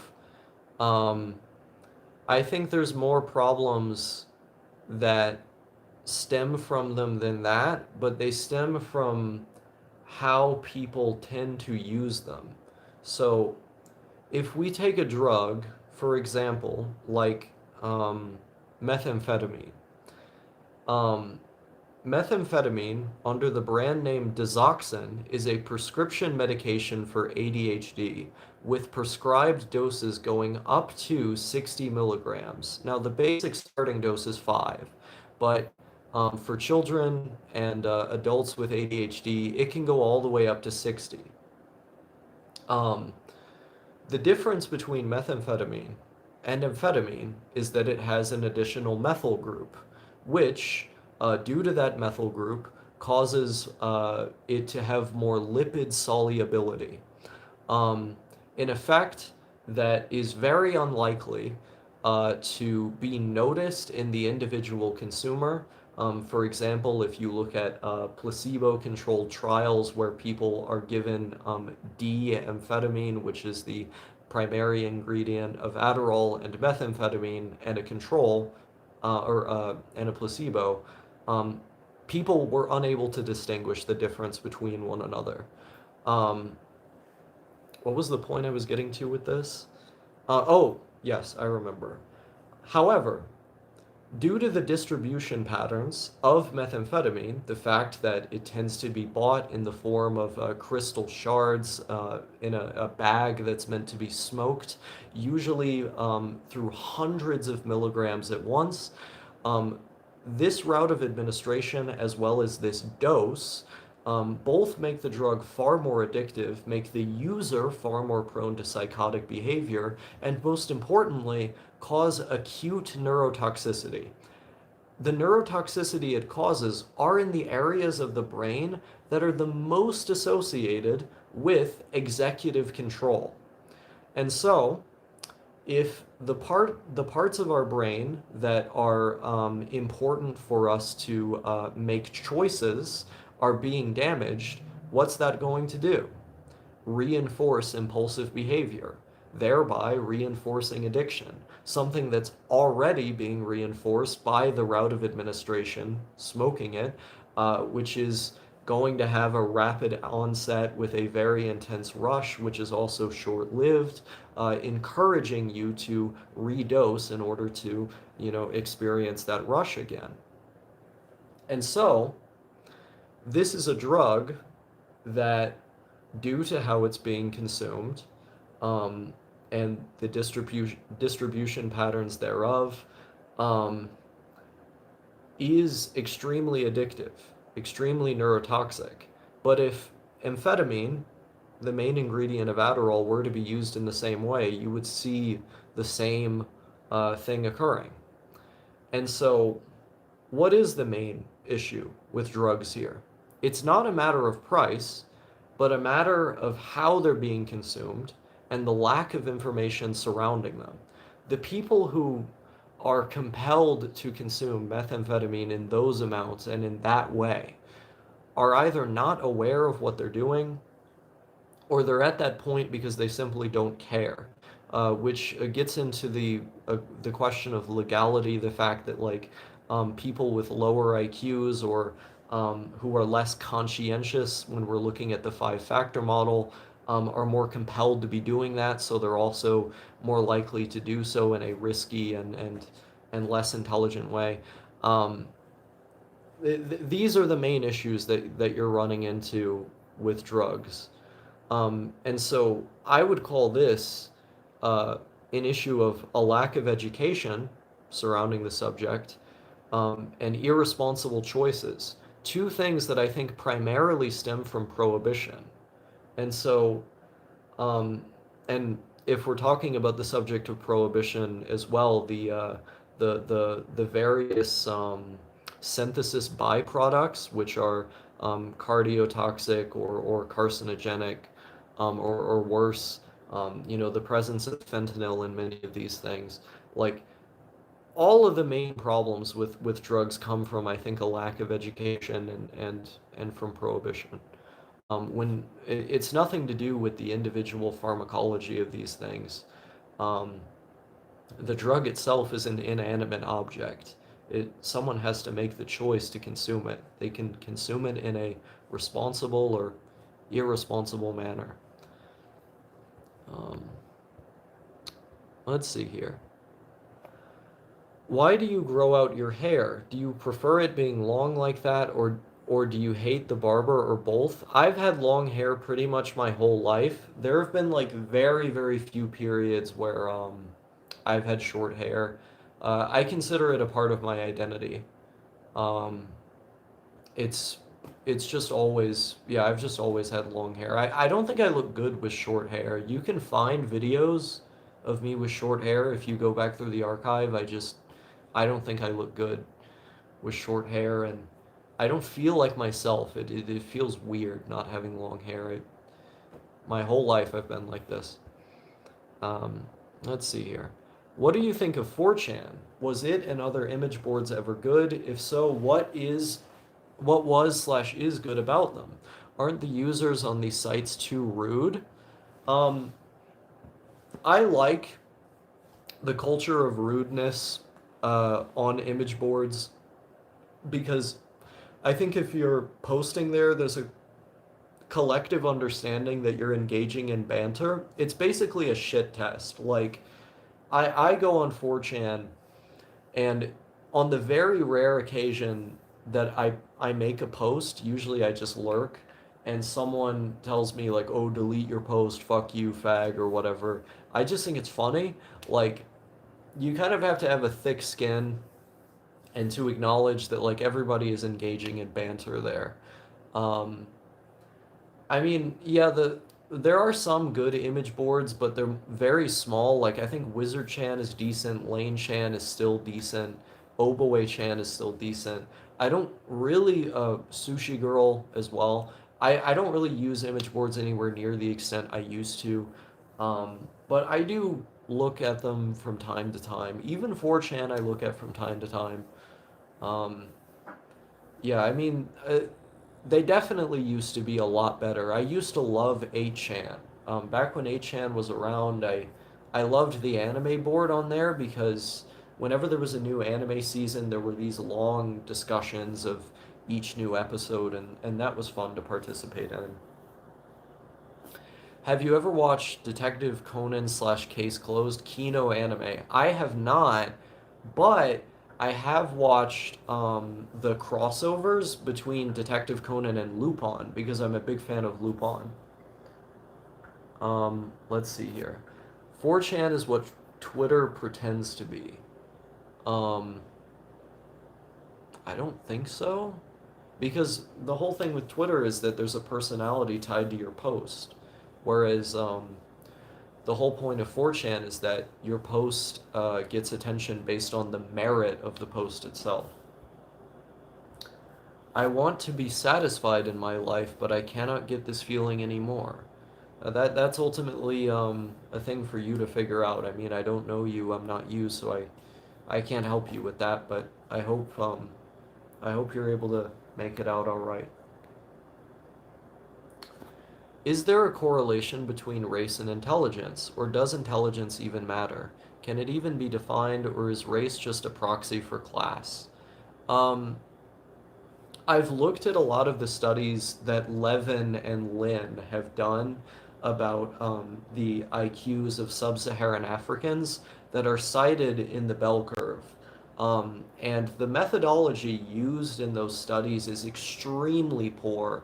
Um, I mean, when they're not outright lying, they the sample size used is bad, uh, as well as the fact that they're not accounting for the Flynn effect. Um, in those areas of the world, they have not industrialized to a point where the Flynn effect is relevant. And so when you account for the Flynn effect, you would find that the IQs of those sub-Saharan Africans is actually not any different than the unindustrialized Europeans of the past. And so the studies Levin and Lin did that are often cited by race realist types and in that book are just methodologically, empirically just it's bad science. Plainly speaking, it's bad science. Um, as to whether or not there's a correlation between race and intelligence, generally I would say no. I have not seen firm evidence for that. If there is evidence for that, I would be happy to see it and look over it myself. But all of the cases, all of the studies I've looked at that support this argument, they just use bad science and are clearly biased. Um, uh, I do think um, I do think intelligence does matter, and I think IQ is a measure of of intelligence to a certain extent. Um, I think there are other forms of intelligence it doesn't necessarily account for, namely emotional intelligence to an extent, common sense. Um, but IQ does matter. There is strong science, strong research to suggest that IQ is real, and that it plays a role in our lives, and also that genetics play a role in that. Um, the haploid group that you're a part of, or the amount of melanin that you have, is not the genetic factor we're going to be looking at that's determining your IQ, though. That I think I can say pretty reasonably. Um, I do think intelligence matters. We found that IQ is correlated towards a number of positive life outcomes. Um, does that mean that people who are of a lower IQ are necessarily doomed to fail? I don't think so. Um, but they're at a much more difficult starting point, that's for sure. And the help or support that they could get to get on better in life is as as much as genetic plays a role in IQ, I think one's environment also plays a pretty big role as well. Um, can it even be defined? I think it can be, but it has to be defined across multiple lines, and then even then, I don't know if we're talking about intelligence in its totality necessarily, or if we even can yet. I don't know. Um, I wouldn't say that race is just a proxy for class, but a lot of class issues are also race issues. Which boards do you lurk on 4chan? I lurk on the weapons board, R9K sometimes, A sometimes, Lit sometimes. Um, is that it? Yeah, I think that's it for the most part. Have you ever used 2chan? I've looked at it. Um, Lupin is great, pretty popular in Italy, so I grew up watching Lupin. Which season of Lupin do you like the most? Green Jacket or Red Jacket? I've only seen the movies and the OVAs of Lupin. Um, the original show, like from the 70s, I've seen several episodes of, but never the whole thing. Um, what's the Flynn effect? The Flynn effect is the idea that there is a tendency for IQs to be raised over time with industrialization, because uh, human beings have more complex tasks that they have to focus on. Their environment has become more complex, and so as the world becomes more complex in that sense, the average IQ goes up. Um, is Islam becoming more liberal? Yes, at least in the United States. I don't know about Europe, but in the United States, Muslims are literally some of the most liberal people in the whole country. And it's because we're witnessing the same thing happen that happened with Christianity, where it adapted. It has adapted to the material conditions that are in our present society. This is something all religions do. Even Jesus talked about this in a Sermon on the Mount, which is one of my favorite parts from the whole Bible. He explicitly says, an eye for an eye is not really relevant anymore because the times have changed. And so I think it's happening in Islam as well. Is the reason it is not liberal merely because of the lower level of industrialization in Islamic countries? Yes, I think so, yes. Um, did I just tune into some kind of public performance art based, if I do say so myself? Um, I mean, my whole channel is a performance, but whether or not you want to call it art depends on your definition of art. Everything I'm saying is genuine. How do you generate these questions, the good student? I wonder about that too. He asked very good questions. Let me see here. My internet went out. F. Wait a minute, the stream stopped for a bit? What did you guys miss? I don't know what I said that you guys missed. What's your take on Onigairu Needless Single Who's Best Girl? I haven't seen it. Was the Industrial Revolution a mistake? No. I think the Industrial Revolution was ultimately a good thing. Um, the effect it's had on the environment, I don't think is good, but I think that could be mitigated if we took a better approach to production and organization of the economy. Something I do not think is going to happen, but yeah, I think overall it's been a good thing. Any thoughts on Ted Kaczynski? I like his writing. I don't agree with a lot of what he said, but I like Ted Kaczynski. 95% of the world is becoming more liberal. I don't know about that. Um, Lev, these questions just come to mind. Would have loved to ask these questions on a stream on my channel, but here is fine too.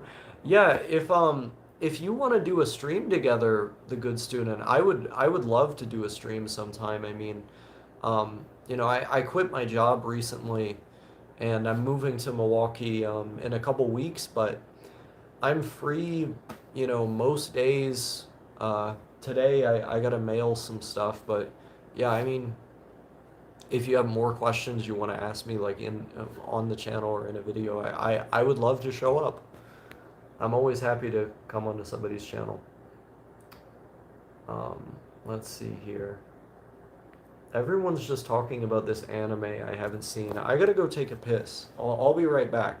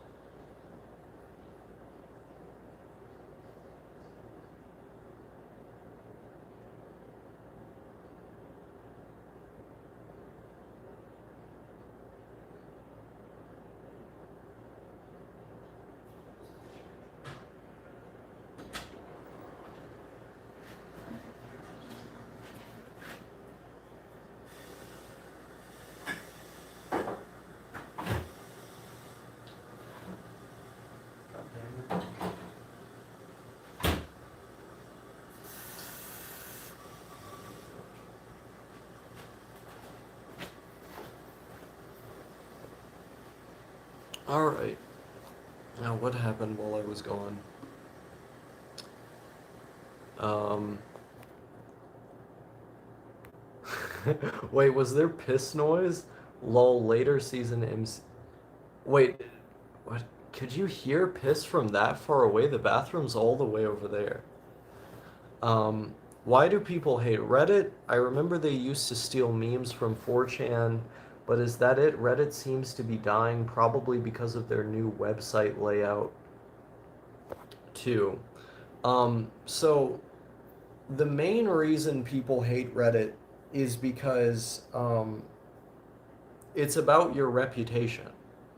So 4chan became popular because the popularity of your post was directly proportional to the amount of replies it would get. And you would only get so many replies if you made a quality post. And so, because there was no name attached to your post, it was only about the quality of the post, the attention it would receive. Whereas on Reddit, you have a reputation and karma. So when you make a post, people will upvote it simply on the basis of your name. Name fagging, as I like to call it. A name fagging circle jerk. Um, and so the incentive is not to make the most provocative post, which will get the most replies. The incentive is to make the post that will get the most upvotes, which is the post that is the most agreeable. Especially if you are someone with a very agreeable reputation. And so 4chan fosters disagreement as well as quality memes. That's sort of how the site is designed. It's innate to the design. Um, I do use Reddit, but the way I use Reddit is kind of idiosyncratic with how other people use Reddit. I use it primarily for specific subreddits that aggregate information like studies. Like I follow r/drug nerds, which is literally a subreddit meant to share studies about pharmacology, chemistry, clinical trials, and stuff like that. Uh, I like that subreddit. I follow the research chemical subreddit, which is, kind of more normie. It's mostly just people sharing experience reports of various newly emerging psychoactive substances. But I nonetheless find it valuable to see the opinions of those people as a way of ascertaining the effects of these novel compounds. That's pretty much the extent to which I use Reddit. I don't follow, I don't really engage in a lot of discussion on there, nor do I follow a lot of the subreddits that would be typical of a normal Redditor. Um, yeah, I don't know. Is Legend of the Galactic Heroes overrated? People like Snob constantly use it as an example to put other anime down. I haven't finished the show because it's very long, but the bit I've seen I really liked. I wouldn't call it underrated or overrated, no. But then again, I do need to finish it. Reddit is a hive mind, exactly. The good student, in my experience, the moderators are trigger happy for banning. Big agree, big agree. Isn't YouTube about your reputation like Reddit too, no? Well, I mean, I have structural critiques of YouTube as well. In addition to that, my approach to YouTube is also pretty idiosyncratic. I frequently tell people to unsubscribe from my channel. I use very schizophrenic titles that don't necessarily indicate the topic of the video in question. My thumbnails contain a lot of dog whistles and uh, overtly um, uh, distasteful or um, off-putting imagery. Uh, so, I don't really play the YouTube game, so to speak. So if the assertion that YouTube is a matter of reputation in the same vein as Reddit, I take an idiosyncratic approach to this platform as much as I do that one. Reputation doesn't exist on YouTube anymore since they deleted dislikes. That's true to an extent, but comments on the videos play a role as well.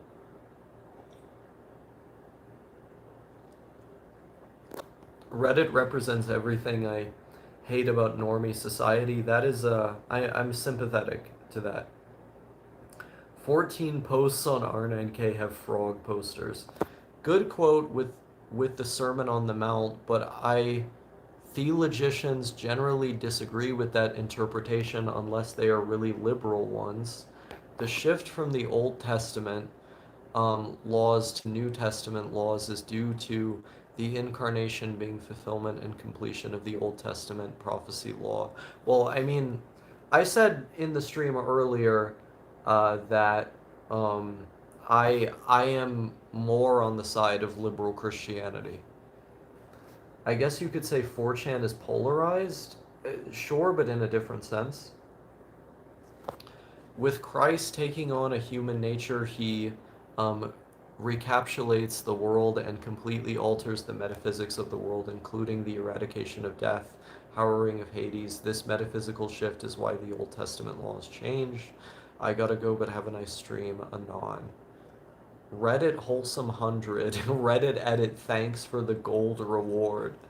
Nice, thanks. I'll let you know if any good stream ideas come to mind, Osaka. Yeah, cool. What's Denpa? Um, Denpa is a loosely collected group of people who make videos in the vein of mine or knows, the general characteristics of which being lo-fi, that being like, I don't know, 480p video quality, 4:3 aspect ratio and such, a kind of adherence to old school aesthetics of classically old school YouTube, personal vlogging content uh, that one wouldn't normally see in the modern age, but instead harkens back to the days of old, like 2008 YouTube. Um, Otaku and anime aesthetics pervading much thereof. Um, it's it's difficult to actually pin down. It's something that you know what it is when you see it, but when you look at all of the different Denpa creators, like we're all kind of doing our own thing, and of course we are because much of the content is literally about the individual creator. It's personal in that sense, but there are certain aesthetic connotations one can ascribe to the label that are easily identifiable, like the adherence to the lo-fi nature of the content, for example, or the um, older school YouTube vlog style. Denpa is the best music genre. It's a good genre. I think forums tend to be even worse hive minds. I agree. I generally tend to agree. Always been put off by people not being harder on them. Yeah. Mosaic.wave is great. They're a great Denpa musician. Does Digibro's old content hold up when you rewatch it now? Did he just run out of things to say? What happened? Um, I do think a lot of it holds up still.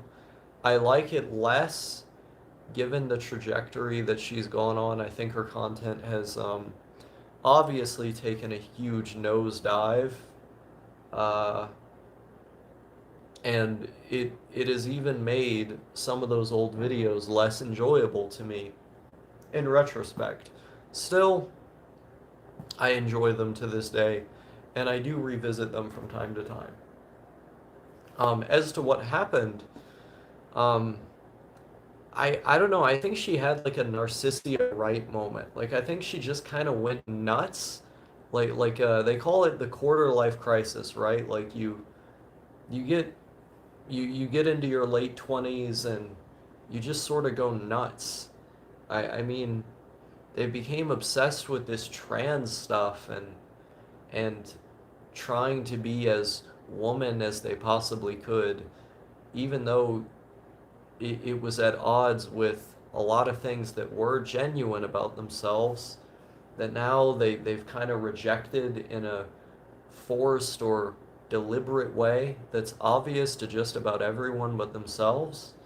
And introduced all these other people into their videos that none of us have an attachment to, none of us care about, like Riley and Bird and these other folks. Um, other, they don't really have an interesting life anymore. I mean, they're talking about fucking Marvel movies and shit. It's I have never seen a channel get that worse in that short of a span of time. I'll say that. I wouldn't have minded YouTube deleting dislikes if they got rid of likes. I think dislikes are an essential part of YouTube because if you're looking at a how-to tutorial, for example, the dislikes are going to be very indicative of whether or not the advice given is pertinent or useful. Anybody know of Yosuke Yasui? No. Thoughts on Vidly old YouTube replica? I've used it before. I think the aesthetics are strong, but I mean, all of these YouTube replacements are bound to die because that, you know, the nature of the internet now is centralization and people are too lazy to leave their comfort zones. Off topic, but had sake for the first time recently and surprised you didn't like it. It's lovely. I hate the taste of all alcohol. Alcohol it just tastes disgusting to me. Do you dislike modern YouTube aesthetically? Why? Um, I don't like the flat design of every single website. Like modern UI, the modern UI for every website is made to look nice on like a phone screen, and so it all looks exactly the same. I like the older layout because it had more personality. How long have I been here for? I have no idea. The stream has been going on for 4 hours and 41 minutes. As far as, do you mean how long have you been on my channel? I can't gauge that. I could look for the first comment you left, I guess. Um, Holy shit, I keep doing that when I try to scroll down on the chat. Old Digi was a vibe. True. No Marvel, I don't like Marvel. Yeah, I'm not the biggest fan of cape shit either. I'm not a cape shit guy. LMAO when she did Disney Plus stuff, I almost died. Yeah, true. Um, what's wrong with popular culture? Are you elitist when it comes to pop culture and anime? Definitely not. I mean, there's plenty of popular stuff I like. I'm not going to dislike something just because a lot of people like it. I'm gonna dislike it on the merits. I'm trying to think what's a popular thing I like.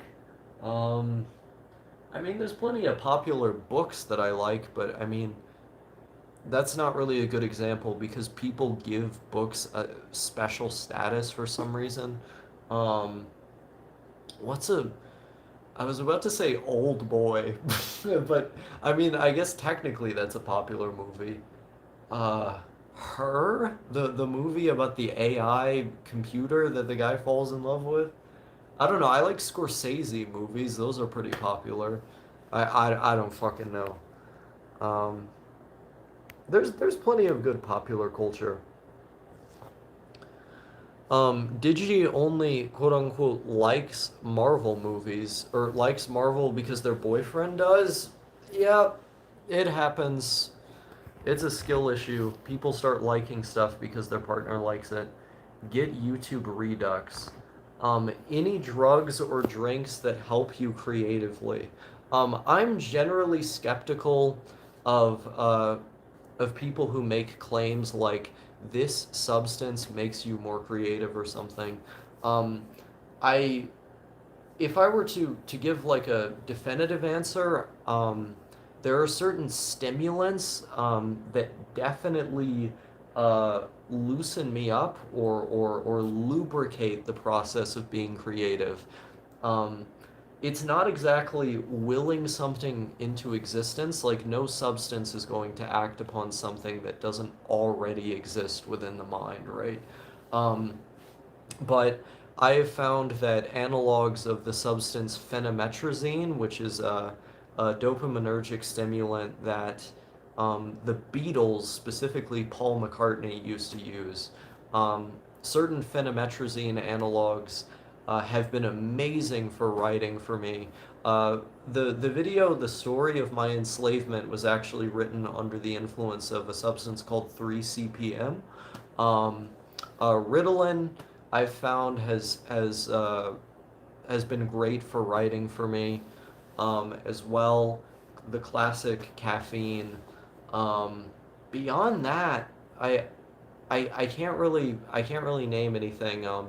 Low doses of uh, of this amphetamine analog called 2-fluoral methamphetamine has also aided in the writing process for me. Although I generally find amphetamines to be too euphoric to really help me write. Like, um, the stimulants that aid me creatively the most tend to be like Ritalin or certain analogs of phenmetrazine. Um, once you start getting into amphetamine territory, I find that the euphoria is actually distracting. I'll start writing, and then I'll become so intimately fascinated with every minute detail of the sentence that um, I can't continue writing because like I'm so enmeshed in the minutia, so entrenched by it that it doesn't flow anymore. Instead, I'm stuck. Those other my alarm went off. Instead, those other less euphoric, more functional stimulants have been far more helpful as far as creativity has been concerned. Um, those are the only ones I can really think of, though. I like pastel or medium color scheme of old websites like old DeviantArt. It gets too much hate. I like Squid Game, and that is popular. That's weird. My question was skipped. Am I muted or something? You're not muted. It might have been, what might have happened was YouTube might have auto-deleted. Oh, wait, no, I went back. I see it now. What is your soteriology, that is beliefs regarding salvation? Um, Hell is non-existence. Uh, Basically, to go to hell is to not exist, and if you accept Jesus in your heart, you're saved. Um, where was I in the chat? Let's see here. Okay. CS:GO. Osaka just ignored you. I ignored you by accident.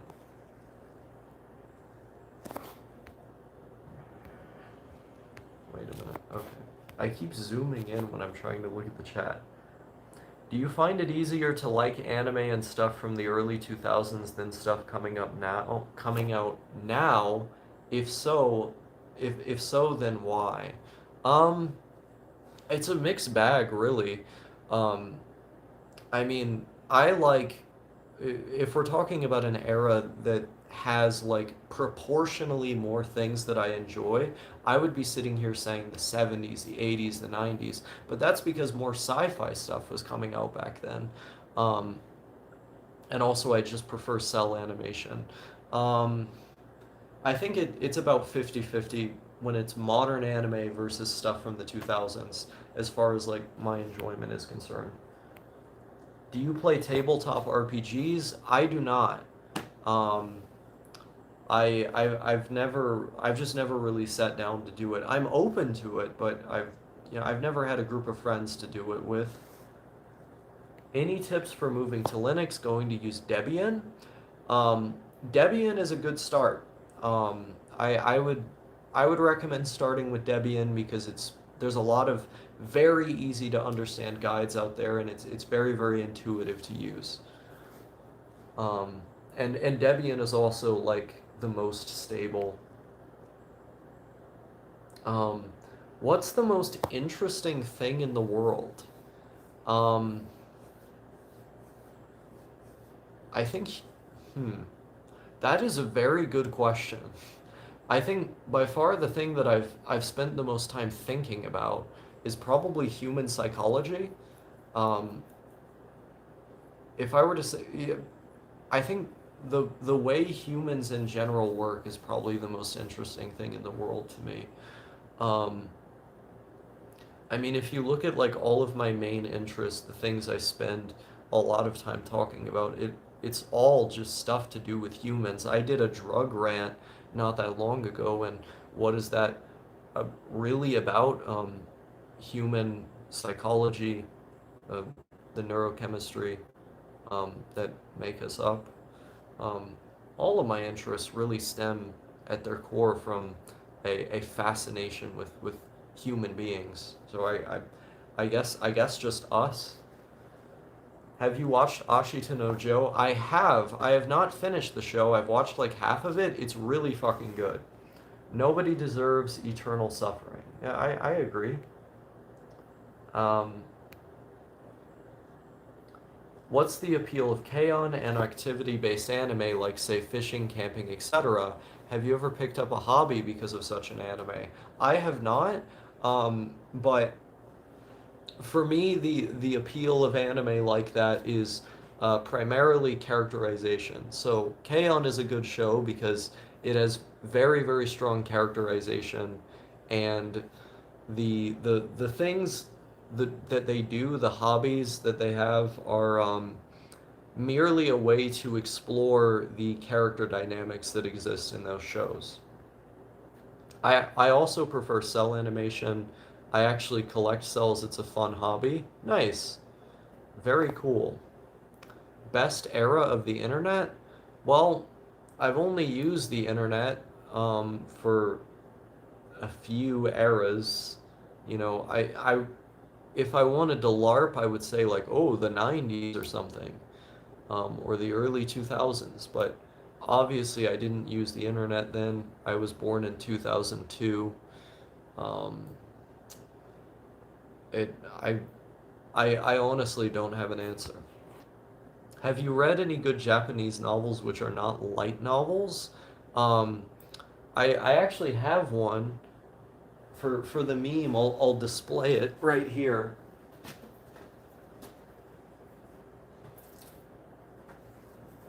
You know, the obvious answer is anything by Osamu Dazai, like The Setting Sun or No Longer Human.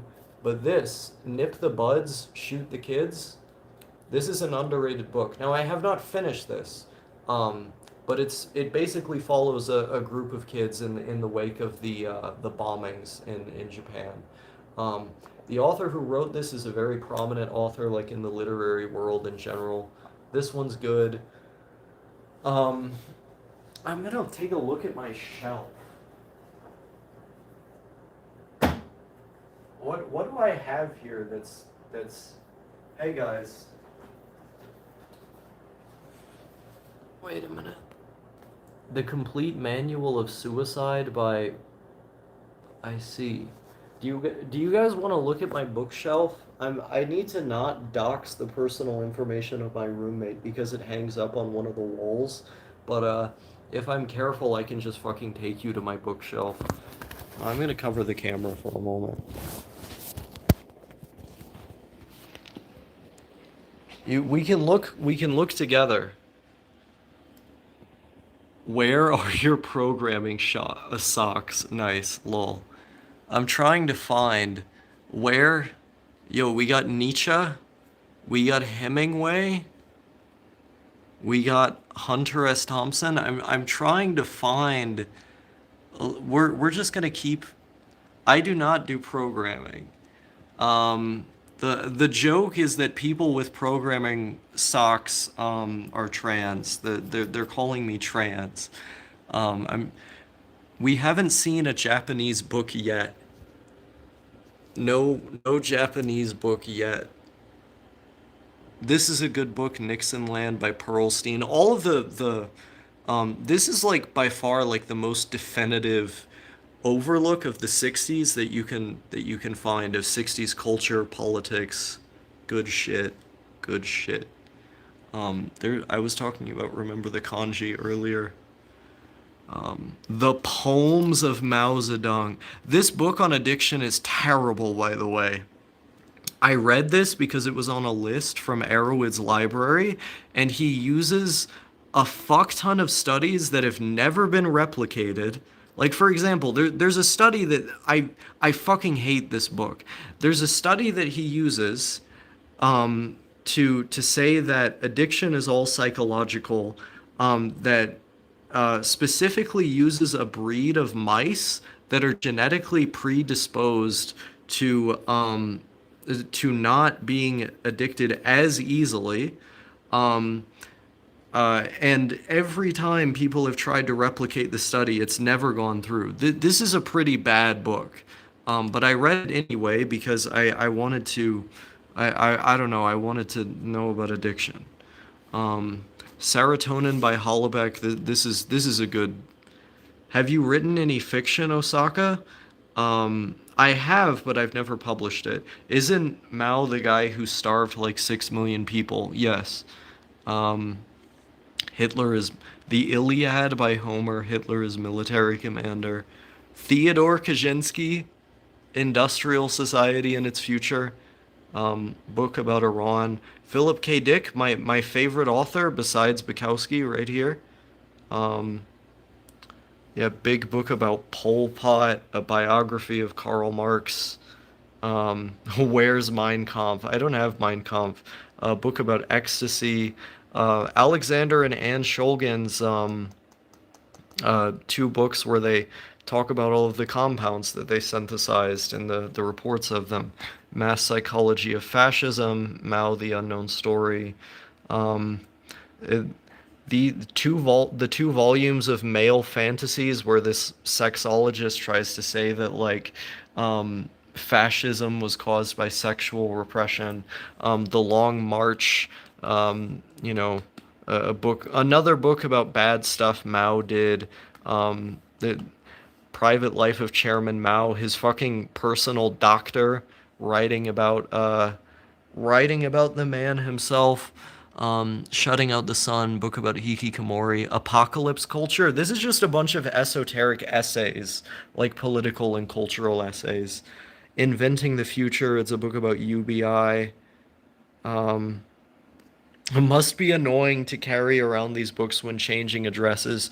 Oh yeah, moving here was insane with all of this. We got some Freud here, a history of drugs in Nazi Germany, uh, and manual for organic chemistry, campaign. This is a book about Upton Sinclair when he ran for governor of California as a socialist.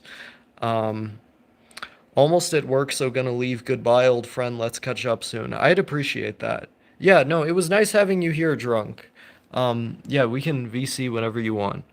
Infinite Jest. I only made it like halfway through this because it's so long. It's a really fucking good book, though.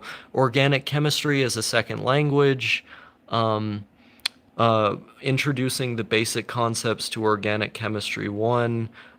Chemistry Self-Teaching Guide. Total Synthesis 2. The Odyssey. Ulysses, What's the Matter with Kansas? The Occult Roots of Nazism. This is a cool overview of a lot of the like occult aesthetics and ideals that were incorporated into the ideology. Storming Heaven. This is a good book about the history of LSD. Um, Inside Hitler's Greece. More James Joyce up here. Another book about the history of LSD. This is a friend of Nietzsche, basically talking about their personal history with them. Wisdom of Insecurity by Alan Watts. Decent book. I mean, it's very flowery, like everything Watts wrote, but I mean, you read it and it's like you know what's gonna happen. He's gonna say desire is the root of all suffering and whatnot. Typical Buddhist stuff. We got more James Joyce here. Dubliners. I can tell you browse lit. I mean, yeah, a lot of these recommendations I did get from lit, but they're good recommendations. Um, Quiet Prayer. When did I buy this? I don't even remember buying this. I Okay, I apparently I have a book I didn't know I had. LSD, My Problem Child, Albert Hoffman's biography of a guy who used to be a dope dealer, escape from Rome. Perhaps this is perhaps the most comprehensive history on Rome you can find. I would recommend this. It talks about the economic and social factors. Strange Glow. This is a really, really good history of radiation, just the science of radiation, the discovery of it, its various uses. Um, Very easy to understand for the layman, even though you do end up learning a lot of technical shit. The Shock Doctrine, The Fifth Sun, the Fifth Sun is kind of a revisionist history of the Aztecs. Thomas Paine and the Promise of America, um, basically just a biography of that guy. Revolutionary Iran, another book on Iranian history. Stalin and Power.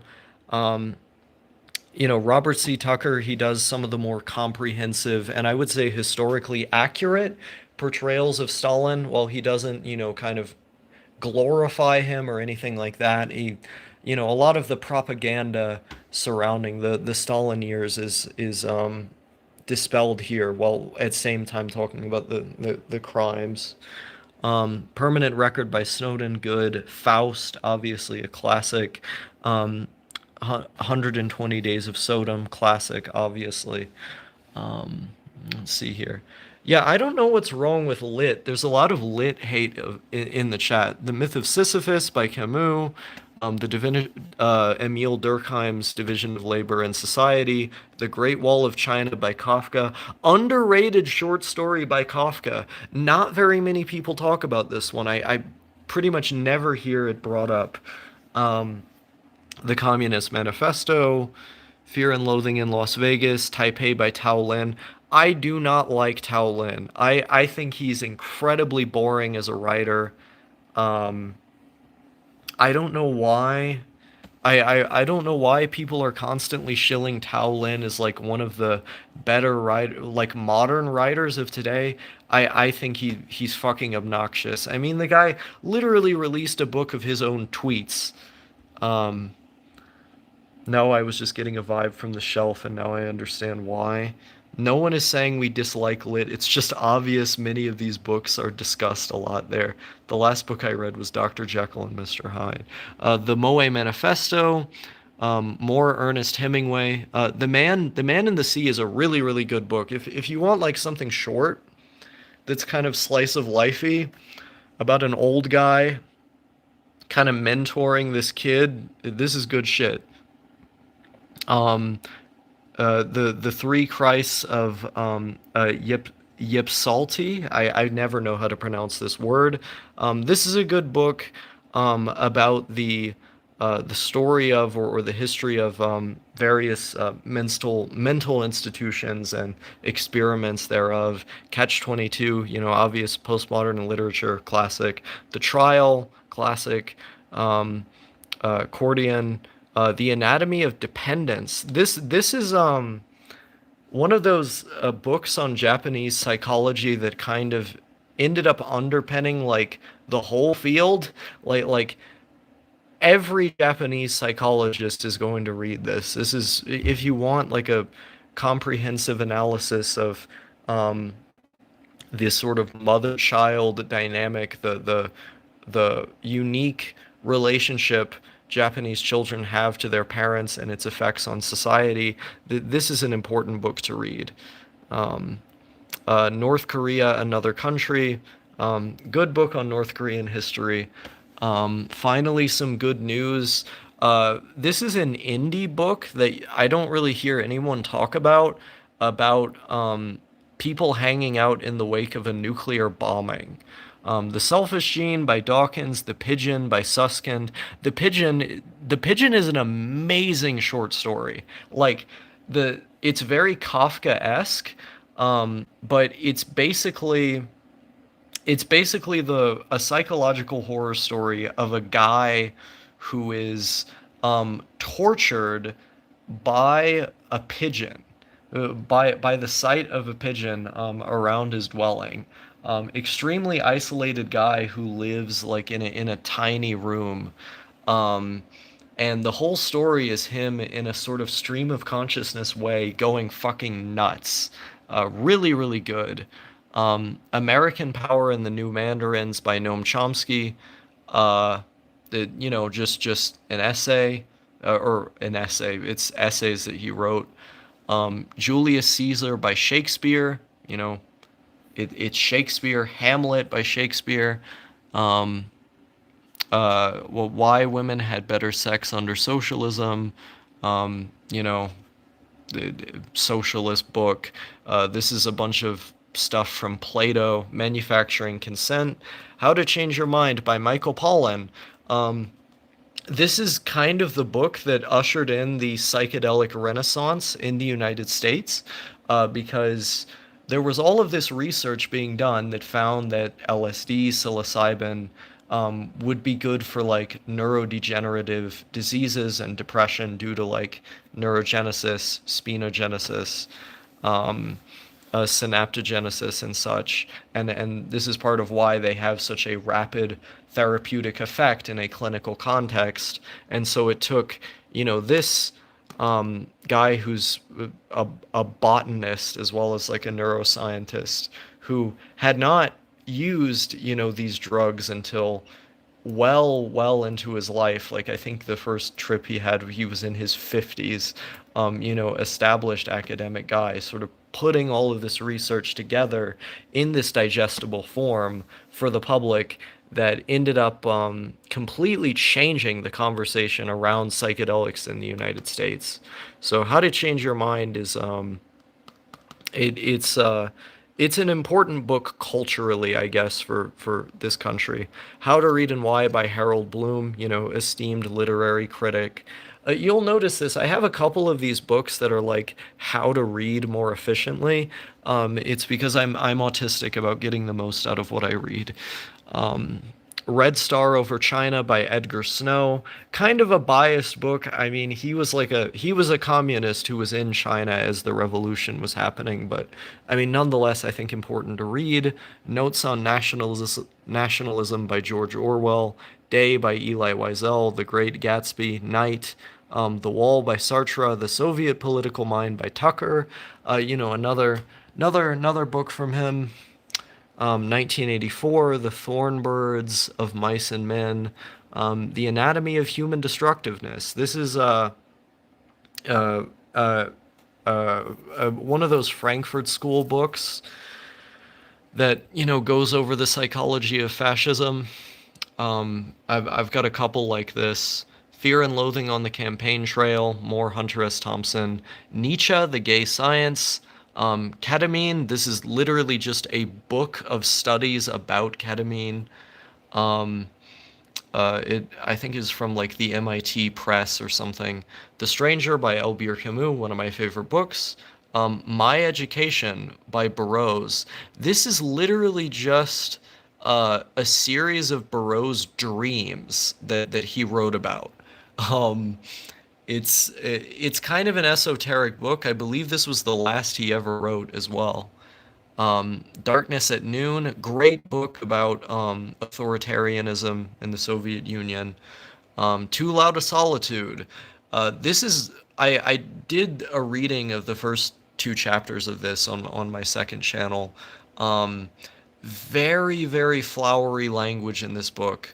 Um, it's it's it could be exhaustive for some to read, but I like it because of how dense it is, even though it deals with fairly mundane topics. Junkie by William Burroughs. This is one of his more well-known books, along with Naked Lunch.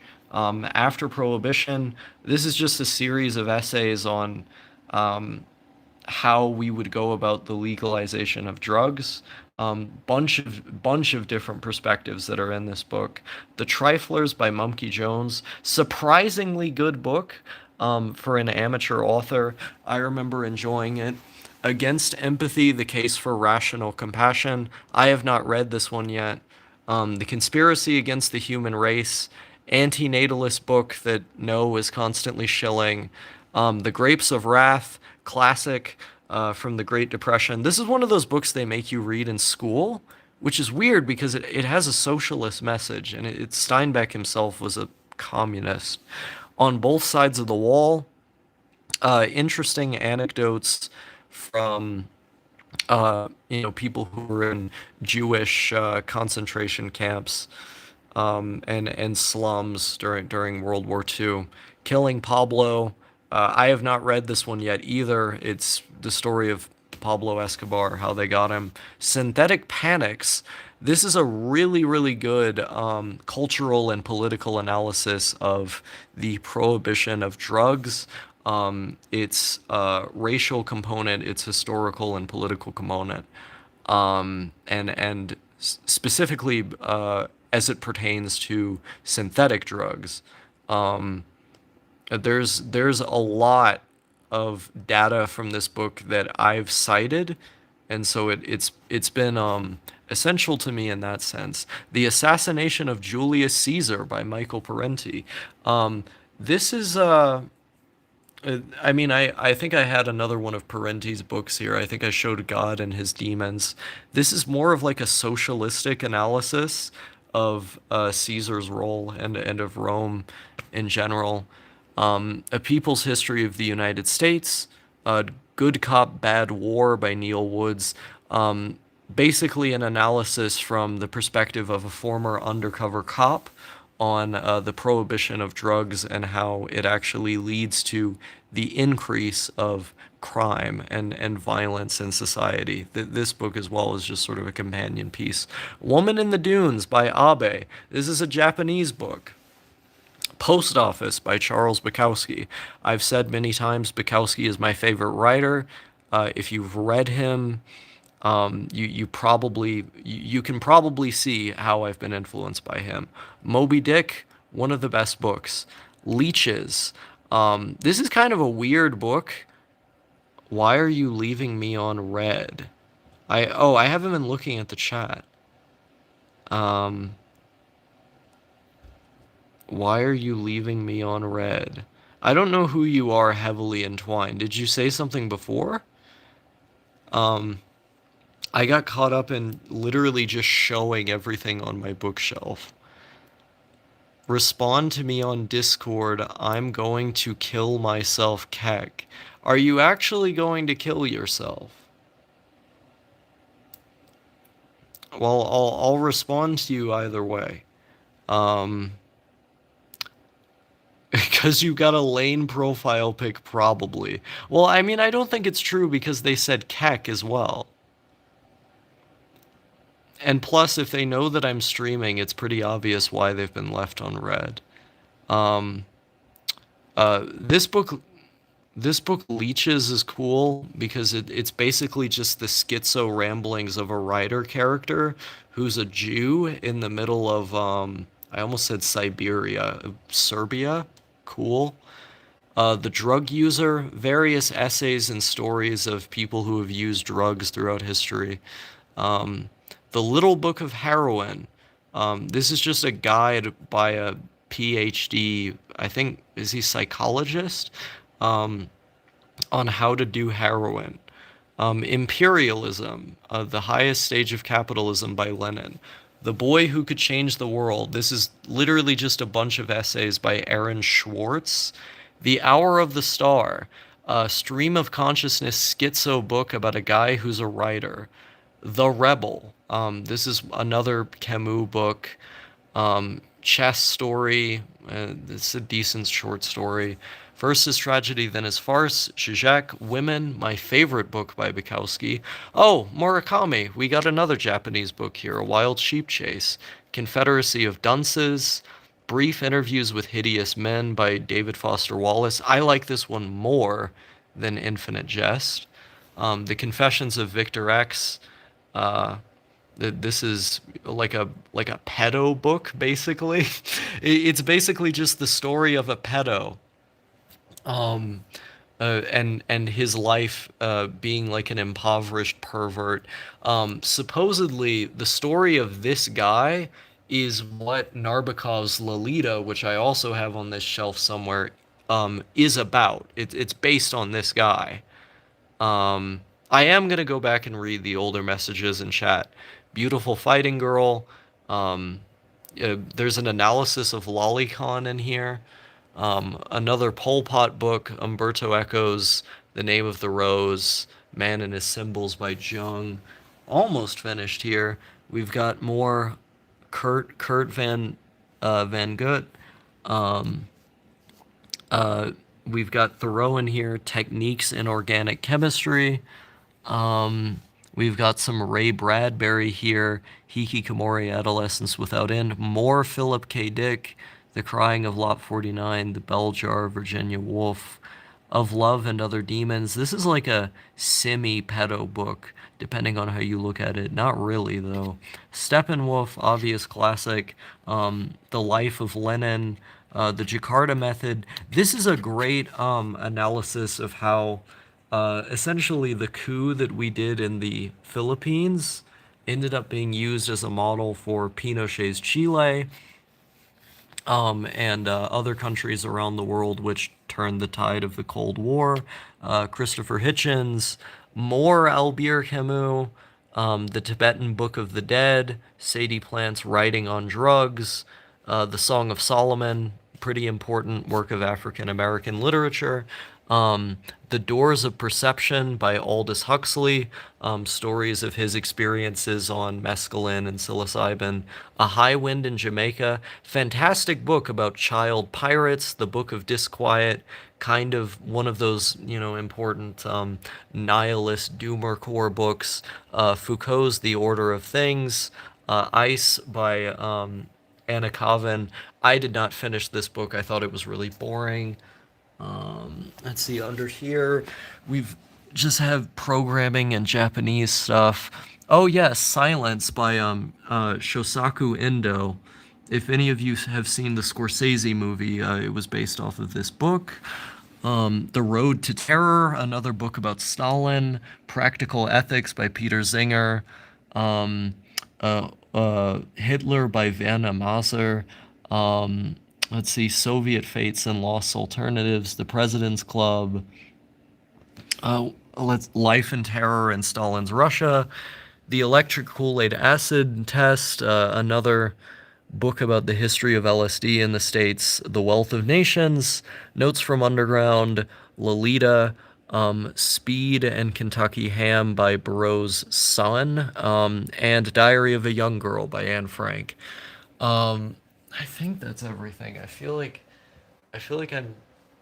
there's shit I have that I'm missing. Oh yeah, there's books in my room. Like, I mean, there's also this book right here. It's just a theology thing. Yeah, I'm not gonna go to my room to get the books that I have in there. I guess that's my shelf. Wait, did I Indonesia? Wait, did I not say Indonesia? I said the coup in Indonesia was used as a model for Pinochet's Chile. Um, okay, time to read the chat. Holy shit, I missed a lot. We were thinking of doing a stream on Beautiful Fighting Girl by Saito Tamaki. Would you be up for it, Osaka? I am also open to doing streams on books you like as well. Oh, I would totally do a stream on Beautiful Fighting Girl. I'd have to go back over it. I have it right there, but um depending on when it's done, I would totally show up for that. Going back on the topic of Vidly, another issue that's kind of hard to get yourself back into is the mindset of old YouTube that's like actually genuine and not 12-year-olds pretending. I would like to think I embody that to some extent. 30-year-olds LARPing as 14-year-old boys. I and Dara know a guy who runs Vidly. Cool guy. Nice. Gatsby's alright. Last Passage sells it. Mumkey from the Procrastinators. Yes, the Triflers is his book. I actually have Diary of a Supreme Gentleman. It was banned after one day due to a cease and desist. It's probably worth something given that. by Mumkey Jones. Yo, that's crazy. I wish I had it. Rip Mumkey. Um, I want to watch that Dr. Jekyll and Hyde cartoon. I've never seen the cartoon. You could cut out this section going over your bookshelf as a video. I could, but if I did a video on the bookshelf itself, like I would want to actually review every book individually. I just kind of gave brief comments on ones I thought were noteworthy. I can see why you like brief interviews more than Infinite Jest. At the very least, it's more readable, if that makes sense. It's more readable, and also the story, the depressed person, is in Brief Interviews with Hideous Men. And that, I think, is by far the best description of depression in any piece of literature, piece of media ever that I've ever seen. Like, The Depressed Person is an amazing short story. How can you afford all these books as a wagey? Books are generally pretty cheap. I mean, if you get them secondhand, like a lot of these were like $4, $3 or $4. Oh, I said the Philippines. Uh, how long would you need for you to go over Beautiful Fighting Girl again? Like 3 days. I can I can give it like 3 days. Reading books is fun, but can get expensive, and reading online doesn't feel right. No, it really doesn't feel right when you read online, does it? Like the sense of progression I get from turning a page, um, and having it in my hands, it's really incomparable. But yeah, if I start rereading the book today, I can be done and have it digested in 3 days.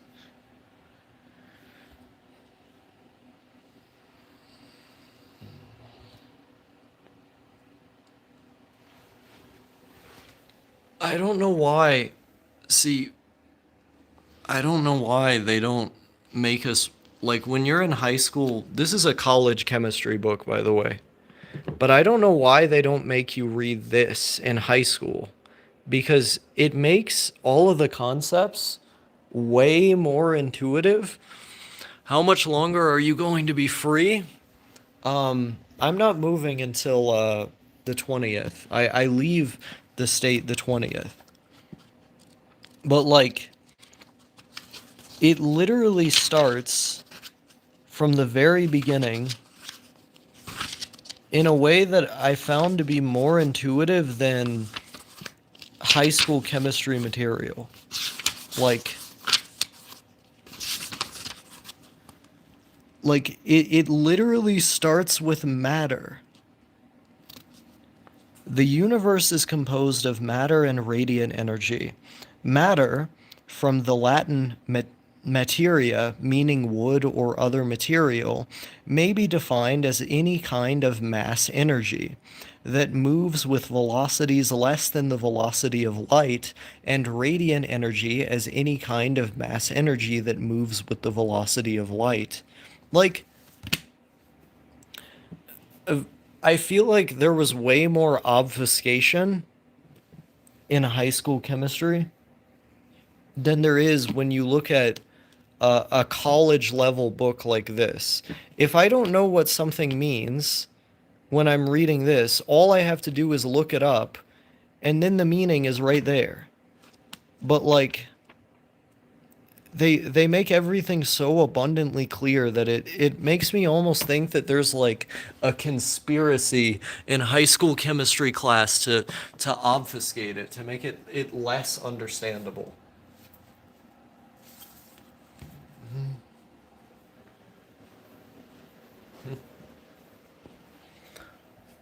Okay. All right. Yeah, just basically just let me know when you intend on doing the video, or doing the stream, and I can get started reading the book again today. maybe high school chemistry is kind of gamified for exams. I feel like they do the opposite of gamifying it. What was the name of the music genre you write talking about Dojin? You mean Denpa? Not like the education system cares about being intuitive. Um, just shove a bunch of information for you to forget later. It would be much better if self-teaching was a thing. I agree. Would you be available for a stream on the 19th? Yes, I would be. Once again, I am heading out. I'm leaving the state on the 20th. So the 19th or any time before then is good for me as long as I'm just given a couple days to reread the book. It's good to me. It can be earlier than the 19th if you want.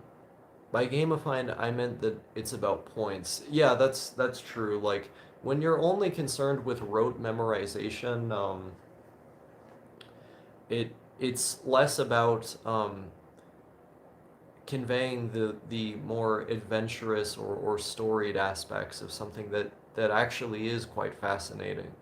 Um, I don't know. They give you enough of a framework to be able to bear out an answer.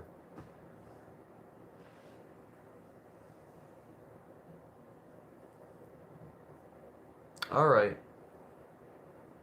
I think about now is the time I should log off. I've been streaming for almost 5.5 hours, and um, I have other things to do today. I need to go make sure that guy doesn't kill himself.